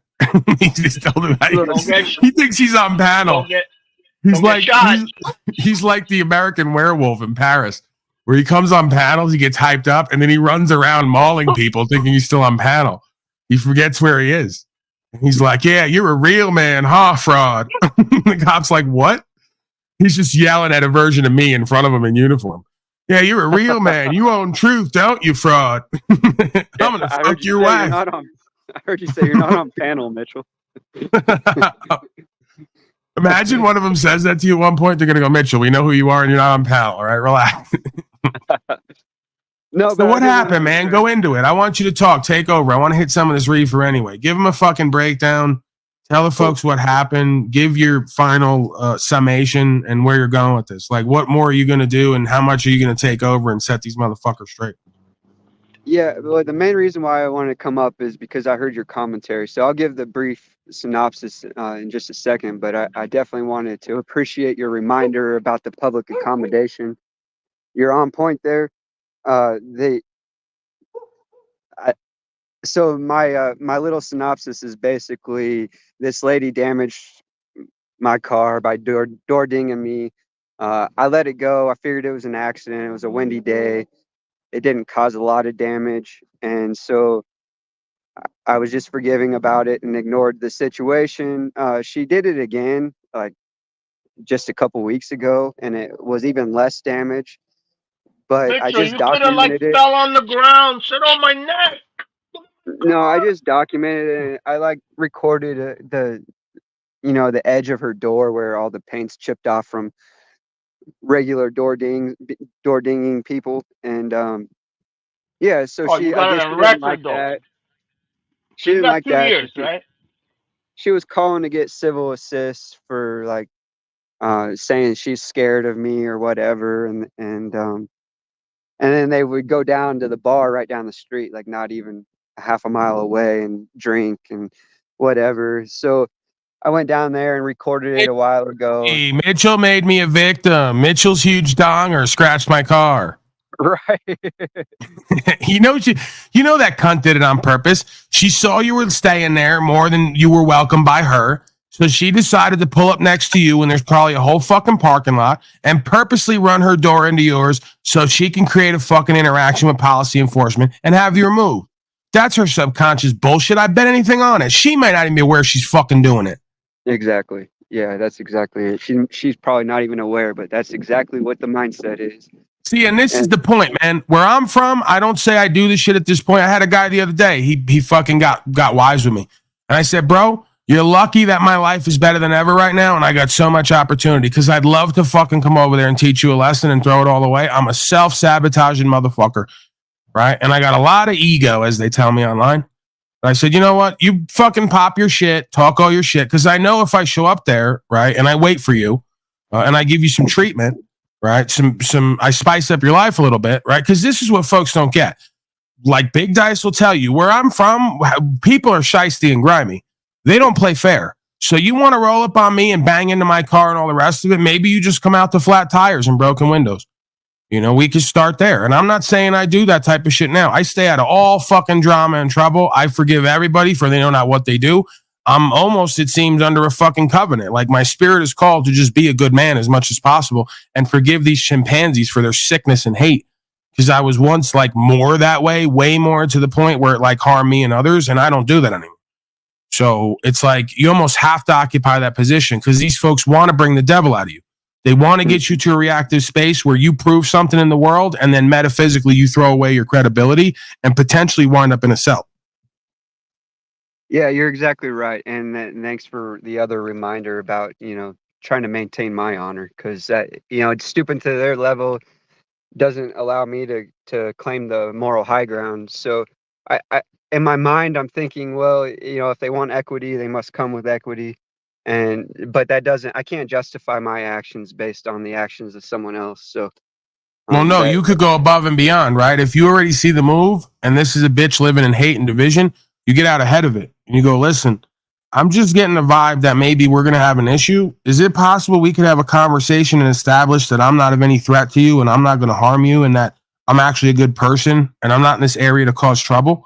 There's a lot of times if you get out ahead of it before it becomes a problem, you neutralize the problem because you already see where it's going. You already see what they want and what they're trying to get out of you. And if you get out ahead of it, you can neutralize that. I've just learned that, and the more you talk to someone direct and you, Lou, please, the whistle, he's the whistle guy. He's a flag on the play. Referee Lou.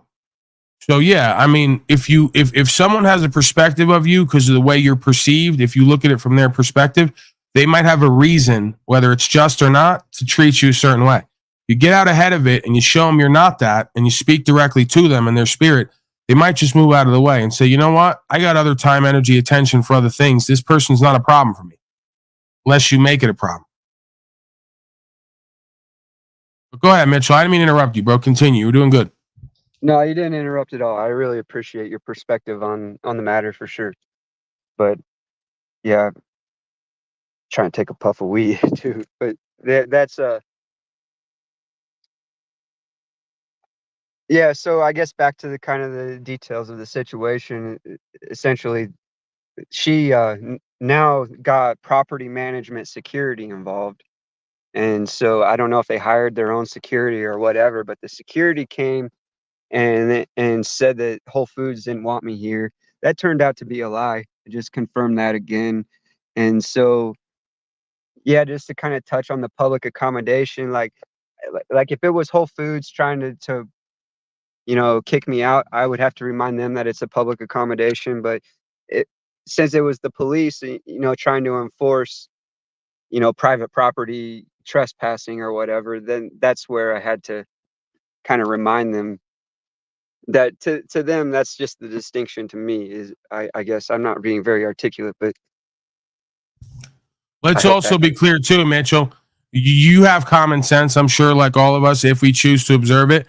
Are you more likely to catch shit from these Karens at a Whole Foods or a Natural Grocers, or if you were in the parking lot of Walmart? It's set and setting and venue. So you already know there's a certain type of people who are going to be more likely to frequent Whole Foods and places like that, uppity white folks who are going to look at you like you're, a slave and want to treat you as such. And then there's going to be just kind of regular common folk who are probably not going to give you a second look at the Walmart parking lot. You get where I'm going with this? Yeah, absolutely. But That's generally true. It doesn't necessarily hold up in this situation because I've been coming to this Whole Foods for 15 years. You know, they've offered me work here. You know, so if I go across the street to the Walmart, they have it posted everywhere. You know, no overnight parking, no trespassing, and the police are extremely aggressive over there. So they have the police have guardianship of the property, so they don't even need property management or management of the business to direct. That's weird because I thought that Walmart, like most of the places I go, Walmart has a reputation of being a place where they actually allow people to stay. Like usually if folks want to pick a place, they even have like an agreement apparently. Some of these Walmarts will, if you go in there and talk to them, they'll let you park your campers and shit in the parking lot for the night. So they may have it posted as such, but if you do work, come on, Lou, you're feeding back, bro. You got to fix it. I want to hear from you, but I can't talk and hear me back. So yeah, that's all changed since they've tried to criminalize homelessness. You know, they do like they put all these statues out saying, you know, no sleeping in your car and shit like that. So well, Mitchell, let me ask you this: don't you have at least enough to go get yourself $1,000 piece of land, put your shit on there, and be left the fuck alone? yeah, I have land. I just can't sit there all the time. You know. I get it. It becomes a little bit, you know, it can be a bit maddening. I mean, there's a fine line between isolated and with yourself, and then just also wanting a bit of action or interaction. Well, there's no shortage of that with you lately. Yeah, but you're right. I do need a place where I can retreat to and you know, not have to worry about this shit. But you know, I got it. I just need to utilize it more. I like to be out and traveling. This is my thing. So yeah, I get that. And conceptually, you really should be left alone as much as possible. I mean, if you're not a direct threat, you're not breaching the peace, you really have no conversation with anybody. Yet somehow it doesn't ever seem to go that way. yeah, and it's what you said earlier. It's discriminatory. We're not going back to that. You know, it's no different than, you know, from my perspective than them saying, "Oh, there's a black man in our parking lot. Let's get rid of him." You know, it doesn't work like that. You know, can't do that shit. Yeah, it just doesn't seem to be a benefit to any of us for people to be policing other citizens, so to speak, in quotes. You know, for colloquial terminologies, because you know how I feel about the citizen idea, but just for conversation purposes, policing citizens, policing other citizens is like Third Reich, Fourth Reich, Fifth Reich. You know what I'm saying? It just doesn't benefit any of us ultimately. Powerless. They have, most people, these fucking slaves in particular, have such a sense of powerlessness, and that little bit of power that it gives them to call some fucking guy with a gun to fuck with Mitchell, it just kind of, I don't know, I guess they need it somehow because they have no power and they know it, if not consciously, definitely unconsciously. Yeah, that's their twisted version of investing in the community, is investing in the fascism that's ruined the community. If you know, see land, something, say something, right? Yeah, Right. that's what I'm going to say. Yeah. Mitchell, you have land, right? You have what? What kind of land do you have? Not. Yeah, I just bought a little corner piece of my buddy's land, so it's not much. It's just enough to build. Is it? No, it's in Missouri. There's a spring. Well, the spring's not on my property, but it runs right through my property. That's beautiful. It's just woods. I mean, it's just woods and grass. It's all it is, and water. So yeah, you got truck stops too and resting points. But I mean, again, if you think that there's going to be any place that are exempt from the fascist army kind of patrolling around and making judgments and profiling, I don't think that's the case. You know, I mean, there's probably some, you know, costume wearer that regularly patrols all the known points where folks are known to frequent, vagrants, if you will. So they're going to take a spin by the rest stop. They're going to take a spin by the local park. They're going to take a spin by certain parking lots, and they're going to start profiling who's who and what's what. It's what they do. Half the times because they're bored, I would assume, or because they got no other real fucking crime going on. Right. Is really the bottom line. If you had motherfuckers being killed and raped and a whole bunch of other shit going on, you wouldn't be worried about Mitchell beating his meat in his car with the fucking shades closed. You know? Yeah, that's the extreme they took it to. Is they said that I flashed them. Now, so you were. I knew what you were up to. You're beating your meat in public again. I told you about that. You're like Diogenes, the philosopher. You think you're going to live in a wine barrel in the middle of town and beat your meat in front of the town square. Why Can't would they do come that. up with that? Why would they even come up with that? What Well, would they make didn't that? tell the cops that. They told the rent-a-cop allegedly, because he's the one who accused me of it. It's the first I heard of it. But Where yeah, the fuck does that come from? Like, So this is a time where Mitchell manifested what he says online. His internet donger hurt somebody. He's always saying, I'm hurting everyone online with my huge internet donger. So he's out and about manifesting that he's flashing and hurting people's inner space. That's funny. You know, I was gonna say, Mitchell, if you want to hear it or not, I don't know. But Yeah. you got a piece of land, right? And you said, "Oh, I don't want to sit there all the time." Well, then don't fucking sit there. Buy yourself a Lou, chainsaw. please. Well, let's get back to the topic here in solutions. Did you point out you have an extremely small penis, so obviously you wouldn't be flashing it? And crooked. And crooked. Small That and was Yeah, the that's thought that common crossed my sense. head. I was gonna tell him, if you can't tell me how many kids that I was holding my dick with, then you're lying. Because Listen, there hasn't been a man in history that has a penis like this that's into flashing. Okay, we'll just leave it at that. I'm not Rob Cleveland. Right. I'm embarrassed of my little dick. I'm not going around. I try to hide my genitals as much as possible, even from my mate. Like I'll have sex in the dark just so she doesn't catch a glimpse. Right? I like to keep an air of mystery. I'm definitely not flashing my genitals. What kind of deviant are you? You just spin it right on him right there. What kind of sick, twisted pervert are you, ma'am? I hide my own penis from my own partner, let alone out in public flashing it. What are you, insane? The last words you want to hear in bed are, "Oh, it's cute." If she says, I just dump it right on her like Talcott. Ma'am, that's you. I'm pretty sure I thought you were flashing everybody out here. Those huge saggy breasts of yours. You were out here flashing them, acting deviant, and you're trying to put that on me. That's you. I got proof. I called Jennifer right up. Jennifer, how many times have I hid my penis from you? Because I'm ashamed of it. She was like, all the time. There it is. Case closed, Your Honor. It's too funny. Your thoughts, Lewis, on any of that? Back to you, Lou. I mean, definitely, I don't want to show mine. It's just ugly. Yeah, we know. Small, and crooked, and nobody. All right, wants move to on, look at that. please. I just got a so phone going call. from Someone here, wants to Paul, look at it. I don't know. How would you handle it? I'd give you my thoughts first if you want. But I figured I just want to make sure that shit like me flashing myself or whatever doesn't make it to the public record and whatever. So I thought about, just approaching them and trying to have a conversation like, hey, let's resolve this and stop escalating it and get down to the facts of the matter of what's really wrong. Paul said, if you go up to them and say, listen, I don't know how we got to this point, but I believe I'm a good person. I'm not here to hurt you. I don't want to, I don't want to cause any issues. I don't want to cause any controversy. Can we find a way to come back to a better place for each other? And maybe it works and maybe it doesn't, but it's a shot.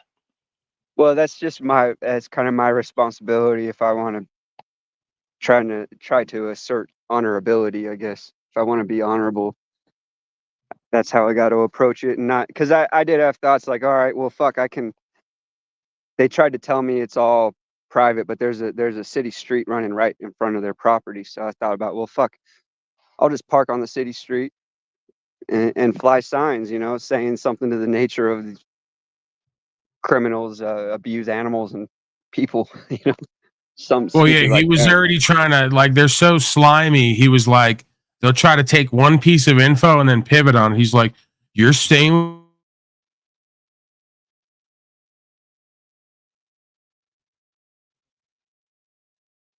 Did he cut out for you? Or is that me? For me, yes. Paul, you're cut out. Come on, man. Get your fucking equipment together, fuck. Oh, that's what kind funny. of broadcaster are you? Fucking 2 years and you can't fucking get this shit together? What the fuck?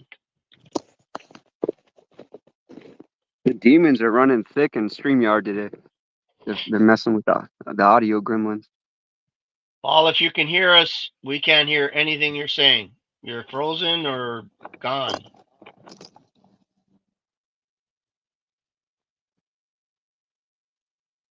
don't know. Just got to come back in, I guess. No, I was gonna say, Mitchell, when you're on the property, man, go buy yourself a chainsaw. Start clearing some spots. Get busy on the land, and you won't feel like you're sitting there. You actually feel more accomplished and like you're doing something. And something might come up in your mind. Hey, I want to build a little cabin right here. And you start working towards No, that. I do that, but I can't do that all the time because I need to. It was a kind of a impulse decision, and I should have bought my own property, but I need to buy. I'm gonna do that when I'm gonna buy like 10 acres, 10 to 20 acres, and build a frisbee golf course. And I know, but it would be a good place to start to learn, to get the feel for how to do shit, even if you don't benefit from it in the long run and your friend keeps whatever value you put into it. He's given you the opportunity to experience something different. I don't know if you've ever had to, try and cut some planks with a chainsaw. yeah, man, You I know what I grew up in mean? And Kansas. Like, come on, so man, give me a break. learning. I don't know. I'm just saying I don't know. That's why I say I said I didn't know. Right. But Well, but I'm not you can. inexperienced. Let's say that. I mean, I've put in my own septic tank and shit like that. Dug the hole out by hand, and so it's not like I don't know how to work, man. But it's just it wasn't right for the I'm not talking situation. about So the it's a work. pristine piece of property. It's very small. It does have room for a building and a yard basically, but 1 acre that's is what you said? but 1 acre? yeah, it's about an acre and a half. But Yeah, that's bro, that's a good piece of land. yeah, it's a fair piece of land. But I have it's 25 acres pristine. What here. I'm trying to tell you, if you let me get it out real quick, is Yeah. what I'm trying to tell you. It's just a place where I want to go and be with nature. I don't want to be in a Okay, yeah, building. that's fine. I don't want to That's have all these power tools around, and it's just a pristine little piece of land with fresh spring water, and woods. If I'm going to build something there, I'm going to cut down dead well, trees and build a log cabin or something. well, whatever. I mean, you could even just, find an old camper that, an old 70s No, camper see, I'm not with going to solid bring it. frame. All No, I these don't mean fucking bringing the camper there. chemicals and plastics and a All right, fucking whatever. deteriorating camper to a fucking piece of pristine Yeah, land. yeah, yeah. Okay, don't do it. Don't worry. I forget it. Yeah, my Forget it. computer doesn't like when we talk police and show videos. It doesn't like it. StreamYard just cuts off. I got to restart the computer. That's what happened when you went to go show the video. It cut off. Well, yeah, Lewis, there's different activities that go on. Like whatever Yeah, happened the other day with my uncle was like an hour straight of all devices off, just phones, everything just cut out. And then there's like times like this when, for whatever reason, it seems the conversation or whatever, it's usually the same type of conversations. Again, I don't want to read too much into it, but it's like all of a sudden I start getting tech issues. I can't restream audio. StreamYard cuts out. They want to cut signals. I got to restart equipment. It's uncharacteristic. There doesn't seem to be any rhyme or reason for why that happens technically. It seems that it's coordinated, right? But I don't know what to make of that. I don't want to read too much into it. System glitch. There you go. Technical difficulty.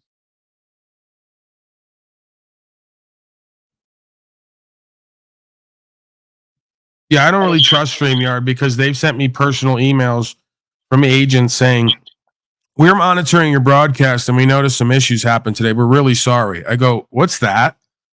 I go, why is StreamYard, a streaming platform, monitoring my broadcast and then giving me Sicilian messages like wink wink, how's your kids? How's the flat tires? Like that's how again, I'm very, I guess, paranoid Italian Irish from New York, grew up on mob culture, at least on TV, if not in reality. And I go, is everything just a behind the back, throw the rock, hide the hand Sicilian message with these people where they go, yeah, we saw your kids on the way to work today. They're looking real good. I'm like, are you threatening me? Are you telling me that you're doing something? Because they're like, there's no reason for StreamYard to be monitoring my broadcast. And there's no reason when there's issues with them for them to say, we're real sorry. It's almost like they're telling me, it's almost like they're pretending to be helping me and keeping me safe while they're fucking me and letting me know, wink, nod, right? Doesn't really add up. Doesn't make sense to me. You got a nice little channel there. It's a shame if something goes Yeah, wrong. yeah, right. It's a shame, you know. Yeah. You know, you got to be careful nowadays. It's a dangerous world. You got to be careful. It's a crazy world. Yeah. You never know what might could happen.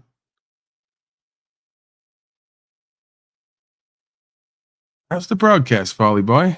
Noticed we were monitoring it, you know. Noticed there was some issues. Sorry about that. Spoke to your wife and child on the way to work today too. Said they're doing great. We're here for you. We just want to help out. Yeah. I noticed you had a couple flat tires on that car too. Here's a few bucks. Get that taken care of. I'm sure there's some real dangerous people around town who are doing that. Maybe they're trying to get at you. I don't know.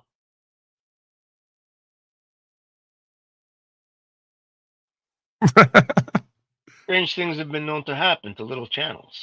Yeah, I don't know. There's a lot of crazy things with out of StreamYard, YouTube, Google. I don't know. Klaus Schwab, Billy, what? You know, we could protect you. You know that, right? Right. Maybe you come with the extra $29 a month. We give you the professional version. We update it. Make sure Whatever you want to do. Bro, I gotta go. All right, get the hell out of here, Lewis. Thank you, Paul. Fuck you, Paul Senior. You're a bitch. There you go. That's Okay, what they see ya. need. That's what everyone needs. All right. We love you, Lewis. Even my father, I'm sure. Your paisan. All right. He doesn't like you, he's got to love you. You go ahead, Mitchell. You were saying?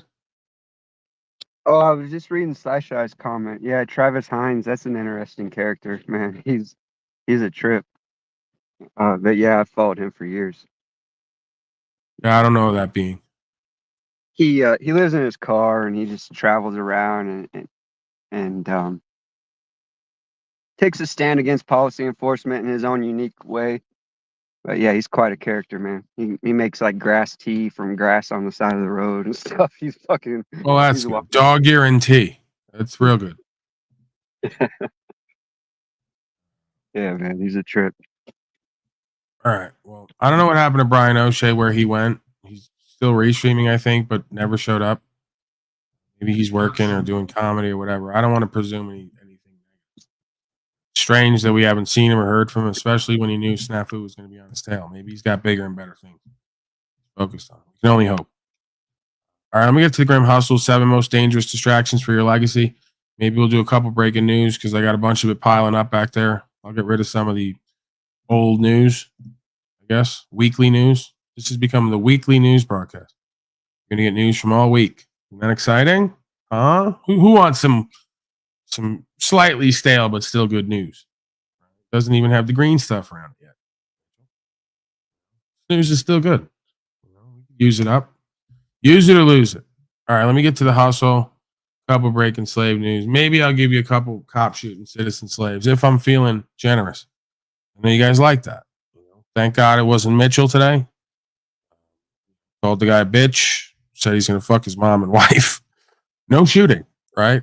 Other people just seatbelt on, won't take it off, shot up, dead. Somehow or another, God's looking out for Mitchell. We hope he doesn't use up all his credit all at once. Life is a battle between two forces: concentration and distraction. With concentration, you will grow to power, to money, and to inner peace. Distraction is destruction, bratan. Distraction is the shiny gate that will bring you into the slaughterhouse among millions of other sheep every fucking day. The antidote of distraction is not focus, it's honor. You will understand this soon. Will you go your own way, bratan? Upright, strong, concentrated. Or will you be distracted? To protect your soul, I will give you the 7 most dangerous distractions. Will you be distracted by collecting status symbols, pride, luxury, showing off? Will you be distracted by comfort, wanting to have it easy, soft, instant, convenient? Will you be distracted by lust, sexual pleasures like an addiction? Will you be distracted by your anger, your hate, your rage? You think this is the source of your power? It is a rotten carrot that you eat every day. Will you be distracted by consumption, eating, buying, playing, enjoying, getting fatter every day? No, my friend. Will you be distracted by envy, rankings, comparisons, constant competitions? No. You will go your own way, Grim. Will you be distracted by technology, by the latest phones, gadgets, meaningless updates? No, my friend. You don't need the latest. You need the classiest. And finally, will you be distracted by greed? The addiction to money and power will not create more money and power. It will erode first your character, then your business, then your legacy. I repeat, the antidote of distraction is not focus. It's honor. I have had a few near-death experiences in my life. At the end of your life, you will have to answer to the higher power that gave you this life. Were you distracted? Or did you go your own way, Grim? Be honorable.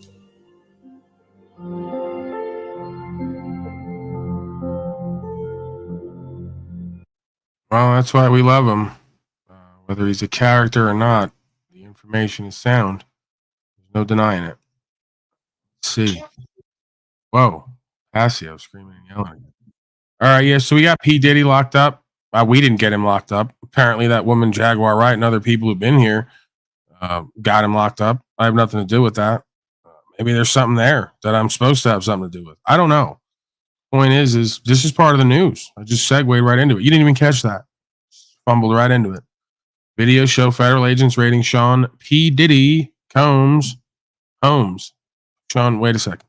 Sean P. Diddy Combs homes. Yeah, they could have wrote that better. What, are they trying to be cute? Are they rhyming? They rapping now?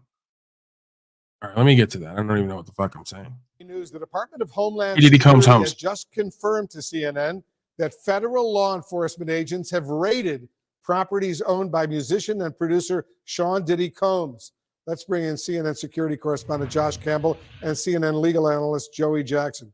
Josh, let me start with you. What do these raids by federal agents in multiple locations tell you about the seriousness of this investigation?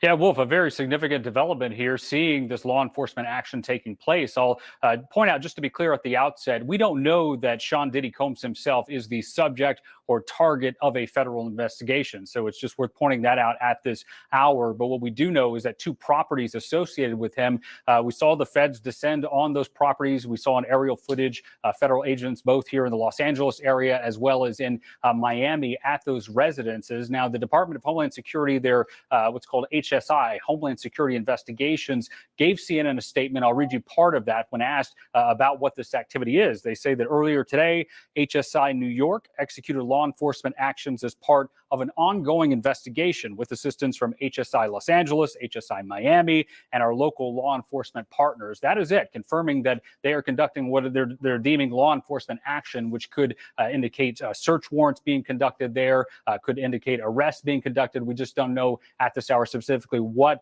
that law enforcement action is. It is pointing out, though, that Combs obviously has faced significant legal woes in recent months. I'll give you just a kind of a high. The high occurred in November. He was sued for rape and abuse by a former partner. That lawsuit was then settled very quickly. But in December, he faced sexual assault allegations in a complaint filed in the Southern District of New York. The suit was brought by a woman referred to as Jane Doe, who said that she was 17 at the time when these allegations took place back in 2003. He was accused of sex trafficking and gang rape, among other allegations, also in that suit naming two of his associates. Of course, Combs denied any wrongdoing there. And then just last month, a former employee of Combs filed a suit also in the state state of New York, accusing him of sexual assault, of sexual harassment, and, quote, grooming. That former employee stated that he had worked for Combs between 2022 and 2023. Among those allegations, this former employee, a male employee, said that Combs did not compensate him for his music production work and forced him to procure and interact with sex workers, threatened him with serving alcoholic beverages laced with drugs to guests at parties at Combs' home. And then Combs' son, Justin Combs, was also accused of soliciting prostitutes and underage girls at his father's homes. Again, the Combs have denied any wrongdoing, but just a series of allegations that we've seen taking place. Final point, Wolf, I'll note is that while we don't know the specific allegations or why the feds are at these residences,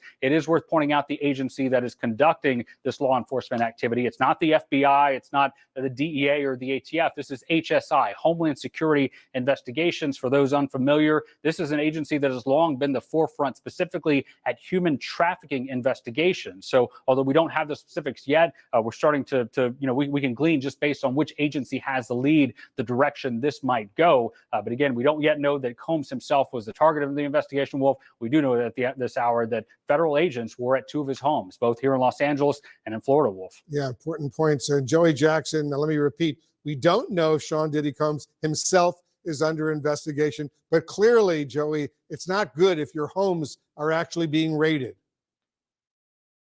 No, it's not, Wolf. And I think, whatever conclusions can be drawn remain to be seen, right? There's not an indictment that we're talking about. That means that we're not speaking of a grand jury having rendered a conclusion, not as to guilt. That's not what grand jurors do, but as to reason to believe that a crime was committed and he committed them. Having said that, whenever you... All right, I'm going to leave it there.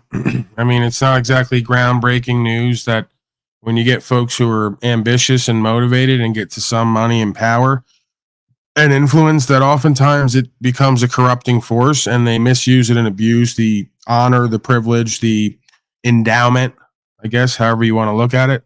So, really just a testament to how we need to conduct ourselves in all ways, in all venues, whether we have power and value in and of the world or not, right? But especially when so. Oftentimes, a lot of the most evil and wicked and corrupt things happen once you get the power and the value and you start to think you're untouchable and you can do and be whatever you want, right? So, you got to go up the ladder and come down the ladder. So, I guess take that for what it's worth. Mitchell, you got anything before we move on?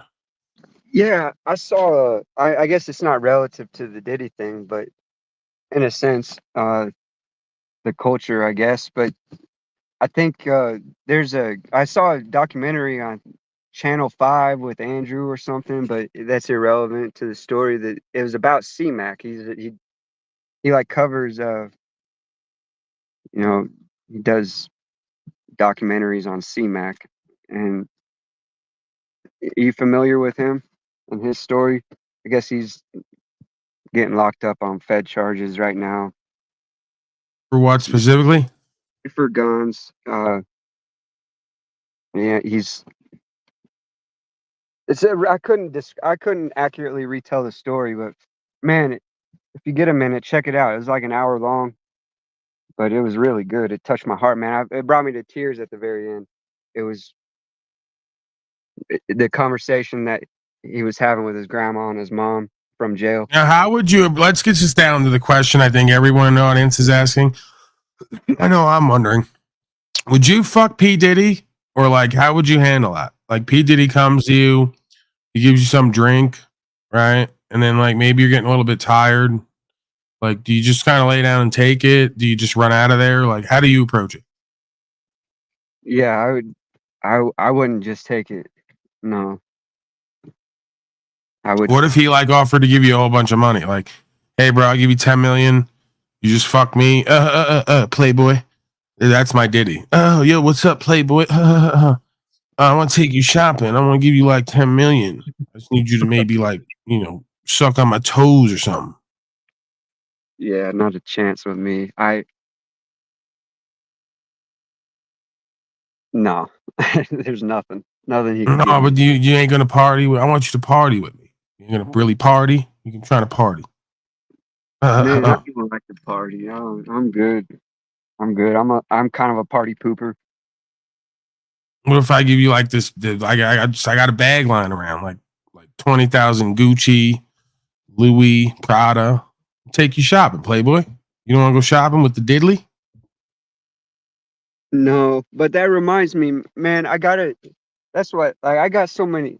I just want to respond to what Lou said. It was lingering around on the back of my head, but, and somebody else said I was fishing for a lawsuit or whatever. That's bullshit. I got so many potential lawsuits that I could capitalize on, and I don't, but you brought up an interesting point. We need to start filing these fucking lawsuits just for $1 or whatever, just to, get the win and get it on record that they're wrongdoers, and that's what will force them. Fuck, fuck the money, but yeah, I forget what that's called, like injunctive relief or something, where you force policy change essentially. You sue them to change their procedure or whatever.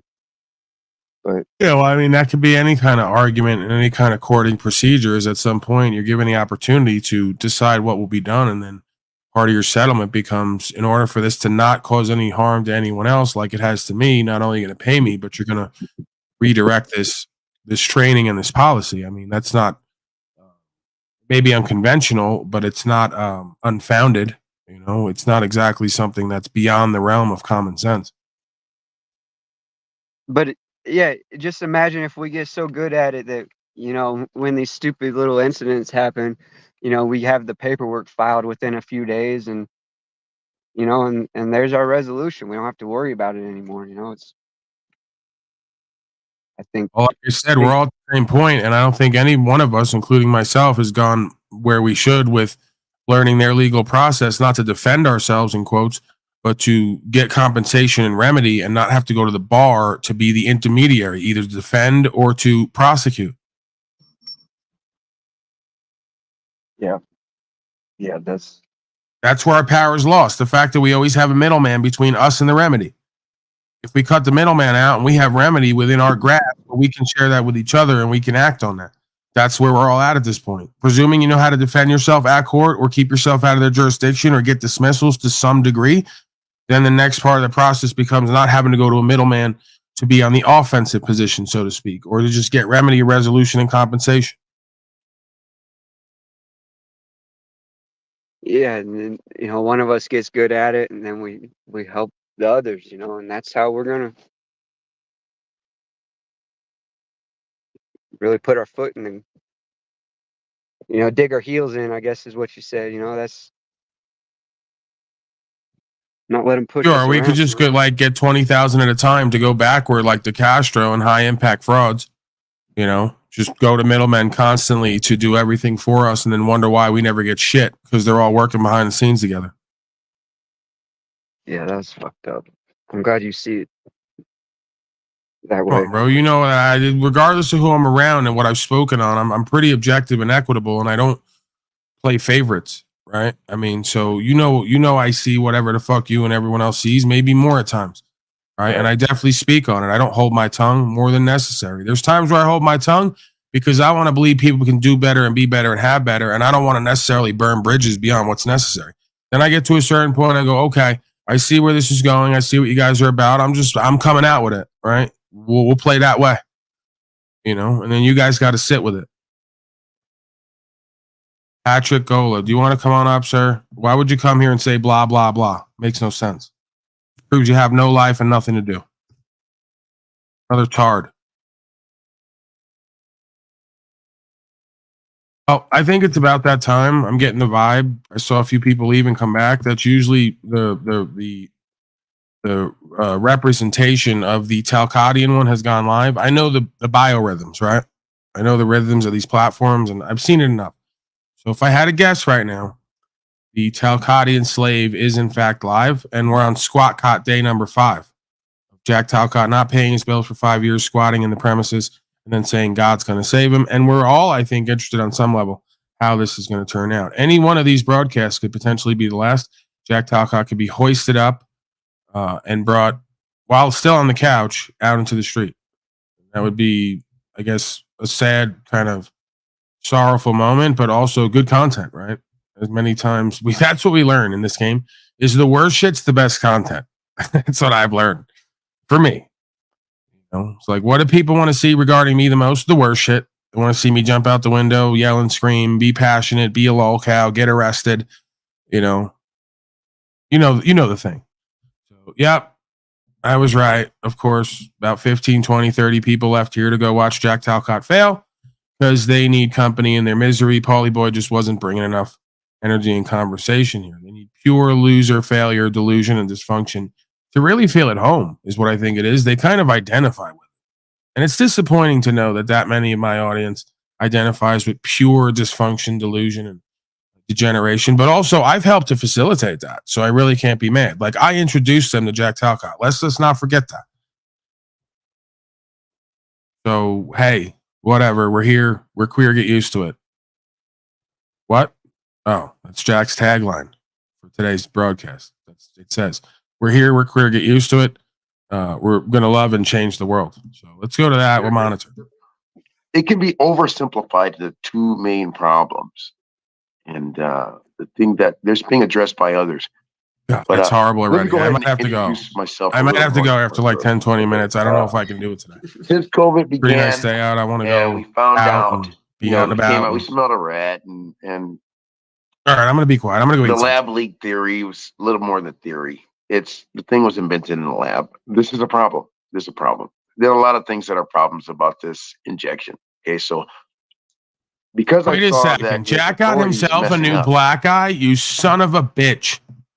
I'm so sick of the way you all compete with me. You saw that I have new black friends around here who are articulate and successful and powerful and inspiring, and you went to get some lukewarm, watered down Uncle Tom with some Caucasian Target shirt, button-down shirt. Some button-down shirt from Men's for Less. How dare you? Another demonic corruption of the original. That man's not black. That man is no Dice man like the man I had here yesterday. Black as night. Powerful. Huge genitalia. I haven't seen it. I'm presuming. Okay. 6'5". Gorilla of the jungle. Just like myself. And then you have your Jack Talcottian black. Lukewarm, watered down, talks like the news anchor from Chappelle's show where he put all that pancake makeup on. It's like, hi everybody, it's news at 6. This is the bizarro inversion land world that we're in. I get amazing black man like Mr. Dice and Big Lack and others who just cannot be denied how powerful and inspiring they are. And then Jack gets this guy.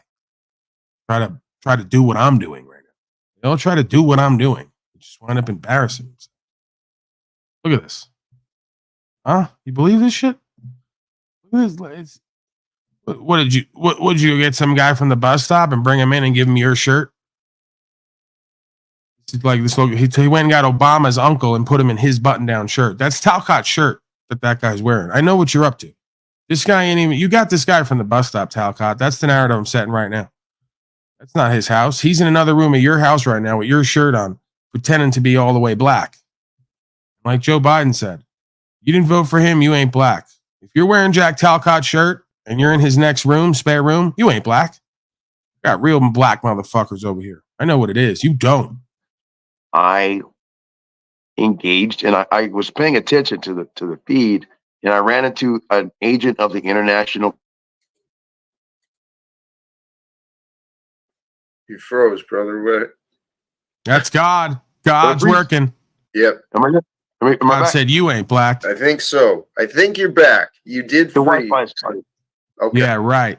You try to fucking pass off this fucking sham here today and insulted all over intelligence. I never met a black man with a curio cabinet behind him. Or a fireplace for that matter. What do you think you're up to here, buddy boy? We don't see right through your fucking racist bullshit. This is the sham. All right, you're trying to hoodwink the people. You're trying to bushwhack us. You're scamulant. There's only so many different ways I can say it. We're on to you. Okay. Yeah, the Wi-Fi here is spotty. So I end up encountering an agent of the International Common Law Courts, the Australia branch. Yeah, let's be clear. I'm going to go ahead and say it. There was one black man that we know of who appeared with a curio cabinet, the black man from Kill a Mockingbird, who they later said raped that white woman, and he didn't. They set him up. All right. It's the only black man that we know who appeared with shift robes and curio cabinets, and he was only there to break them up and destroy them. Okay. That's a testament to how much real black folks hate European architecture. Okay. You didn't know that. I know that. Go back to the book. What was his name? Not Boo Radley. What was the guy's name? Come on, audience. Let's go. Come on. This is where you got to be on the ball. When I say what's his name, you got to hit me with it. What the fuck was the black guy from Kill a Mockingbird's name? Don't make me look this up, people. I know someone's got to have it down there.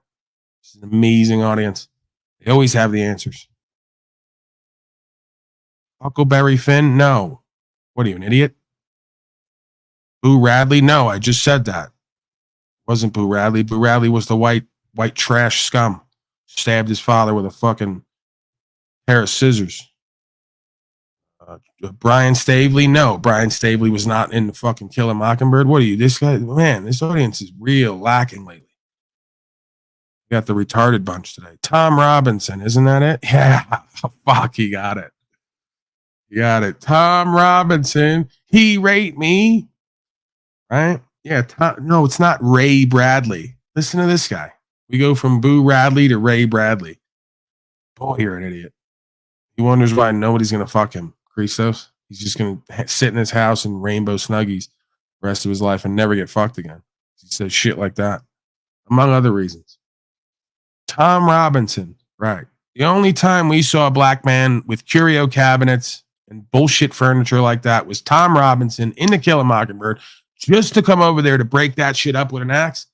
And then they set him up to be a rapist and did racism and hate on him. And he wound up winning the case with Atticus Finch. You know, because, hey, you can't hide from the truth.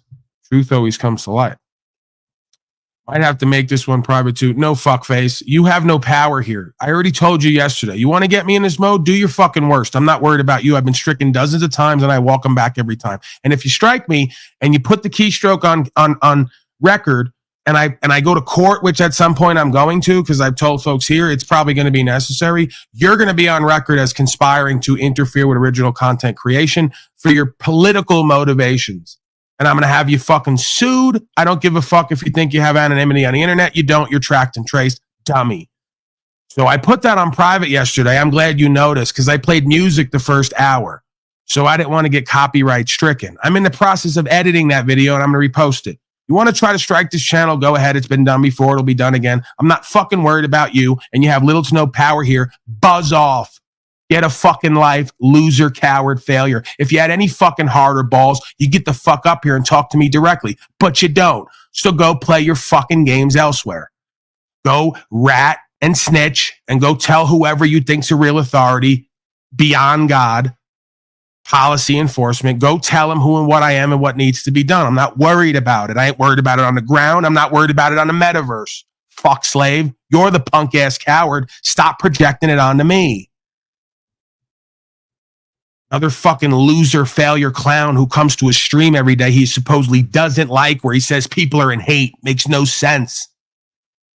Is it possible you're the retard living in division and hate and you're trying to seek out and see something everywhere with everyone that's really in you that you won't resolve? Is it possible?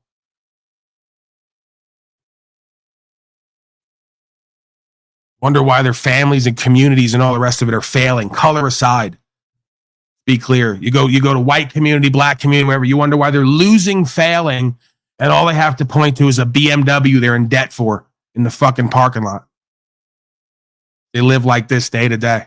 No fucking sense.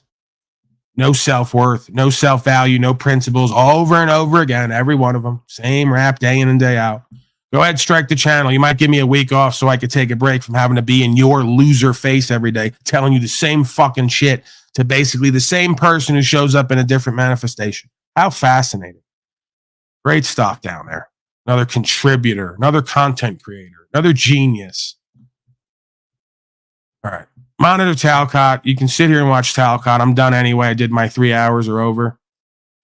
So you can observe this insanity for either information or entertainment broadcast purposes. Because a lot of folks on here can't figure out the difference between like my genuine heart and authenticity and accountability versus me being humorous. and attempting to do a bit on the fly off the top of my head and be kind of controversial, kind of like triggering, kind of like, what the fuck is he doing and saying up there? They can't figure out what that is or how that's valuable. They don't want that. They want to land in a metaverse where we all have to sit there with a fucking list of things we can do and say and not do and say. You guys are weak and pathetic, and you're an embarrassment. Please strike the channel to prove to God and the record once and for all, and for when we go to court, that you're pathetic, sensitive cowards who want to take everybody's rights and freedoms to speak freely so you can deal with a reality you do nothing in and create nothing in and can't collaborate with anybody of worth in. Go ahead and do it. Put it on record. I love it. You guys think I'm afraid of it? I fucking love it because I know where it all goes. Doesn't matter what happens to me in this channel. There's a bigger picture and a bigger story being told here. Figure it out or do what you got to do. He recruited me. And he showed me some video, and I saw the citizens, and it was a couple of ladies first that I saw. The Brits did it later, a group of like 20 of them, but a lady go up and engage them with the force of these warrants.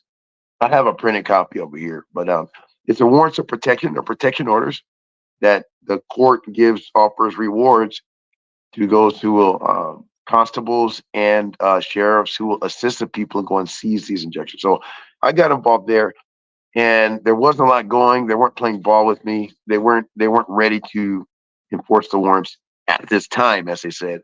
Now there is one of the military has been active. Our legacy military, the retired generals, have been looking at the whole scene, and they've been lending their wisdom here and there. There's one colonel that he's put together an organization. I don't know if you've heard of it. Our Freedom, Our Choice. This is something, I'll give you all the information on it. McGregor, I've been checking him up. I've been vetting him. He's a veteran of the Desert Storm conflict and things like this. And he's apolitical. He's totally apolitical and entertains. He listens to both sides, but he states very clearly the needs of the country. He cites the injections that need to really stop. They shouldn't be going after the children who never got sick of COVID. So they need protection. They have to be protected. And the people doing it, they kind of won't stop because they're too incentivized by money. And they just think they can get away and then flee to an island or something. And so they'll do as much damage as they can. So let's say they won't stop in a timely fashion before too many lives are lost. So he's good. He's planning. He has stated very clearly dealing with that. I'll share it with you. But I've checked it out. And what I would say is we both have considerable resources. I would think, I don't know the extent of your resources, but it sounds pretty, you sound that you can get a hold of people that have weight, and yourself have experience and weight, and are a man possessed of spirit and wisdom, and are able to act as liaison and bring these things together. I have some connections in my community and access to fair-sized networks. I think that lending they have a fledgling. Are you still hearing me, or did I freeze? Yeah. You good? You're good. You're good. They have a man of God speaking for them, and he's a straight talker. And they're also, how you doing this evening? They're also seeing the problems of the land. The one is like I said, the injections, which I hold warrants against, and I serve warrants in 2 counties in my state, and they were acknowledged. The officers, the police, and the sheriffs acknowledge the truth of the statements and the force of law of the documents. They said they were mulling it over, and then they decided to do nothing, which is also another problem. But I digress. Hey, Jack, you're aware that I'm the new Lord of the Blacks, right? I mean, has word gotten around over here yet, or? I'm aware that you're gaining attention, and you know what, Brian? I totally spaced out this morning. But you know what? Looking back, this is how things work. I could have actually joined you this morning, but what was that? Black Stacey Adams shoes. You must be talking about the Black Stacey Adams shoes. I'm Lord over a couple of pairs myself. No, we're talking about black people. Ryan's. Why was Brian O'Shea not on this panel today with me? What is he up to? Why did he not appear here today and talk with Snafu Snaps? What's He happening? enjoys instigating, and he's actually a pretty decent guy, but he is confused. So, Brian, I was going to join this morning, but I had business to attend to. I had a nice call, and Liz, if you're joining, blessings. Thank you. I was almost finished with what I was saying about Colonel McGregor. Okay, so Hey, Jack, do you know what the title of my stream was this morning? Here we go. I'll be finished in just a minute, Brian. I'm almost finished, Brian. Okay, here we go. So, so the thing is, immigration is good. We do need influx of intellect and skill into the country, and we have a falling birth rate. So this has always been a boost and a help to our economy here.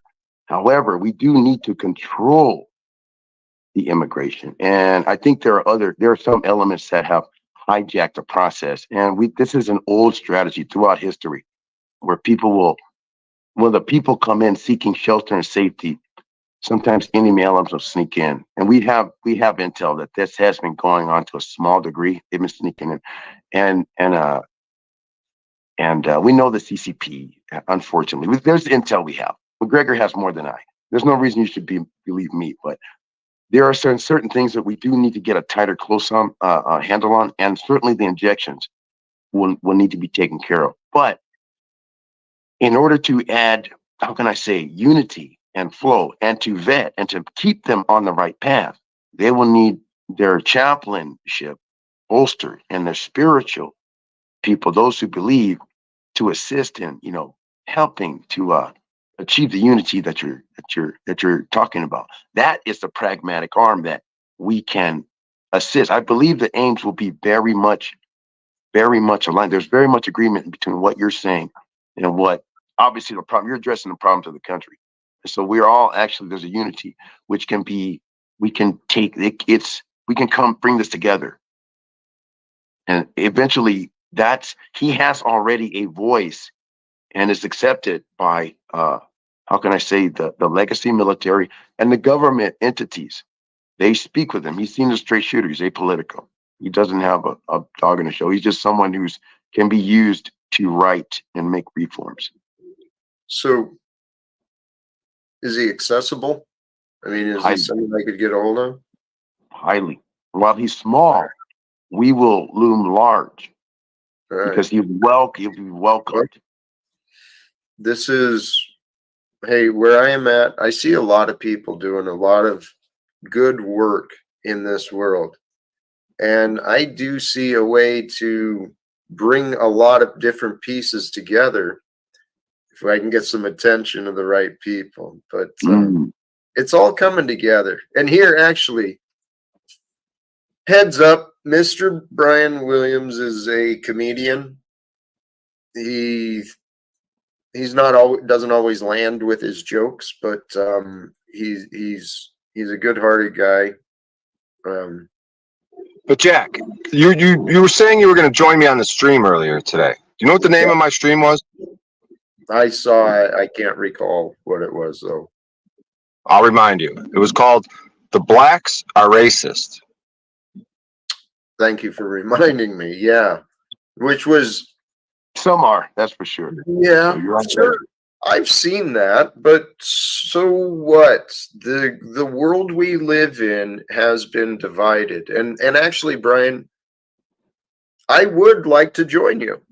Right? I'd like to, let's reach out to other communities. But here, the thing I don't want to do, I'm not promoting old Polly Boy. I'm not promoting his nonsense. The ideas of common law, of rights, freedoms, morality, those things are true. I agree with that. But there's a distinction between the two of us. What's up? No, I was interrupting. I was rude. Forgive me. Oh, I'm done. Go ahead if you've got your thought. Well, you have a lot of Africans showing up on our shores. A lot of Africans coming here. A lot. You've seen this. Are you aware of it? I mean, these are not American blacks. These sounds terrible. You've seen it, right? There's a lot. Ghana. You got Sounds all this awful. A lot of Muslims. A lot of this type of stuff. So, I think actually, I actually come from one of the largest, and actually it would be the largest village or tribe of blacks in America. Well, we have a tribal structure that reformed. It's there. So I do deal with a lot of black. I actually perform reform and rehabilitation, sentence reduction in marriages. I've been 30 years ordained in my state. And Hey, Jack. I do agree with you that some of these blacks are racist, and also some whites and some Asians and some Mexicans. So there's a lot of racists. They're all wrong. Okay. Jack. So the thing is, I would like to invite your new guest to my panel to work with me in the blacks. but you have to say excuse me before you interrupt me. If you're rude, I'm not going to work with rude people. If you interrupt me, you should say excuse me. Well, because you're not Lord over me. Well, you claim lordship over me. I am Lord of the Blacks right now. I don't know if you're aware of it. Jack's aware of it. I'm black. If you're going to be rude, I can't work with a-holes. I'm not going to do that. And John, I respect you so much from our conversations, especially. I'm not going to subject you to the disrespect. Okay. So Brian, your comments that you lord over other human beings, that's inappropriate. You are. I know he's getting a rise out. He's testing me. Well, here's where the thought process just went. I love Brian. He's a nice man. I do believe that. But his thought process that he lords over another human being when he is clearly in denial about his current state, sleeps in his car, camps often. He's yeah. I'll pray for the man. Well, here, I'm gonna bring him back up. So you're muted, Brian. Here. No. How about the three of us? Can the three of us come on my panel? I'll name the next one Lord of the Blacks. And then you guys could come hang out. You didn't take those injections. You didn't take the COVID-19 injections, did you?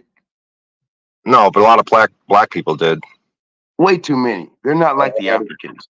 I told them not to take them. They're not like the Africans. 95% of Africa refused them. So these blacks here, a lot of them are mixed up in the wrong way. Not me, not this one. Mr. John Clinton, we don't get blacks around here very much on Jack's panel, so I would like to use this opportunity to extend an invitation to you to come join me on some black panels. I can't seem to, maybe here, because the idea I had was we'll have your face in the box, and then I talk. And they think they're talking to you, like we'll show your face at first, then turn the camera off, and then I talk. So they think it's a black person. I don't know if you want to help me out with that, John. Your words are kind of offensive. I guess you're joking, whatever, man. You're a trip. You're way out of pocket, bro. I wish you would cut it. I mean, why, dude? They're being racist by not letting me get up on a panel, but I'll use your face. Brian, the excuses, right? What John is suggesting to you is accurate. Please accept the words. Thank you for the feedback, John. I appreciate that. I'm going to review what I'm saying, and I'm going to reconsider my approach, because Brian, you can do better. Sincerely, you can do much better than you have been. I know this. You're you mean by, I can't even hate you. You mean instead of working with the blacks, I can do better, like working with whites? You could have a chance, man. You have a chance. You have a chance, man. It's a pure blood. You're shaming the pure bloods, bro. God accepts people from any nation who submit to him. He's shaming us. I'll pray for him. He has a chance to make it. But he'll repent. I trust he'll repent. He knows better than that. I set him up for that last one. But hey, Denizen, welcome back, my friend. It is a pleasure to have you again. Greetings. Are you there? I went back and I reviewed some of the stream yesterday, and admittedly, I missed some of the things you said while it was live. And thank you for returning. I'm very grateful for what you brought yesterday, and every day, man. I think our only disagreement yesterday was regarding deity, correct? How so? How do you mean? You were a non-deist, if I understand right. Yeah. Okay. which I'm not sure what that means, but I think we're all on the same page. And sincerely, I'm a welcome strong back. anti-theist. Yeah, how you doing, Denison? Nice to meet you. You Oh, an fucking religious Greetings, John. losers. Yeah, so like what that basically You, means is fuck your bullshit religion, fuck the I'm Pope. glad there's not a I'll God. knock the fucking And Pope out unconscious well, in the cage fight, which he never answered my challenge. I'm You get atheist in the knocked the sense that fuck I'm out, not boy. convinced there is a God, but I'm But strong appreciate it. atheist in that And if it what I do see continues, evidence you will for not be implies that welcome there here. isn't one. So I kind of lean towards actually disbelieving in God, which I say was a step further. So what do you have to say And I'm about that? anti-theist in the sense that I'm glad that that's the case. Wow. I can respect You know, like some atheists would say, you know, I wish there was a God, you know, that so that they could, you know, participate in that, you know, what everybody else has, religious people have. All right. I'm anti-theist in the sense that I'm kind of glad there isn't. That makes sense. I have so many questions. Do you mind? Sure, no, go ahead. Because I like questions. I am absolutely Socrates was my homeboy. You know what I'm saying? fabulous. Then here, this might be, holy cows. This can be, we just got another guest, but this can be an incredible opportunity for my prayer, my earlier prayer. I want to be judged on the truth. What is the truth? And when you only have one opinion, how do you know? Hey, dumbass, you only have opinions that agree. How do you know? You said it, if I may, because this man, he sounds scientific literate. Denison is scientifically literate.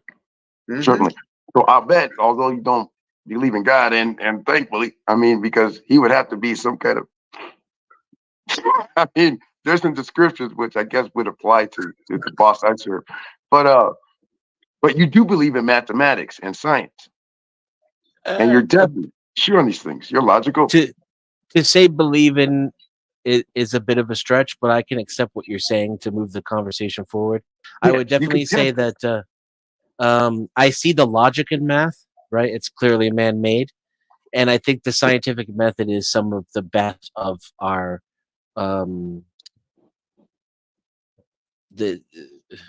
some of the best parts of human propensity are expressed in the scientific method. So, you know, it's not flawless, and I wouldn't go as far to say that I trust it. But as far as like the ways in which we do things as humans, the scientific method is it's towards the top of my list of praise and scorn, you know. Very good. Very good. He identified science as a method. That's all it is, just a method and a tool. So I have a very concise mind. Good. That can be worked with, definitely. And we can agree, there'll be logic and things will make sense. All the Bible that we push is make sense or else. You had better make sense. That's basically what the Bible says. You know, in so many ways, you know. It's just a refinement of mathematics. Go ahead, please go. Continue, Jack. Hey, yes. Well, I love this. I wanted to offer Tarek, welcome. Were you jumping in with anything specific or? Yeah, real quick, Jack. Just to my knowledge, if I'm not mistaken, John, I don't think you can say COVID on a thing. I don't want your thing to get striked, right? I don't. Oh, right. I honestly don't know what their rules are. I figured as long as it's minimal, we'll just brush over and it won't be a big. No, I just want to make sure. That's all, Jack. Go ahead. Yeah. Yeah. Thank you. I'll censor myself somewhat. I get you. Thanks. Just goes. My bad, Jack. I wasn't even thinking. Well, it is the world we are living. Whoops, doggone it. I just saw a request in the Facebook. How can I get that there?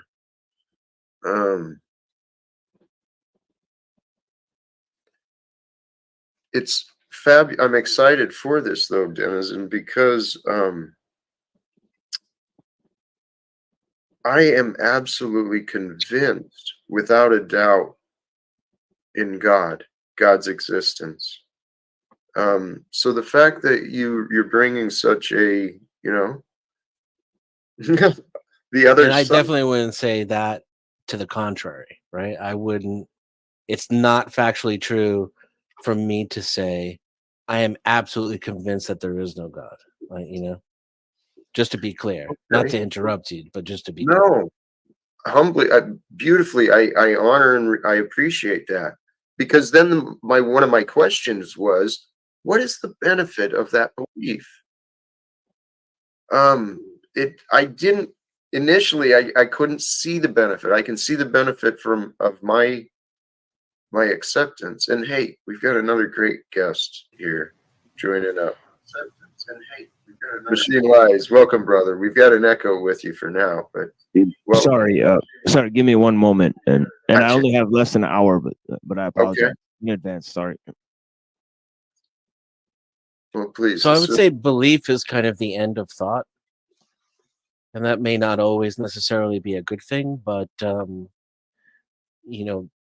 it can definitely become detrimental if you refuse to believe anything.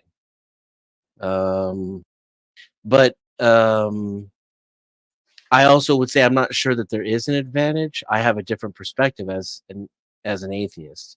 My perspective is I am not convinced there is a deity. And so from my perspective, the question is, what is the benefit to faith? And it even as a strong anti-theist, who's kind of had I was raised atheist, so this is not like a new. I've spent 4 decades on this planet living. I think you all would agree that this is pretty much a theistic society, both in America and around the world. Most people believe, right?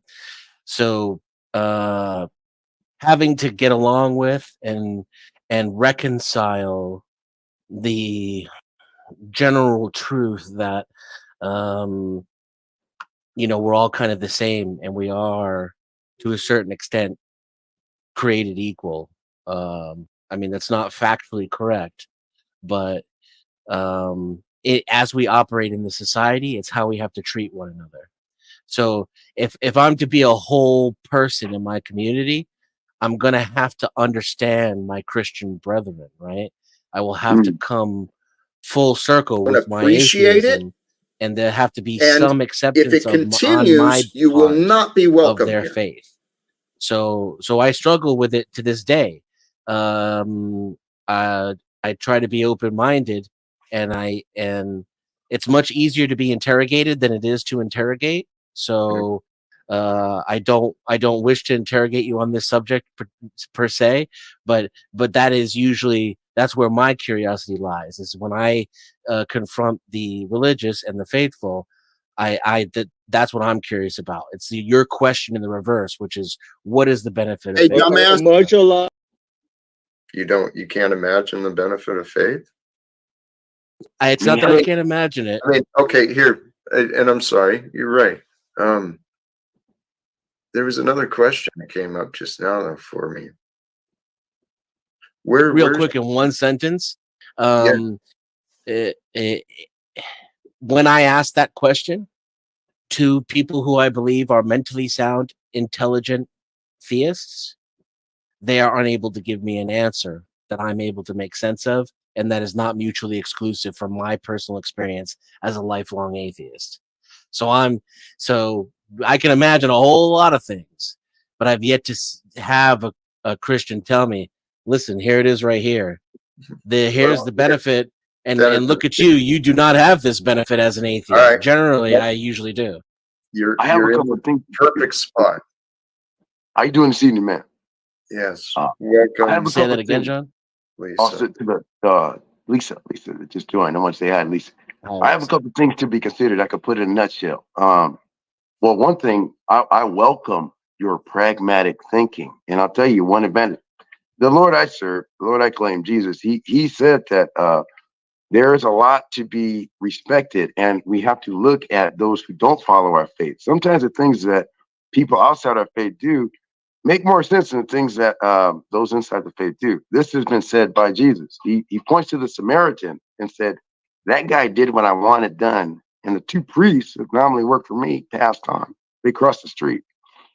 And so what I want you to do is do as the Samaritan did and not as the priest did. This is Jesus saying this. So he says this. There's other things. He points to the unjust steward, or he says the unjust steward was not a faithful man, but he was free of fanciful thinking and simply did pragmatic wisdom to solve a problem.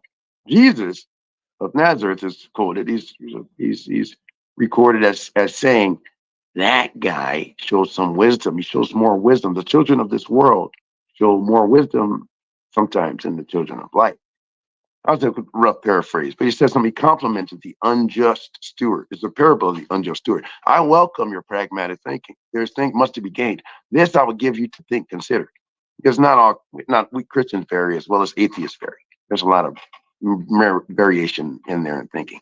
Okay, you yourself are a particular type of atheist, and you actually have gratitude that you have disproven these. I get it, and I totally get it. I totally understand that.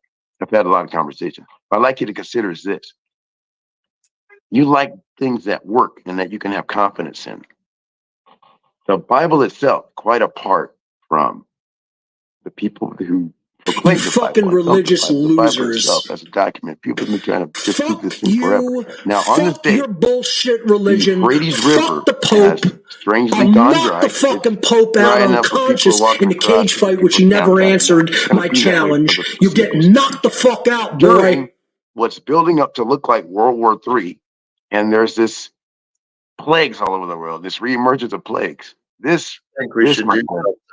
Yeah, I think all the signs are pretty clear that it's time for us to take God seriously. This is the time for us to be sharing the truth with each other.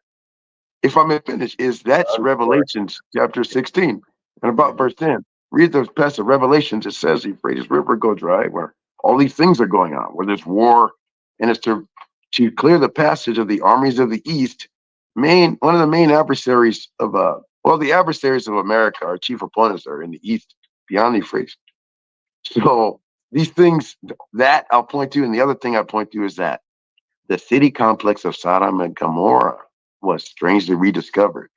Now, you might ask me why they know that it is Sodom and Gomorrah. It's that place in particular. You might ask me that sometime, but let me tell you, they're pretty sure. It's unmistakable. It's really unmistakable. But that's just for consideration, and I'm done at that point. I'll turn it over. I think what you're saying there is, first of all, I would agree that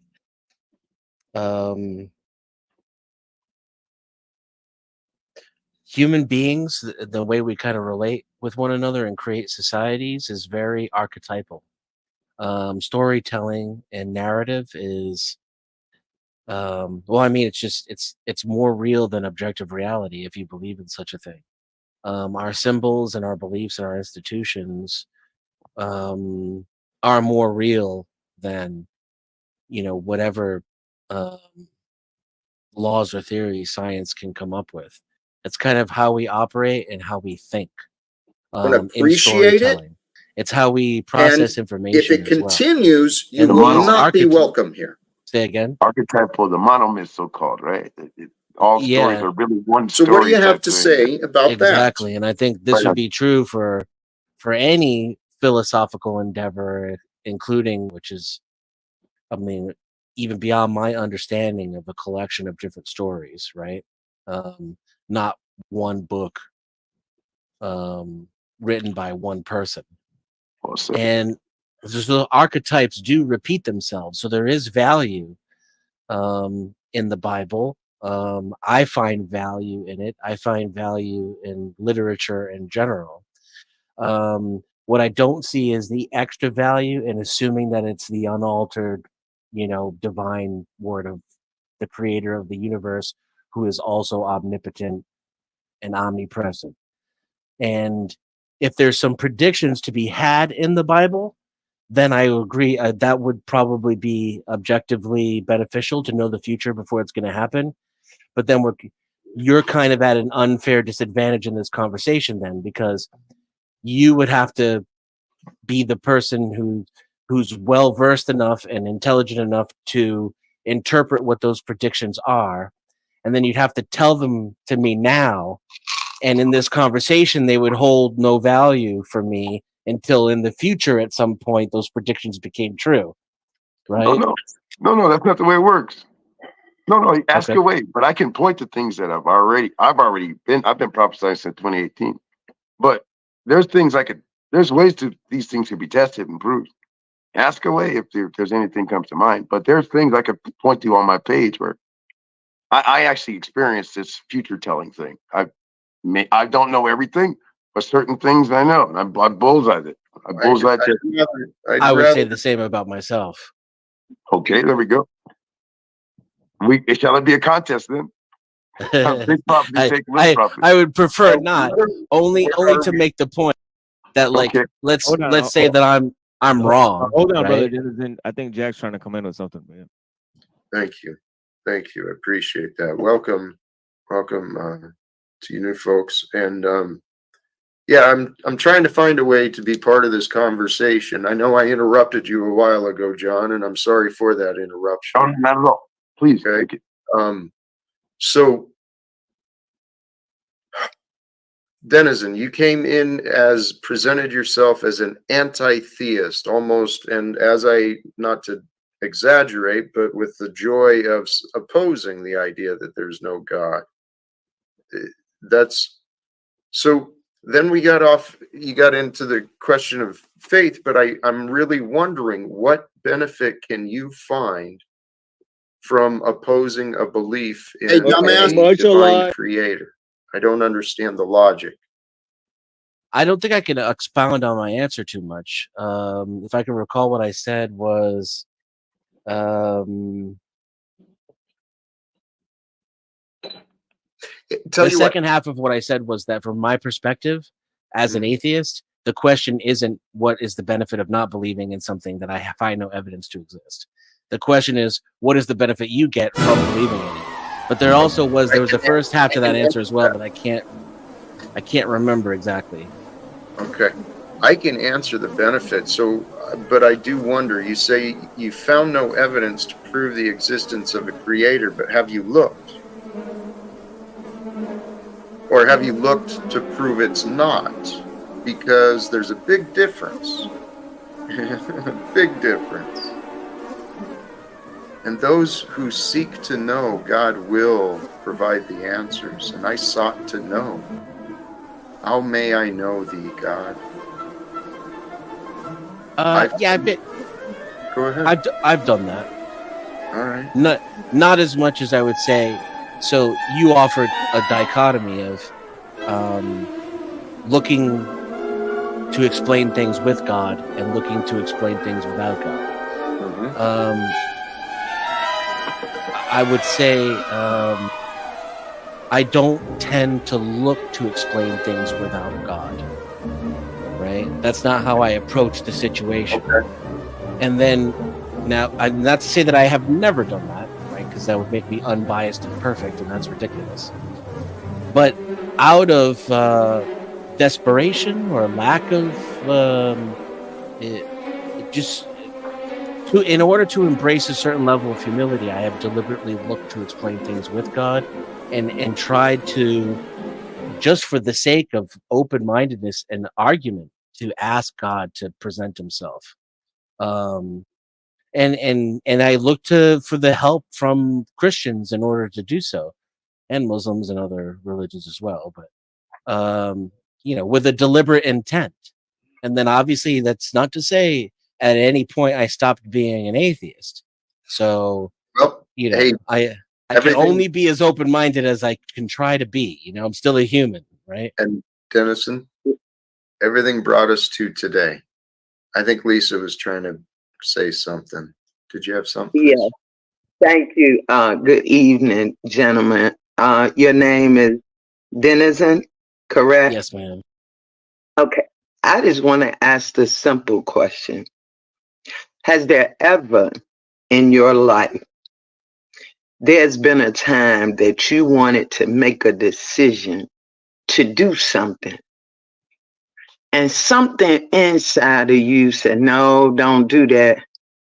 You said, no, Then you said, okay, nah, I don't think I'm going to do that. And then you see that you avoided something that could have caused you harm or danger. I suppose so, probably. Well, then that was the Spirit of God, honey. It won't you. Because if it was, then you would have known ahead of time not to go that way, not to do that, because you would have had the foresight and the wisdom and to know the future. So something on the inside of you directed you not to do, and it wasn't you because you didn't know it. That's it. Simple. That's Well, all I wanted to. I do see my choice, my decision-making process and my experience as separate from the ego that I project. So the me that is Denizen, he can be behind the curveball, often.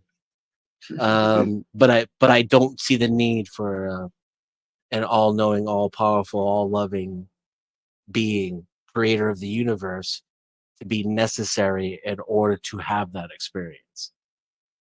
Well, you just answered the question, though, Dennis. You just answered it.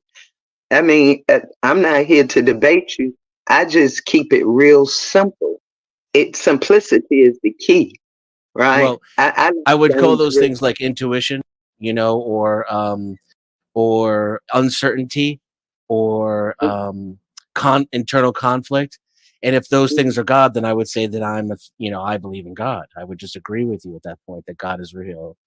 And I also, just real quickly, I want to point out, I also think God is real. I just think he's man-made, he or she, or however you want to put it. God is a very real, important force. It's just, What if it's neutral there? If it's man-made, so who is the man that made it? So why would we need him if man made him? Say again? Right. If man-made, why would we need him and not the man that made him? You got to make that make sense to me. I like things to make sense. If it's man-made, why do we need him instead of having the man that made him? That doesn't make sense. And Well, I think that's Denizen's point, is that he doesn't need the God that man created, that he relies on the man that would have created God. And I get that. I used to believe I was in this game of life without God myself. Kind of sucked, to be honest.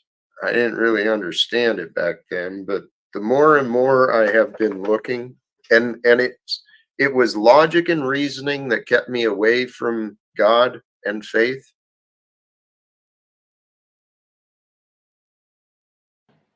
So all the people out there in so-called freedom movement, so-called truth movement, and your freedom movement and truth movement are the bottom of a trash can is what most of you are, because you're cowards and you don't want to lose the profit that you get from YouTube. That's what you're mostly worried about, not telling the truth, about racking up money from YouTube advertising. That's Nazi fucking blood money.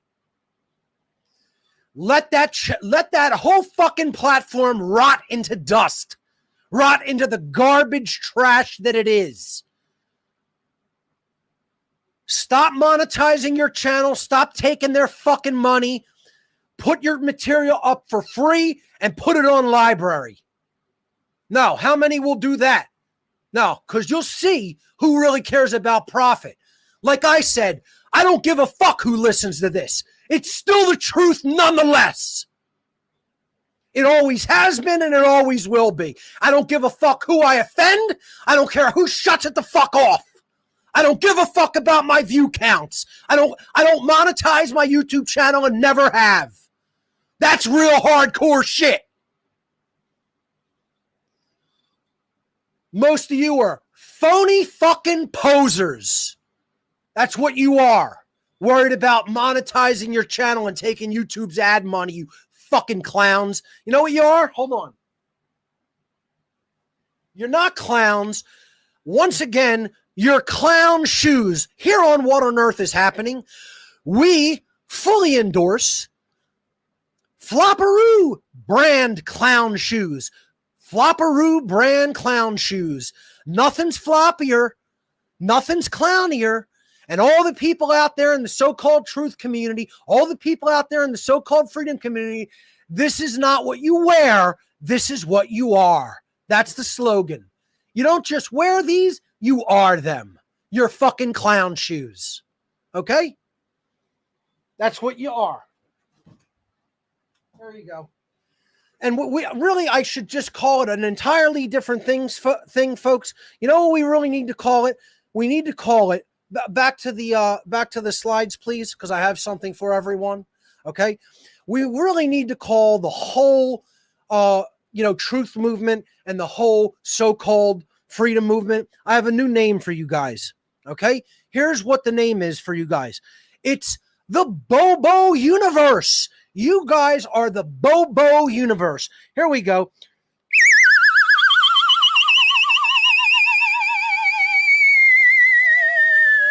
I'm getting pretty good at that. Appreciate it. And if it continues, you will not be welcome. Boy, I'm going to practice this slide whistle until I'm a slide whistle master. Okay? And it shouldn't take too long. Okay? Because guess what? This is the entire truth-telling movement. This is the entire so-called freedom movement. You're a bunch of bobos. Okay?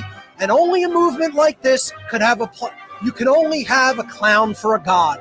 There's the god of this world. Yeah, it is. It really is. This is the Bobo the Clown show. That's what it is. And again, folks, the clown ain't me, because I've been telling the truth from the beginning. The clown is all the people that refuse to accept the truth and all the people who refuse to take action based on the truth. That's what it is, folks. That's what it really is and what it really always has been. Okay? And it's a shame. It's a shame that I have to almost make a mockery of it, not to just completely go nuts on it continually. Okay? Because it really is sad, actually. It's really way more sad and depressing than it is funny. But honestly, I have to try to make a clown shoe mockery of it, because you guys have been clown shoed and you don't even know how clown shoed you are. Okay? That's really what it comes down to. Okay? I made a verb out of it. Okay? As of last week, you're clown shoed. Okay? And the truth movement has always been clown shoot. It's never been a truth movement. It's a my truth movement. It's never been a freedom movement. It's a my freedom movement. The whole bunch of the people who say that they're for the truth and for freedom are clown shoes. And that's why they use and depend only on YouTube. Look, I have a YouTube channel, but guess what, folks? Once this censorship comes in, if you want to continue to just rely on YouTube and depend on it, you're nuts. You're not only clown shoed, you're crazy. Okay? I'm making the move off of that platform and putting all my content elsewhere. I'll still upload to it as an ancillary platform for the imbeciles that still want to use it. But anybody going to YouTube thinking that you're going to get accurate information, you are going to get state-sponsored information. And this is the thing. What family members are telling the people who work at YouTube that you're Nazi and communist trash scum? No, they won't have that discussion. You know, this is what I was talking about on the How to Become the True Media seminar, the hour before. Most people won't talk to their family members and tell them that they're bags of dumb, immoral shit. They won't tell them that because they don't want to rock the boat. You'd rather keep peace in your family rather than tell somebody that they're immoral. And that makes largely the person who stays silent a bad person. Work. So their lives can prosper. So it's kind of the Bronze Era version of what a psychologist is today. Very much. Yeah. Bronze Era. The Bronze Age era. Yeah, definitely. Okay. So the working definition of I'll tell you, our working definition of faith is confidence, leap of faith type thing. It means you have confidence to go ahead and get out there and do it based on everything you have, all the information you have. So I'm going to say the scripture now the scripture says, now faith is the evidence of right now we need to do now faith, confidence is in the evidence of things.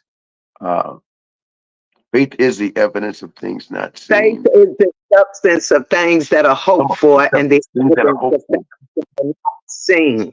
Good. I Say couldn't quote again, it. Lisa. Oh, well done. Faith is the evidence of things that are hoped for and the evidence of things that are not seen. Oh, you Faith make it is look the well. it's Of the course, you said it just right.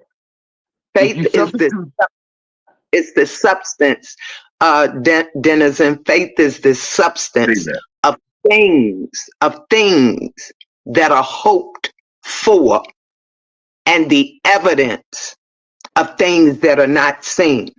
Because when you hope for that and it happens, but you don't have the evidence, how did this happen? Right. And Does faith require evidence? That's blind faith. Faith. I didn't know it was. How did this happen? But Does you have the evidence. Well, does confidence require evidence? We don't have faith in nothing. Confidence things that doesn't require evidence. Confidence doesn't require evidence. Confidence is key to doing something that I may have the lack of ability to desire to do, but I can build up confidence through you saying to me, hey Lisa, I know you could do this. Lisa, I see this in you. Yeah, that's right. So that's building of my confidence. Then I step out there, and once I do it, the evidence, I can do it because you gave me the evidence that you seen in me that I was able to do that. Do you find yourself experiencing confidence preemptively? Like you have a faith, a confidence, a belief, an assuredness that you can do something for which you have no evidence and no reason to believe. Then you manifest itself, and then that becomes the evidence. Do you experience that? I've experienced it several times. That's what made me a believer. You know, it was things that I was like, I know this ain't gonna happen for me. I already know. Like when I was going back into the medical field, I knew I had a record. I said, you know, I know it's gonna show up because they do federal background check, not just state. I already know it's gonna show up, you know. And I was like, God, I really need this job, but it ain't gonna. And when I got in there, they said, Lisa, there's no record for you. Your record is clean. Stop putting that on your application. So the evidence would. How did that happen? Wasn't nothing that I did. No, it Have you wasn't ever nothing had it? that you did. Have you ever had the same exact experience, except the outcome was not what you had confidence in? No. Like when, I'm gonna tell you another one. When I went through a tree, right? Broke my spine. And when I got to the hospital and they asked me, and I'm walking, they said, are you the lady that went through the tree? And I said, yes, ma'am. She said, oh my God.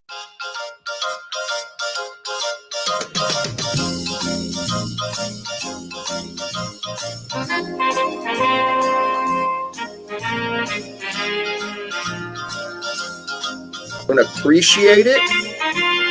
And if it continues, you will not be welcome here.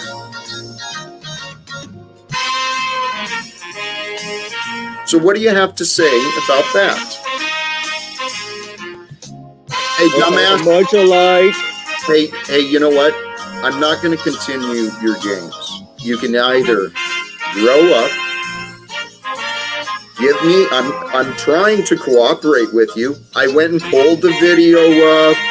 I'm trying, asking you, what are you looking for? What is your deal? Dude, you're missing the point of what is actually happening here today.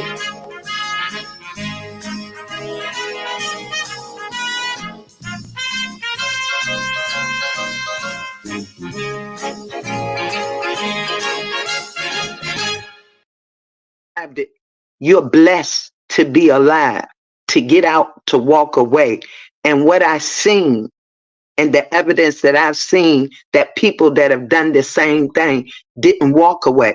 It wasn't, listen, It's too many things that has happened good for me that I wanted, desired, and I didn't have a hand in it, and it See, happened. and I think maybe that's where anecdotally our personal experiences differ. Is I have experienced all the things you're saying, but I've also had the exact opposite happen to me. And I've also and then try to externalize it too, because now I know my personal experiences. I'm not really those, as we all agreed earlier, we're all experiencing those subjectively to begin with. There's if I switch and just decide to be a theist for a second, right? I can say there is some mind, some force, some greater power behind most of what we experience objectively. So now I look to externalize that by trying to analyze the experiences of others. And I've gone as far as to try to objectify it, where I literally experiment with my environment in order to determine what the outcomes would be. Apply the scientific method, as I think John said earlier. Well, if I could hop in here, because I think you said some interesting things, because I have been listening patiently and I see everybody trying to jump in, because it's always exciting to get one of these atheists in your midst.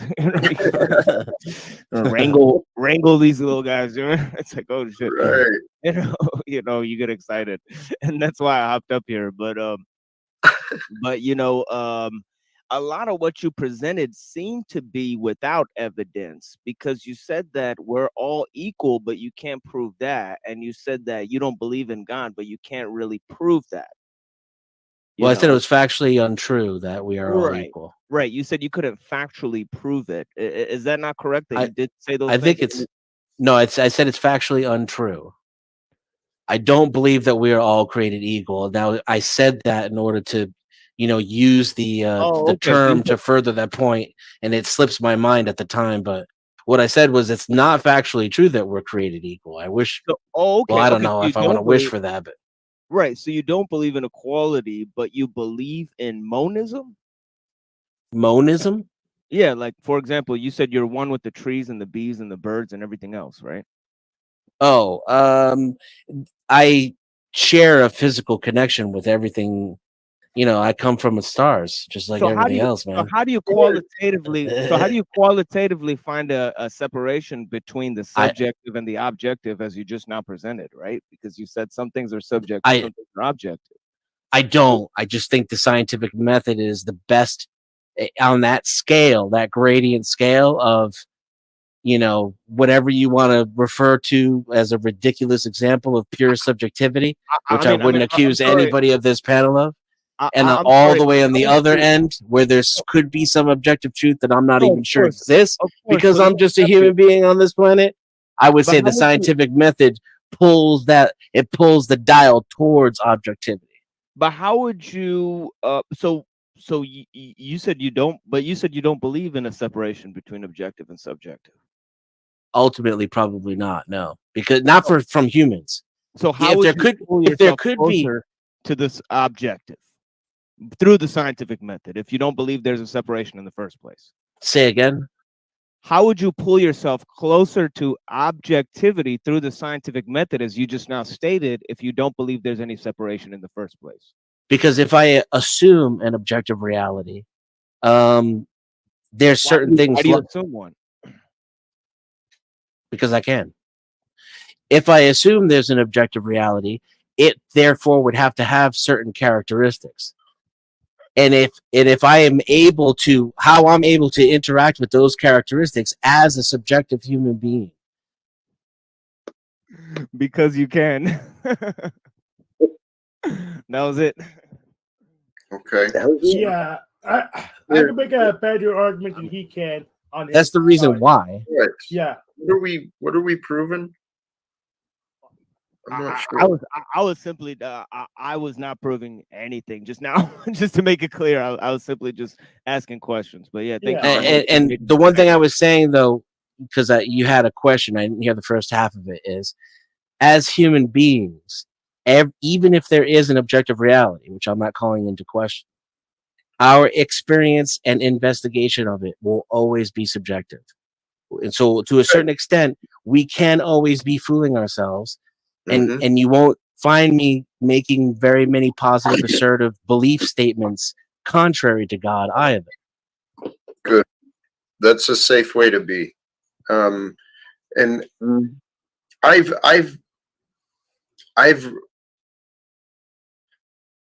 through enough literature, through enough philosophy, through enough testimonies, and frankly, my life experience, there is no explanation for me being where I am and how I am safely, securely, healthy.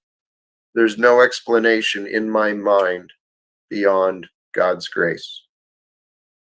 God's grace moves all things. Now, can I prove that? Well, it depends on the level of proof that's required and what's actually in dispute. I don't know. Hey, welcome, Linz. Hey, thank Greetings. you. Somebody else had their hand up to talk, so I'm just going to say hello, and then I'll talk after you guys are done. Fabulous. I think Hard Hat had his hand up. Hey, I don't know. thank you. Either I way. did, but go ahead, Jack. Hey, denizens, sincerely though, I'm enjoying your mind. You've got a sharp mind and you're paying attention. These questions you're asking, you're very reasonable, and I'm loving this dialogue. So I want to thank that. And we do have another guest coming in here. So wild card. Welcome, brother unslaved one. Paul. Greetings, Mr. Talcott. Wild card. I like the way you did that.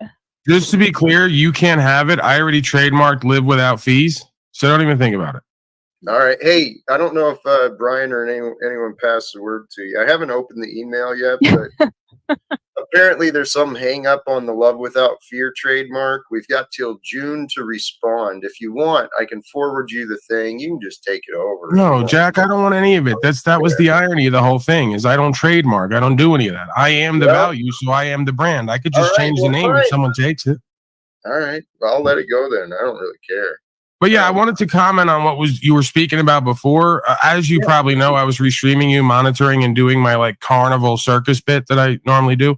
But I was finding some value in this idea of equality on the highest level as oneself versus inequity on the lowest level because of apprehension, application, and results.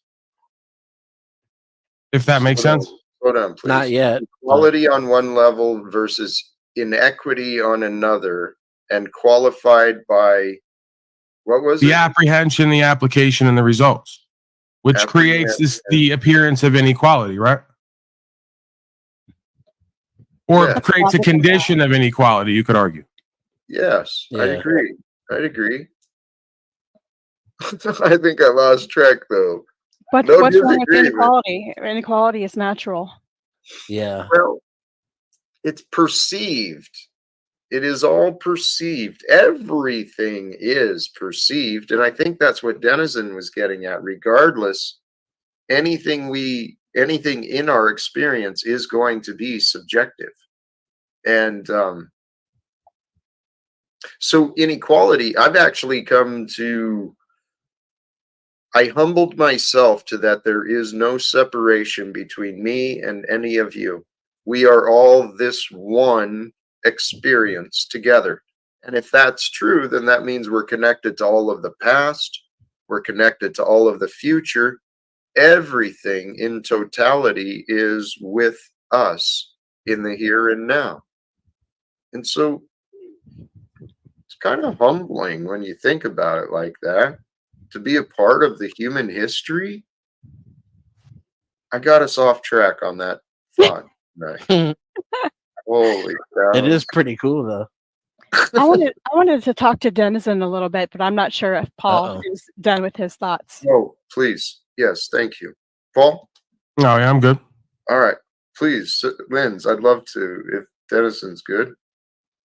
Okay, well, Denizen, I'm not going to try to convince you of anything. I just want to kind of I don't know what you're saying. I can kind of relate to because I've been agnostic for a very, very long time, and it's not quite a full-on confident step to atheism. It's more like the wimpy stance. I understand that, but isn't it funny things that go along with claiming atheism? Like as soon as people meet you, they're like, "What's wrong with you? Oh my God, he must he must be Well, they so feel sorry depressed." for you too. Yeah, Yeah, yeah. depressed. Right. Yeah. Like he's got Yeah. nothing but blackness in his life. Poor Yep. guy. Yeah, that is. So you Yep. have to struggle with that when really you could be happy and just fine, And or at the best having an existential crisis, but it's not like you're going to this place called hell that I and believe real people quick, have. don't forget, I'm an American male, right? So my experience is that of like that means a vast majority of the people I come in contact with in any given day of my life make those assumptions about me. Well, I would say the same of everyone here, whether you're, I mean, female or male, skin color, everything. Just the American part, meaning, it's vastly Christian, and Oh yeah, yeah. culturally and socially as well, not just by the numbers. And it's almost like as soon as people meet you, they think there's something wrong with you and they have to correct it.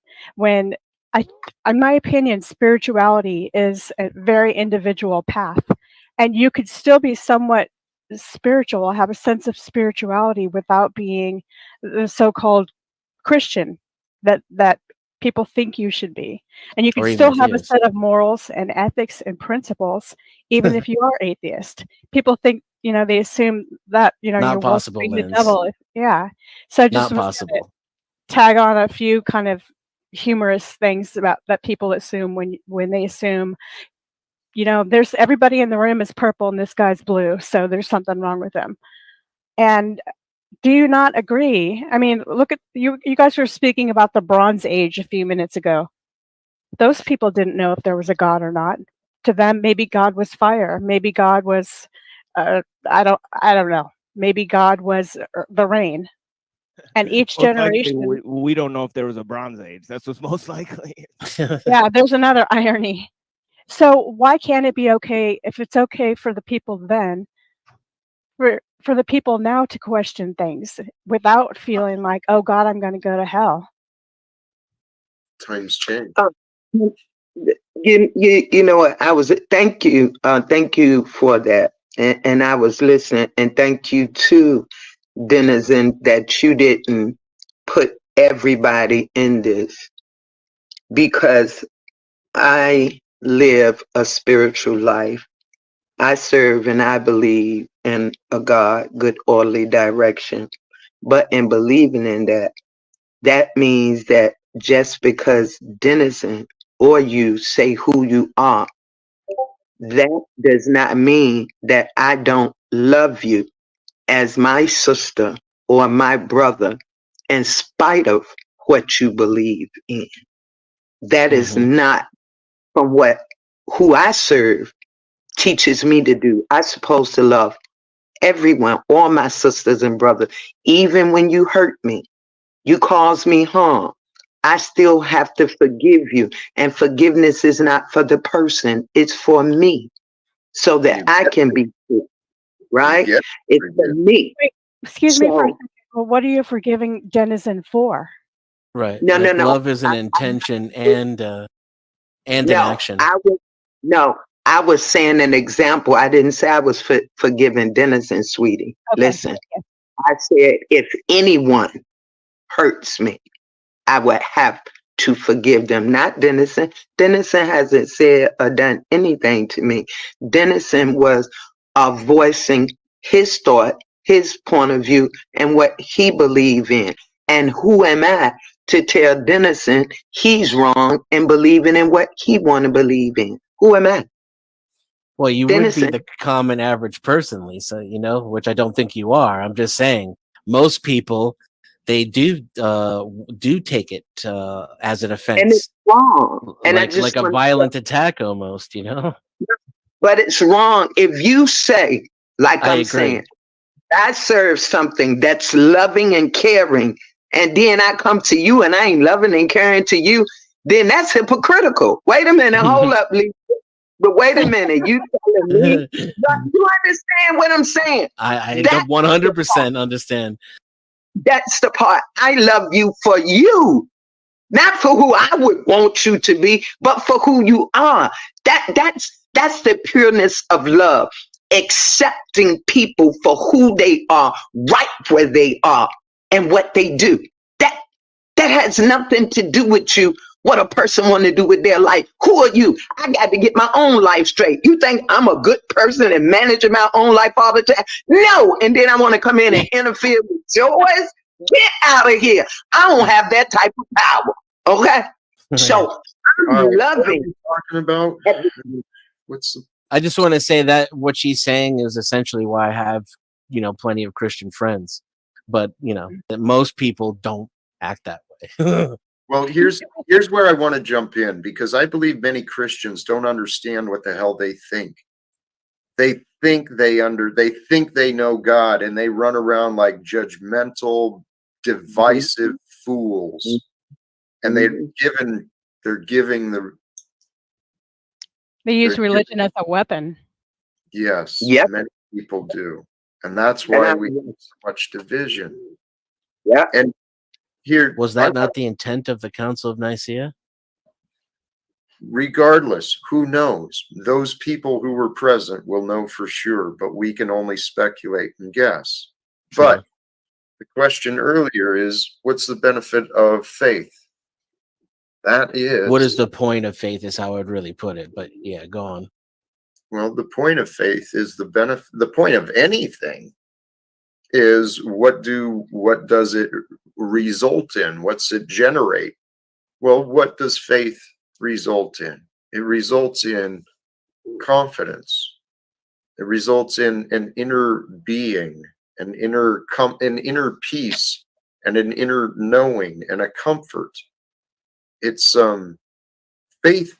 I said this. There's a line from a movie that I had quoted with a pastor near the end of my drinking days. I said to him, faith, I was in awe. I said, faith is a gift I have not yet received. I do not understand it. And I didn't. Today, I've been living by faith alone. The world has not been very supportive of me.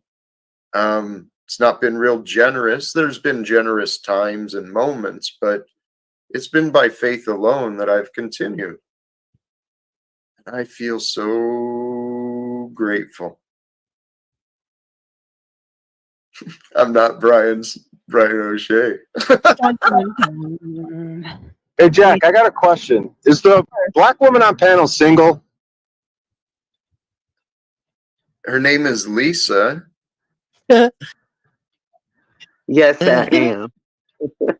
Yeah. You know what's Well, funny that's about great, because I was going to name my next stream "Looking to Date a Black," and I was wondering if you could join me on my panel, and maybe we could put your face in the box, and then, well, that's not going to work. I was going to say put your face in and I talk, or you could join me on panel, help me find a black. Brian, can I ask you a serious question? Are you trying to be offensive or funny? Which one is No, it? Jack, I think he's really just this fucking adamant. Like, he really doesn't understand what he's doing. Like, he basically just offered that woman to engage in metaversal blackface. And I'm pretty sure he did that earlier. He goes, hey, we'll put your picture up and I'll just talk for you. That's not... Brian, are you aware of what's going on here? Do you know where you are, what's happening, what you're actually saying, what the implications are? Yeah, I want to date a black woman, and I've been running into a lot of resistance with racism from the black community. Can I getting answer on those that? panels, so I'm trying to solve it. Okay, so you're not going to solve it in that way. And because you want to date a black woman, how you're coming forth, you would never. They would dislike you. Some would actually hate you. They would degrade you because how you represent yourself to us.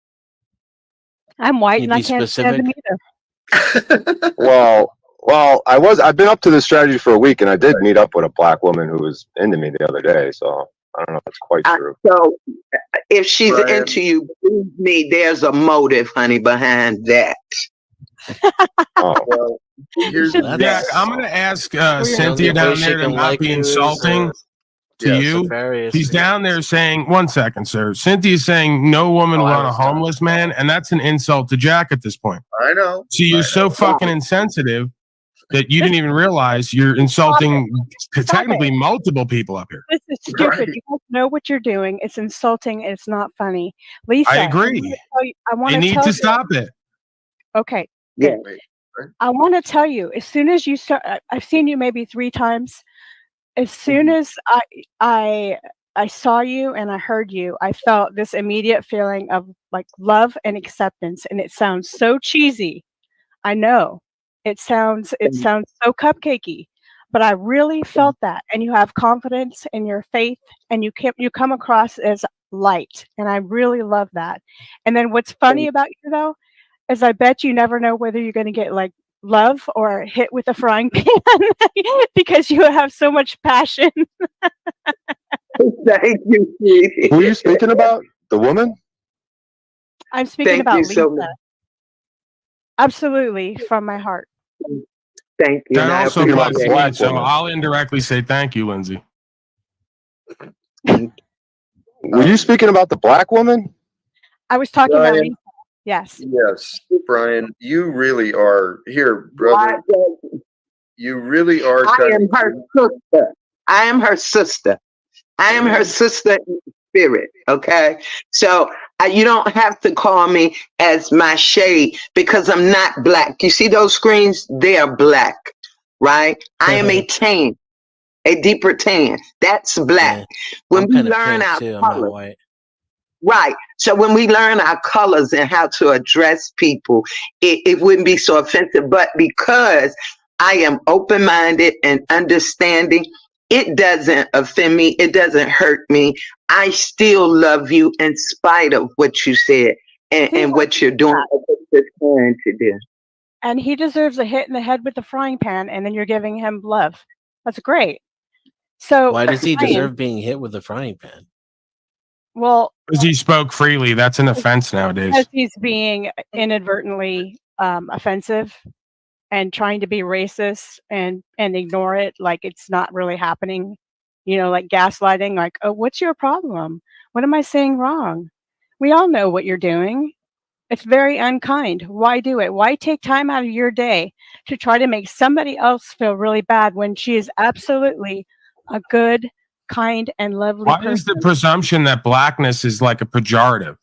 Like this new thing That's now not, that everyone's that's trying to not what I protect. said. That's not what I said. That's an But I'm ad looking. How is he I'm being trying to racist figure. and denigrating by Well, let me pointing out calm down. blackness? He is being How about racist this? and okay, I'm Yeah. going to shut up. Hey, Yeah, Lindsay, because your hypocrisy is thank you. feeding in on itself, and you're realizing you're a fool. Oh, come on. Jiminy Christmas. Brian, you are being your lack of awareness, you are a confused man, dude. There's a reason our paths have crossed. Eventually, you'll pull your head out of your ass enough to listen. And then when you do, or you'll learn either way. Maybe that's what's happening. Hey, this was my prayer earlier. My prayer earlier today was, and I said this in the stream, that today maybe the right words could be shared and the right words could be heard. And then someone might realize things from their past, things they'd heard before, and be like, oh, now that makes sense. Because every one of us will go through these aha moments in our awakening, because I'm seeing many people who are kind of asleep at the wheel here locally and nationally, in the White House, in the Congress. People are not aware. Praise God. But Jack, isn't that sort of in his own befuddled way to kind of drop the wall at the fourth wall? Isn't that what he's kind of doing indirectly, meant That's to how I elicit, took it. is the conversation about the ridiculousness and hypocrisy of colorism versus culture and how it applies to all of us? You are making this about colorism. I was commenting on the disrespect. You are the one that commented on racism. Again, you presume to be disrespected for a woman because of her color skin that you chose to see disrespected. Can I ask a question? I didn't hear her Jack? say it's always white people talking for black folks, telling them what to be disrespected and offended. Okay, well, I'm black. I can talk myself. If you Denizen, what were you trying to say? Just wanted to ask Lindsay to actually describe what she's referring to instead of having it, dictated at her. I thought I was perfectly clear and succinct, and then it got twisted around and put into other words. Honestly, I don't know you, so I don't feel that I have any reason to twist what you're saying, and I don't know. Like, I hear the words you're saying that you The subtext. Okay, the subtext of what Brian says when he comes in here, his whole attitude, his little tattletale. I'm Paul's little pocket buddy. We're gonna make out after this because I'm gonna get some points with Paul.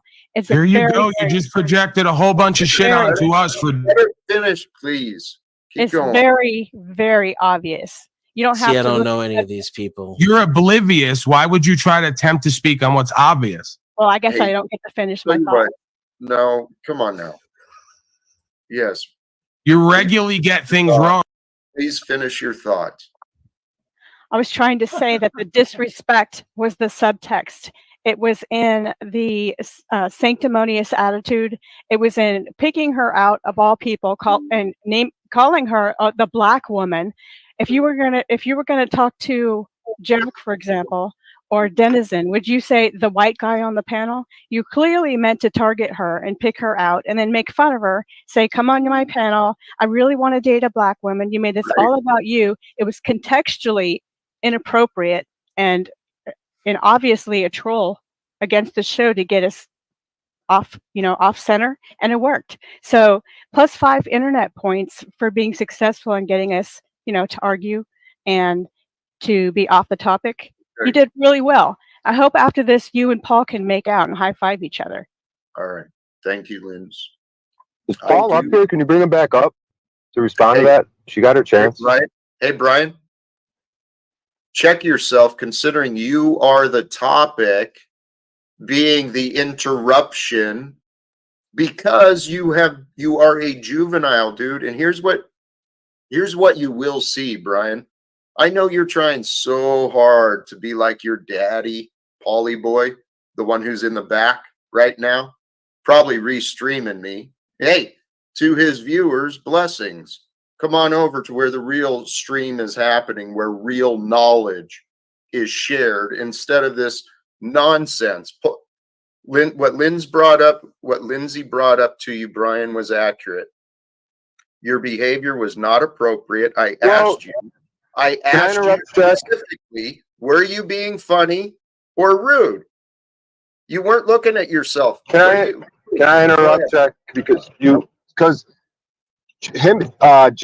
Paul and that woman Lindsay were having a back and forth. You put Paul in the back because he wasn't letting her talk. She got to talk, so now I think it's appropriate you bring. All right. It's funny how Brian can't fucking talk for himself without Paul there, whether the police are there or fucking whatever it is, right? And it's kind of sad because Paul's been fist fucking Brian from the get-go, and the guy's still doing it, right? No, I'm serious. And he's serious too. No, I like Brian. I like Brian, right?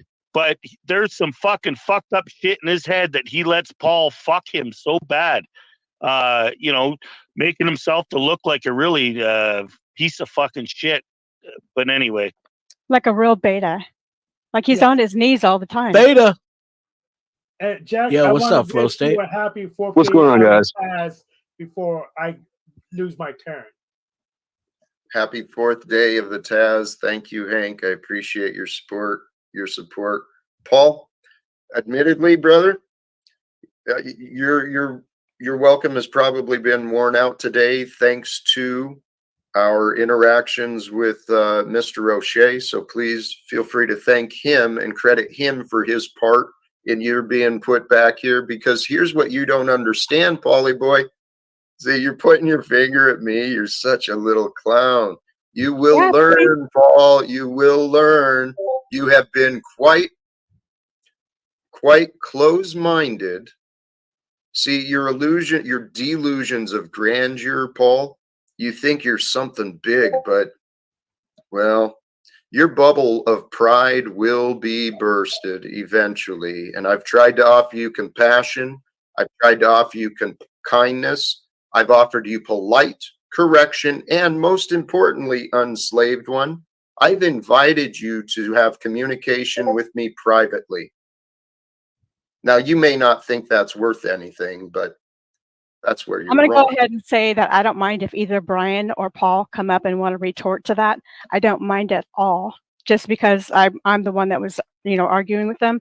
I think I got a fair shot at saying my say, and if they want to say it, that's fine too. I'll just be quiet. I'm curious too, because I'm new here and I don't know any of these people, so I'd like to understand where Lindsay is coming from, and I am also like to see if Brian can actually explain himself. Brian You stumbled has upon a treat, sir. If Paul is still here, I'm sure he will explain everything. He's got answers for everybody. I actually don't. I have answers for myself, while the rest of the folks around me are lacking answers for themselves, claiming to have answers for others. It's beyond hypocrisy.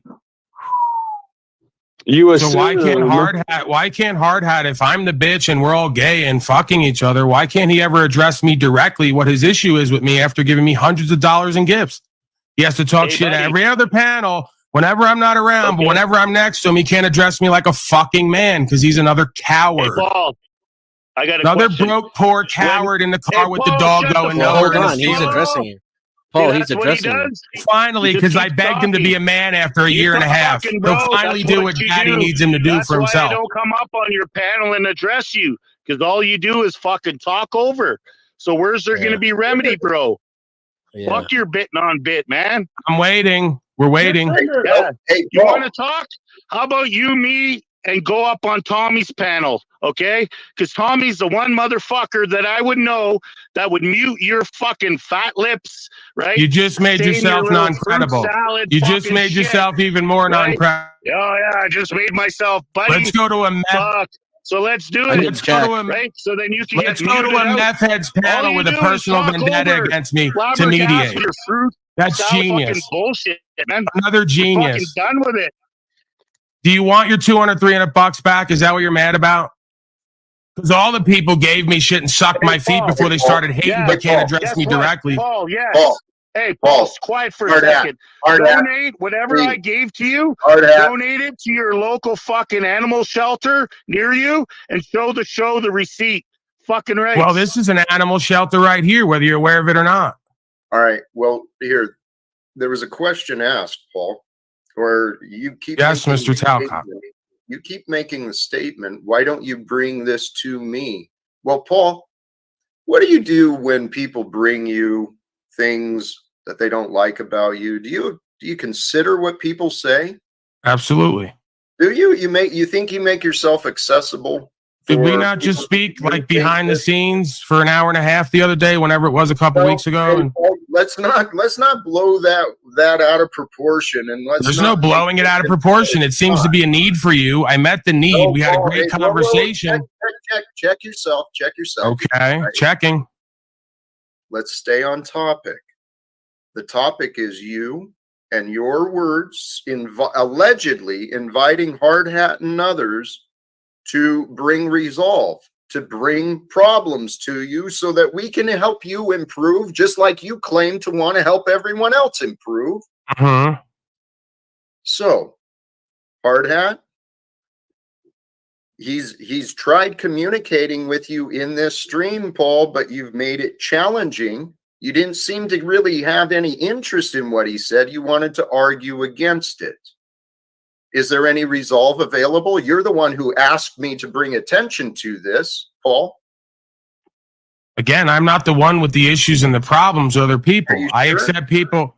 I accept people as they are, even if No, you don't. Are you going to speak over me, or are you going to let me give my perspective?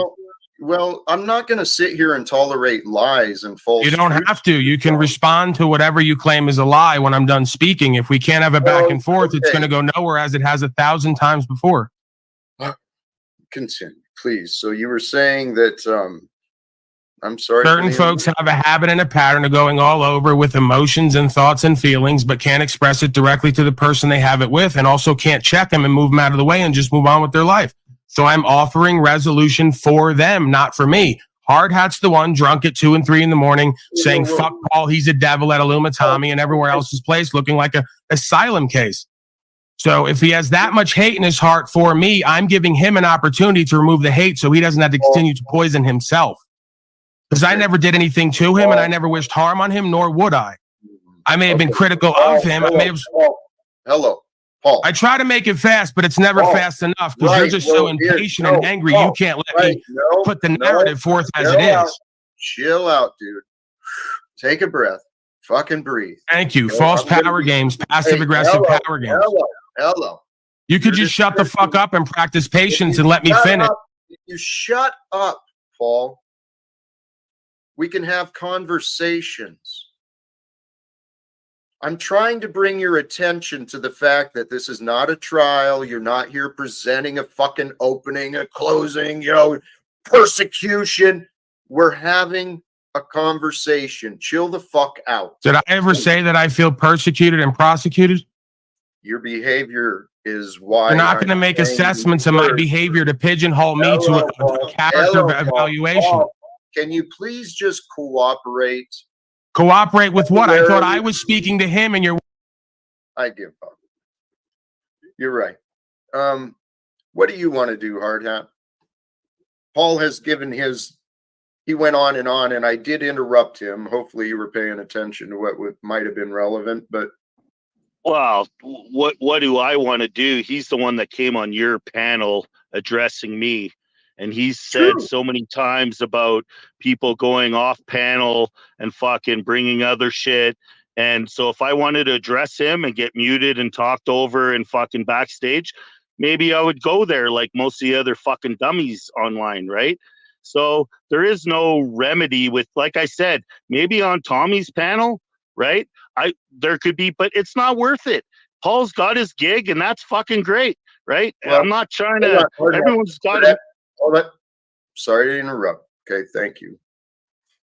Yeah, if you can do something, if you can have a conversation with Paul at Tommy's, I believe it can happen here. Now, you mentioned because you have a feeling that Tom would successfully mute and allow conversations to happen. You know what? I don't know if I really want to turn this stream into that today. So maybe a later stream for you and Paul might be a better option. I'm leaning more with you now on this, Hard Hat. So, well, not really. I mean, I've heard him 1,000 times saying people coming up. He said, all my longtime viewers, can you please tell me when I'm going off and this and that, right? But the reality is with Mr. Pie and everyone that's tried to come up and say shit, he just pulls his fucking shit. His ego and narcissism is fucking, that's fine, right? But that's who he is. So for me to try to get remedy on his fucking shit, not a chance. So I don't care. He came up on your show addressing me, right? Because his fucking feelers are hurt. Yes. So you know what? All of you here on the panel, please, and tuned into the stream, I accept responsibility for everything here. Thank you for trying, at least, Hard Hat. You're absolutely right. Paul is the one who suggested this. I'm going to bring Paul back up, but it's not going to be for what you wanted. Okay, we're not going to focus on your little relationship with Hard Hat or your desires, Paul. You're welcome to participate in the conversation. I don't understand why there always has to be a forward. I don't understand why there always has to be a projection of what's going on rather than an acceptance of what's being said or look at the facts. You want that treatment, but you won't give it. I wish you would look at the facts instead of always fighting to dominate with your narrative, your truth, your rights, your freedom. Paul, you're a confused man who's amongst friends who care about you, right? You don't have to, this isn't your show, Paul. Tell you what, maybe this isn't the best place for us to communicate. You go ahead and do your stream. I'm going to continue back and do mine. Or if you want to keep using mine for content, feel free. do what you got to do, brother. But I'm going to focus on what is important. Faith in love. That's the topic of today, right? Faith in love and the power that love can bring us to do.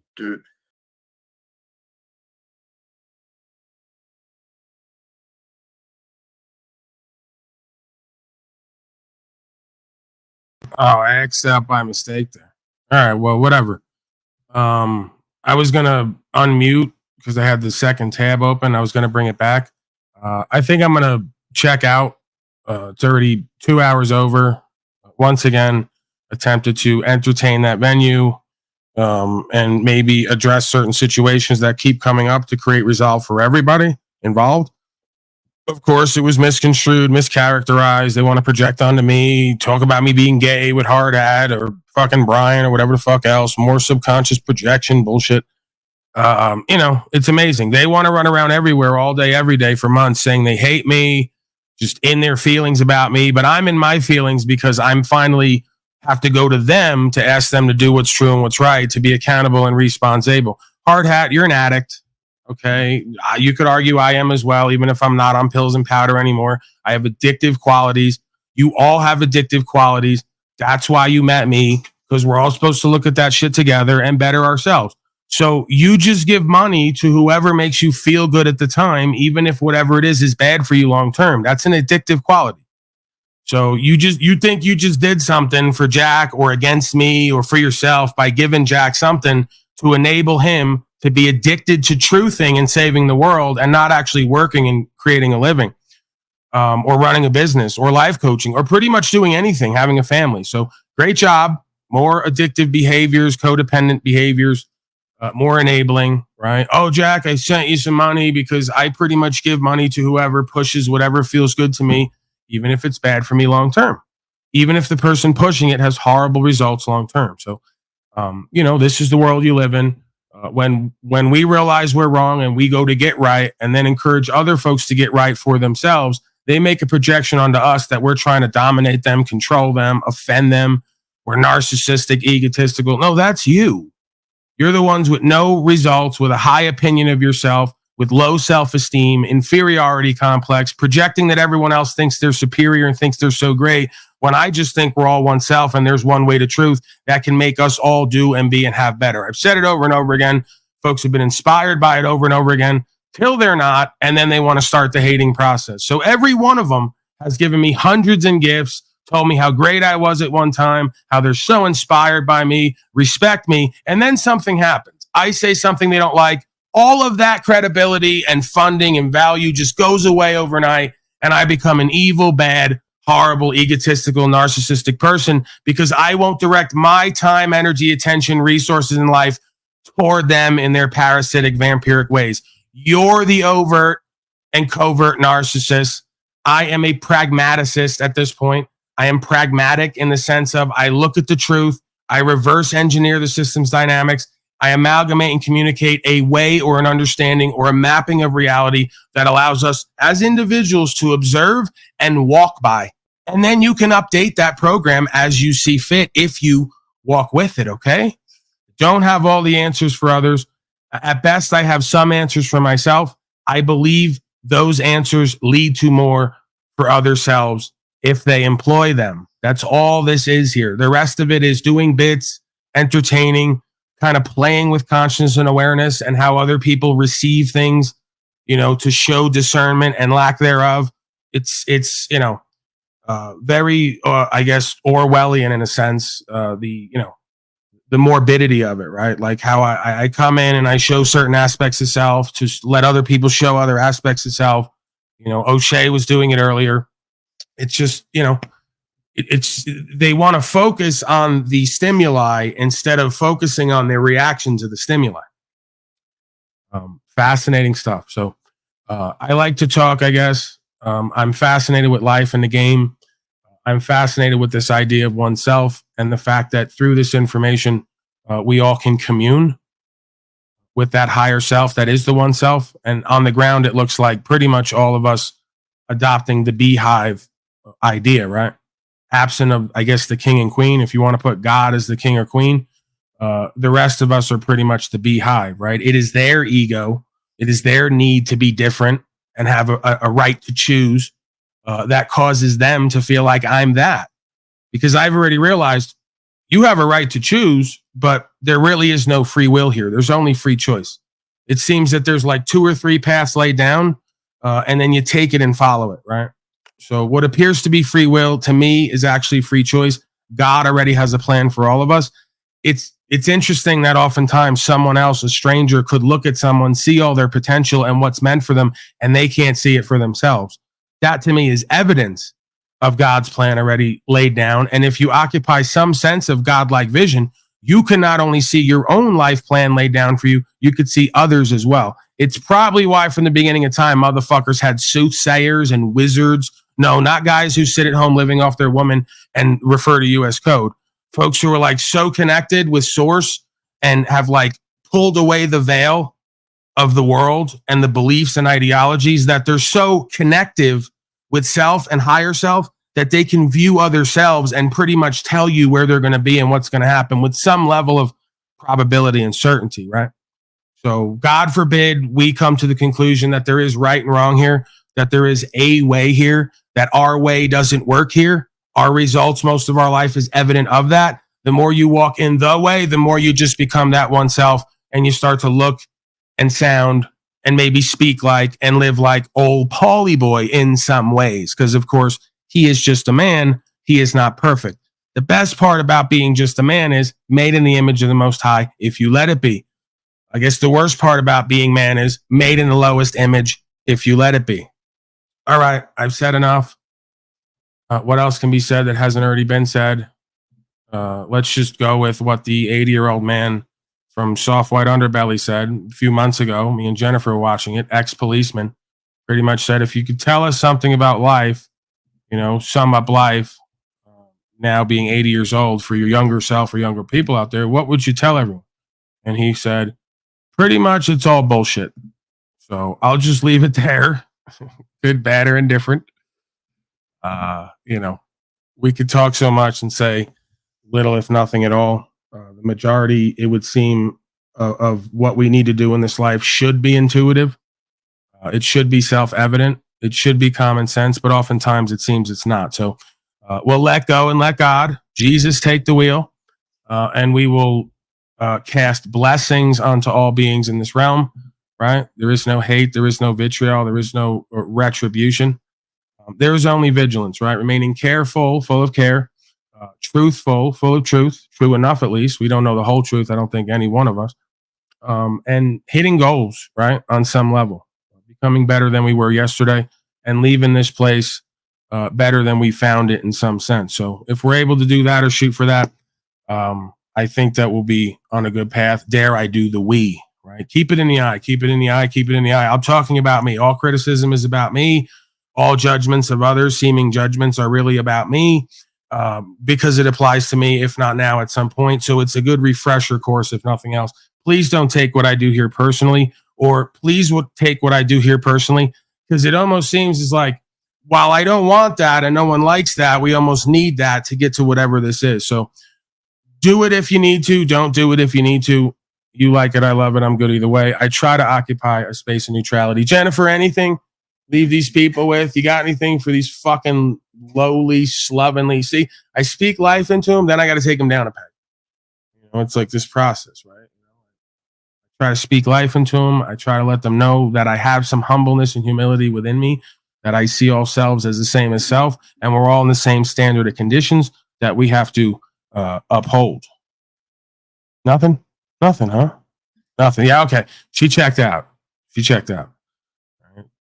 not feeling too well. I think she's got SLAVed 24, potentially. So we're going to have to monitor that situation. I'm going to have to get you a whole bunch of treatments, boost your fucking immunity, the whole thing, get you real healthy. You did make out a will, didn't you?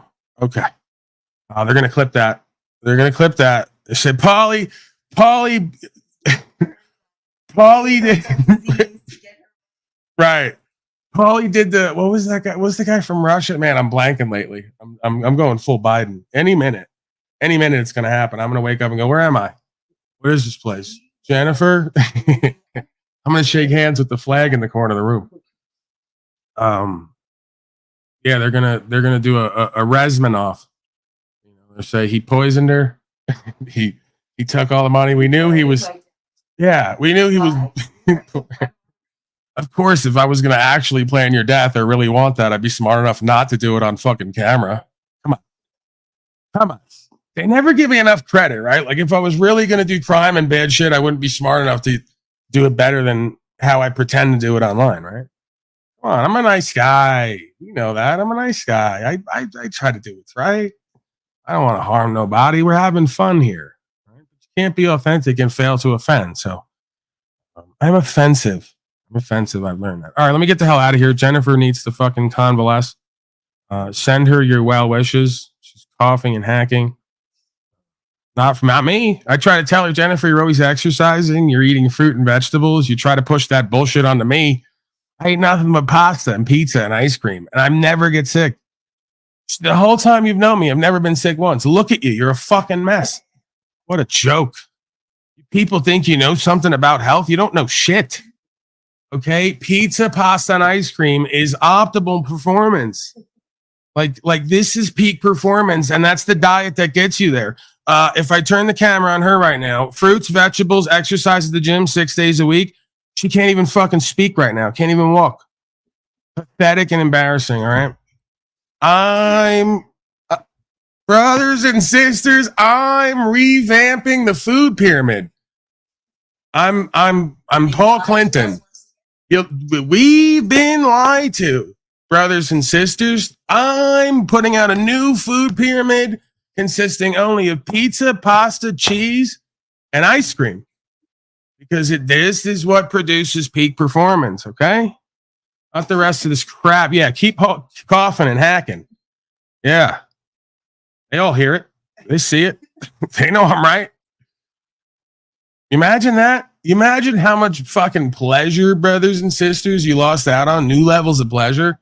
You thought you were doing something over here? Oh, Paul, don't eat the pasta and pizza. Oh, Paul, you're getting morbidly obese. Oh, Paul, you're going to have a heart attack and a stroke any moment. Look at you now. How the mighty have fallen, huh? I'm still going. You want me to do another 2 hours right now? Yeah, I didn't think so.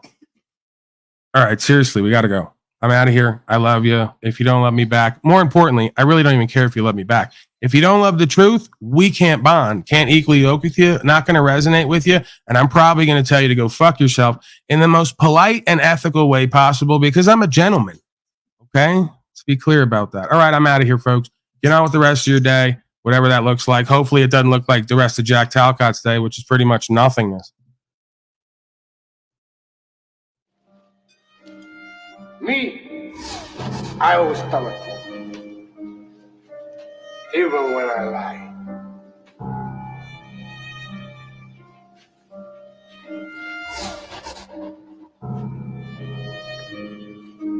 So say good night to the bad guy. Go on. The last time you're gonna see a bad guy like this again. The great reset's happening. But when you get all your pretty and nice shit taken away and your bullshit job that leads to nowhere, and you're forced back on the land and have to be self-sustainable and co-creative and work with what is, this talk about your feelers and your ego is going to go right out the window because the God and the elements and nature are going to present what needs to happen next. 9 out of 10 times. That's the difference between me and you. I got it in me, not on me, just like you do. I'm trying to work it out, bring the subconscious to the conscious and figure out who and what I am. Am I good or evil? Am I real and true? Am I a narcissistic, egotistical deceiver? That's the difference. I'm actually authentically trying to work it out while you lie to everyone and project your negative aspects of self onto me, and I don't appreciate it. And the universe don't appreciate it either. And the students of life in this audience don't appreciate it either. This isn't about love and money. This isn't about chasing bags or anything else in and of the world. This is about the Philo-Sophie, right? The love of knowledge, the love of wisdom, the love of understanding of self and applying it to actualize and realize and get better results for yourself and everyone else. I thought that's what we were doing here. So let's get the game back in its proper perspective. The motherfucker doing this shit shouldn't have to talk about it because you folks want to lie on it. It's embarrassing to me. I didn't come on here with the intention or the understanding that this is supposed to be for business or a hobby. That's why I show up the way I do 500 days straight. That's why I have a care in my heart with passion. That's why I do what's true and what's right and see through you motherfuckers and get amazing results for me. We can't allow the generalized experience of life and everything it has to offer, good, bad, and indifferent, to hold us back or keep us paralyzed or keep us fearful or self-doubting or unloving and uncaring of ourselves. How do I know? Because then look into me. That's all this is. I can see further than the rest. I can interpret beyond what's told and shown, and I can amalgamate and communicate the cause and effect and the root of the state of consciousness and awareness. That is a astounding testimony to the work that I've done on myself in this world and in this life and the practices I've walked with other people. The question and answer, the fellowship, the co-creational endeavors, and the conversation that leads to understanding. But again, we can't appeal to false emotions and false authority. That is the cornerstone of cognitive dissonance. You can't say that I'm respectable, righteous, honorable, presentable, and then I have balls and then turn around and hate me or catch feelings over me being that and living that when you don't like it or when it doesn't turn out as favorably for you as you would have hoped or expected, right? That's the theme of a true common bond that goes long term versus the shallow materialistic worldly connections that come and go. It is what it is. Some people are down forever. Some people are down for the ride until they got to get off, right? And some people ain't down at all. So through the life experiences, firsthand experiences, through the tests and challenges, you learn more and more who and what is meant for you and who or what is probably not going to be able to sustain the ride. And that's okay.